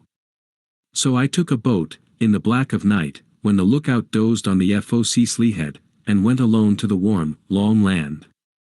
And I journeyed south to meet the men by Yedo Bay, who are wild and unafraid. And the Yoshiwara girls were small, and bright like steel, and good to look upon, but I could not stop, for I knew that Unga rolled on the tossing floor by the rookeries of the north. The men by Yedo Bay had met from the ends of the earth, and had neither gods nor homes, sailing under the flag of the Japanese. And with them I went to the rich beaches of Copper Island, where our salt piles became high with skins. And in that silent sea we saw no man till we were ready to come away. Then one day the fog lifted on the edge of a heavy wind, and there jammed down upon us a schooner, with close in her wake the cloudy funnels of a Russian man-of-war. We fled away on the beam of the wind, with the schooner jamming still closer and plunging ahead 3 feet to our 2. And upon her poop was the man with the mane of the sea lion, pressing the rails under with the canvas and laughing in his strength of life. And Unga was there, I knew her on the moment, but he sent her below when the cannons began to talk across the sea. As I say, with 3 feet to our 2, till we saw the rudder lift green at every jump, and I swinging on to the wheel and cursing, with my back to the Russian shot. For we knew he had it in mind to run before us, that he might get away while we were caught. And they knocked our masts out of us till we dragged into the wind like a wounded gull, but he went on over the edge of the sky line, he and Unga. What could we? The fresh hides spoke for themselves. So they took us to a Russian port, and after that to a lone country, where they set us to work in the mines to dig salt. And some died, and some did not die. Nas swept the blanket from his shoulders, disclosing the gnarled and twisted flesh, marked with the unmistakable striations of the knout. Prince hastily covered him, for it was not nice to look upon. We were there a weary time, and sometimes men got away to the south, but they always came back. So, when we who hailed from Yedo Bay rose in the night and took the guns from the guards, we went to the north. And the land was very large, with plains, soggy with water, and great forests. And the cold came, with much snow on the ground, and no man knew the way. Weary months we journeyed through the endless forest, I do not remember, now, for there was little food and often we lay down to die. But at last we came to the cold sea, and but 3 were left to look upon it. One had shipped from Yedo as captain, and he knew in his head the lay of the great lands, and of the place where men may cross from one to the other on the ice. And he led us, I do not know, it was so long, till there were but 2. When we came to that place we found 5 of the strange people which live in that country, and they had dogs and skins, and we were very poor. We fought in the snow till they died, and the captain died, and the dogs and skins were mine. Then I crossed on the ice, which was broken, and once I drifted till a gale from the west put me upon the shore. And after that, Golovin Bay, Pastilik, and the priest. Then south, to the warm sunlands where first I wandered. But the sea was no longer fruitful, and those who went upon it after the seal went to little profit and great risk. The fleet scattered, and the captains and the men had no word of those I sought. So I turned away from the ocean which never rests, and went among the lands, where the trees, the houses, and the mountains sit always in one place and do not move. I journeyed far, and came to learn many things, even to the way of reading and writing from books. It was well I should do this, for it came upon me that Unga must know these things, and that some day, when the time was met, you understand, when the time was met. So I drifted, like those little fish which raise a sail to the wind but cannot steer. But my eyes and my ears were open always, and I went among men who traveled much, for I knew they had but to see those I sought to remember. At last there came a man, fresh from the mountains, with pieces of rock in which the free gold stood to the size of peas, and he had heard, he had met, he knew them. They were rich, he said, and lived in the place where they drew the gold from the ground. It was in a wild country, and very far away, but in time I came to the camp, hidden between the mountains, where men worked night and day, out of the sight of the sun. Yet the time was not come. I listened to the talk of the people. He had gone away, they had gone away, to England, it was said, in the matter of bringing men with much money together to form companies. I saw the house they had lived in, more like a palace, such as one sees in the old countries. In the night time I crept in through a window that I might see in what manner he treated her. I went from room to room, and in such way thought kings and queens must live, it was all so very good. And they all said he treated her like a queen, and many marveled as to what breed of woman she was, for there was other blood in her veins, and she was different from the women of Akadin, and no one knew her for what she was. She was a queen, but I was a chief, and the son of a chief, and I had paid for her an untold price of skin and boat and bead. But why so many words? I was a sailor man, and knew the way of the ships on the seas. I followed to England, and then to other countries. Sometimes I heard of them by word of mouth, sometimes I read of them in the papers, yet never once could I come by them, for they had much money, and travelled fast, while I was a poor man. Then came trouble upon them, and their wealth slipped away one day like a curl of smoke. The papers were full of it at the time, but after that nothing was said, and I knew they had gone back where more gold could be got from the ground. They had dropped out of the world, being now poor, and so I wandered from camp to camp, even north to the Kootenai country, where I picked up the cold scent. They had come and gone, some said this way, and some that, and still others that they had gone to the country of the Yukon. And I went this way, and I went that, ever journeying from place to place, till it seemed I must grow weary of the world which was so large. But in the Kootenai I travelled a bad trail, and a long trail, with a breed of the Northwest, who saw fit to die when the famine pinched. He had been to the Yukon by an unknown way over the mountains, and when he knew his time was near gave me the map and the secret of a place where he swore by his gods there was much gold. After that all the world began to flock into the north. I was a poor man, I sold myself to be a driver of dogs. The rest you know. I met him and her in Dawson. She did not know me, for I was only a stripling, and her life had been large, so she had no time to remember the one who had paid for her an untold price. So, you bought me for my term of service. I went back to bring things about in my own way, for I had waited long, and now that I had my hand upon him was in no hurry. As I say, I had it in mind to do my own way, for I read back in my life, through all I had seen and suffered, and remembered the cold and hunger of the endless forest by the Russian seas. As you know, I led him into the east, him and Unga, into the east where many have gone and few returned. I led them to the spot where the bones and the curses of men lie with the gold which they may not have. The way was long and the trail unpacked. Our dogs were many and ate much, nor could our sleds carry till the break of spring. We must come back before the river ran free. So here and there we cached grub, that our sleds might be lightened and there be no chance of famine on the back trip. At the McQuestion there were 3 men, and near them we built a cache, as also did we at the Mayo, where was a hunting camp of a dozen pellies which had crossed the divide from the south. After that, as we went on into the east, we saw no men, only the sleeping river, the moveless forest, and the white silence of the north. As I say, the way was long and the trail unpacked. Sometimes, in a day's toil, we made no more than 8 miles, or 10, and at night we slept like dead men. And never once did they dream that I was Nas, head man of Acadon, the righter of wrongs. We now made smaller caches, and in the night-time it was a small matter to go back on the trail we had broken and change them in such way that one might deem the wolverines the thieves. Again there be places where there is a fall to the river, and the water is unruly, and the ice makes above and is eaten away beneath.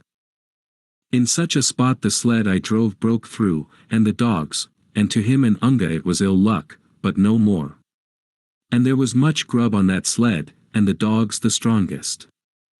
But he laughed, for he was strong of life, and gave the dogs that were left little grub till we cut them from the harnesses one by one and fed them to their mates. We would go home light, he said, traveling and eating from cache to cache, with neither dogs nor sleds, which was true, for our grub was very short, and the last dog died in the traces the night we came to the gold and the bones and the curses of men. To reach that place, and the map spoke true, in the heart of the great mountains, we cut ice steps against the wall of a divide. One looked for a valley beyond, but there was no valley, the snow spread away, level as the great harvest plains, and here and there about us mighty mountains shoved their white heads among the stars. And midway on that strange plain which should have been a valley the earth and the snow fell away, straight down toward the heart of the world. Had we not been sailormen our heads would have swung round with the sight, but we stood on the dizzy edge that we might see a way to get down. And on one side, and one side only, the wall had fallen away till it was like the slope of the decks in a topsail breeze. I do not know why this thing should be so, but it was so. It is the mouth of hell, he said, let us go down. And we went down. And on the bottom there was a cabin, built by some man, of logs which he had cast down from above. It was a very old cabin, for men had died there alone at different times, and on pieces of birch bark which were there we read their last words and their curses.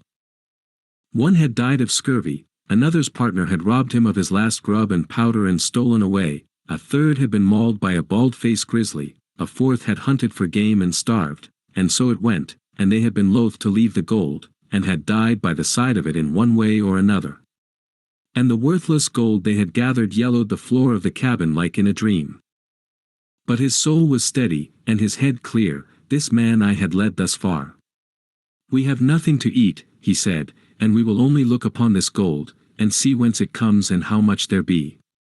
Then we will go away quick, before it gets into our eyes and steals away our judgment. And in this way we may return in the end, with more grub, and possess it all. So we looked upon the great vein, which cut the wall of the pit as a true vein should, and we measured it, and traced it from above and below, and drove the stakes of the claims and blazed the trees in token of our rights. Then, our knees shaking with lack of food, and a sickness in our bellies, and our hearts chugging close to our mouths, we climbed the mighty wall for the last time and turned our faces to the back trip. The last stretch we dragged Unga between us, and we fell often, but in the end we made the cache. And lo, there was no grub.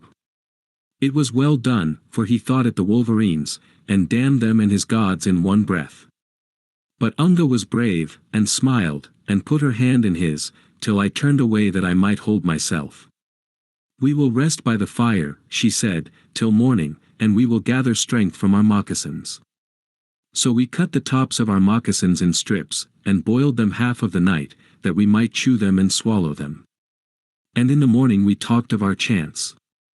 The next cache was 5 days' journey. We could not make it. We must find game. We will go forth and hunt, he said. Yes, said I, we will go forth and hunt. And he ruled that Unga stay by the fire and save her strength. And we went forth, he in quest of the moose and I to the cache I had changed. But I ate little, so they might not see in me much strength. And in the night he fell many times as he drew into camp. And I, too, made to suffer great weakness, stumbling over my snowshoes as though each step might be my last. And we gathered strength from our moccasins. He was a great man. His soul lifted his body to the last, nor did he cry aloud, save for the sake of Unga. On the second day I followed him, that I might not miss the end. And he lay down to rest often. That night he was near gone, but in the morning he swore weakly and went forth again. He was like a drunken man, and I looked many times for him to give up, but his was the strength of the strong, and his soul the soul of a giant, for he lifted his body through all the weary day. And he shot 2 ptarmigan, but would not eat them. He needed no fire, they meant life, but his thought was for Unga, and he turned toward camp. He no longer walked, but crawled on hand and knee through the snow. I came to him, and read death in his eyes. Even then it was not too late to eat of the ptarmigan. He cast away his rifle and carried the birds in his mouth like a dog. I walked by his side, upright. And he looked at me during the moments he rested, and wondered that I was so strong. I could see it, though he no longer spoke, and when his lips moved, they moved without sound. As I say, he was a great man, and my heart spoke for softness, but I read back in my life, and remembered the cold and hunger of the endless forest by the Russian seas. Besides, Unga was mine, and I had paid for her an untold price of skin and boat and bead. And in this manner we came through the white forest, with the silence heavy upon us like a damp sea mist. And the ghosts of the past were in the air and all about us, and I saw the yellow beach of Akadin, and the kayaks racing home from the fishing, and the houses on the rim of the forest. And the men who had made themselves chiefs were there, the Logavers whose blood I bore and whose blood I had wedded in Unga. I, and Yushnush walked with me, the wet sand in his hair, and his war spear, broken as he fell upon it, still in his hand. And I knew the time was meet, and saw in the eyes of Unga the promise. As I say, we came thus through the forest, till the smell of the camp smoke was in our nostrils. And I bent above him, and tore the ptarmigan from his teeth. He turned on his side and rested, the wonder mounting in his eyes, and the hand which was under slipping slow toward the knife at his hip. But I took it from him, smiling close in his face. Even then he did not understand. So I made to drink from black bottles, and to build high upon the snow a pile of goods, and to live again the things which had happened on the night of my marriage. I spoke no word, but he understood. Yet was he unafraid. There was a sneer to his lips, and cold anger, and he gathered new strength with the knowledge. It was not far, but the snow was deep, and he dragged himself very slow. Once he lay so long I turned him over and gazed into his eyes. And sometimes he looked forth, and sometimes death. And when I loosed him he struggled on again. In this way we came to the fire. Unga was at his side on the instant. His lips moved without sound, then he pointed at me, that Unga might understand. And after that he lay in the snow, very still, for a long while. Even now is he there in the snow. I said no word till I had cooked the ptarmigan. Then I spoke to her, in her own tongue, which she had not heard in many years. She straightened herself, so, and her eyes were wonder-wide, and she asked who I was, and where I had learned that speech. I am Nas, I said. You, she said. You. And she crept close that she might look upon me. Yes, I answered, I am Nas, head man of Akadan, the last of the blood, as you are the last of the blood. And she laughed. By all the things I have seen and the deeds I have done, may I never hear such a laugh again. It put the chill to my soul, sitting there in the white silence, alone with death and this woman who laughed. Come. I said, for I thought she wandered. Eat of the food and let us be gone. It is a far fetch from here to Akaton. But she shoved her face in his yellow mane, and laughed till it seemed the heavens must fall about our ears. I had thought she would be overjoyed at the sight of me, and eager to go back to the memory of old times, but this seemed a strange form to take. Come. I cried, taking her strong by the hand. The way is long and dark. Let us hurry. Where? She asked, sitting up, and ceasing from her strange mirth. To Akaton, I answered, intent on the light to grow on her face at the thought. But it became like his, with a sneer to the lips, and cold anger. Yes, she said, we will go, hand in hand, to Akaton, you and I. And we will live in the dirty huts, and eat of the fish and oil, and bring forth a spawn to be proud of all the days of our life. We will forget the world and be happy, very happy. It is good, most good. Come. Let us hurry. Let us go back to Akaton.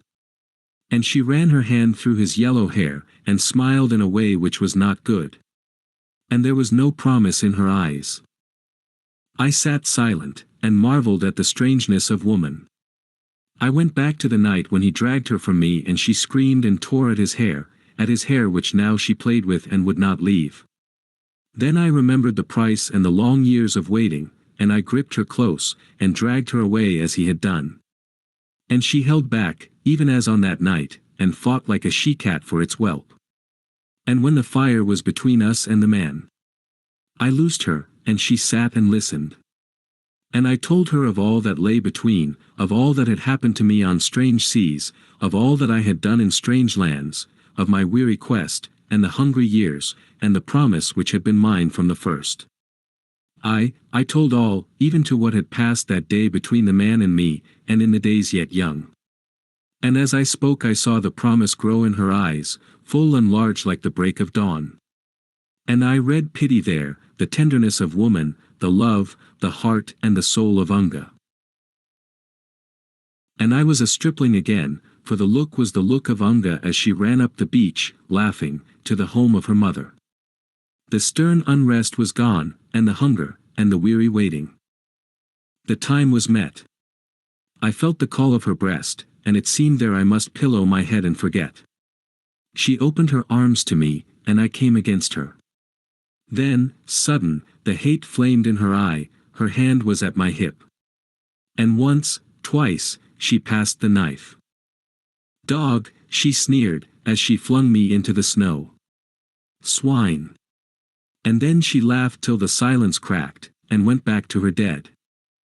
As I say, once she passed the knife, and twice, but she was weak with hunger, and it was not meant that I should die. Yet was I minded to stay in that place, and to close my eyes in the last long sleep with those whose lives had crossed with mine and led my feet on unknown trails. But there lay a debt upon me which would not let me rest. And the way was long, the cold bitter, and there was little grub. The Pellies had found no moose, and had robbed my cache. And so had the 3 white men, but they lay thin and dead in their cabins as I passed. After that I do not remember, till I came here, and found food and fire, much fire. As he finished, he crouched closely, even jealously, over the stove. For a long while the slush lamp shadows played tragedies upon the wall. But Unga, cried Prince, the vision still strong upon him. Unga? She would not eat of the ptarmigan. She lay with her arms about his neck, her face deep in his yellow hair. I drew the fire close, that she might not feel the frost, but she crept to the other side. And I built a fire there, yet it was little good, for she would not eat. And in this manner they still lie up there in the snow. And you? Asked Malamute Kid. I do not know, but Akaton is small, and I have little wish to go back and live on the edge of the world. Yet is there small use in life.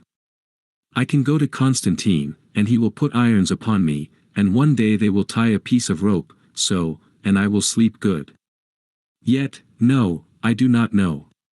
But, Kid, protested Prince, this is murder. Hush, commanded Malamute Kid. There be things greater than our wisdom, beyond our justice. The right and the wrong of this we cannot say, and it is not for us to judge. Nas drew yet closer to the fire. There was a great silence, and in each man's eyes many pictures came and went.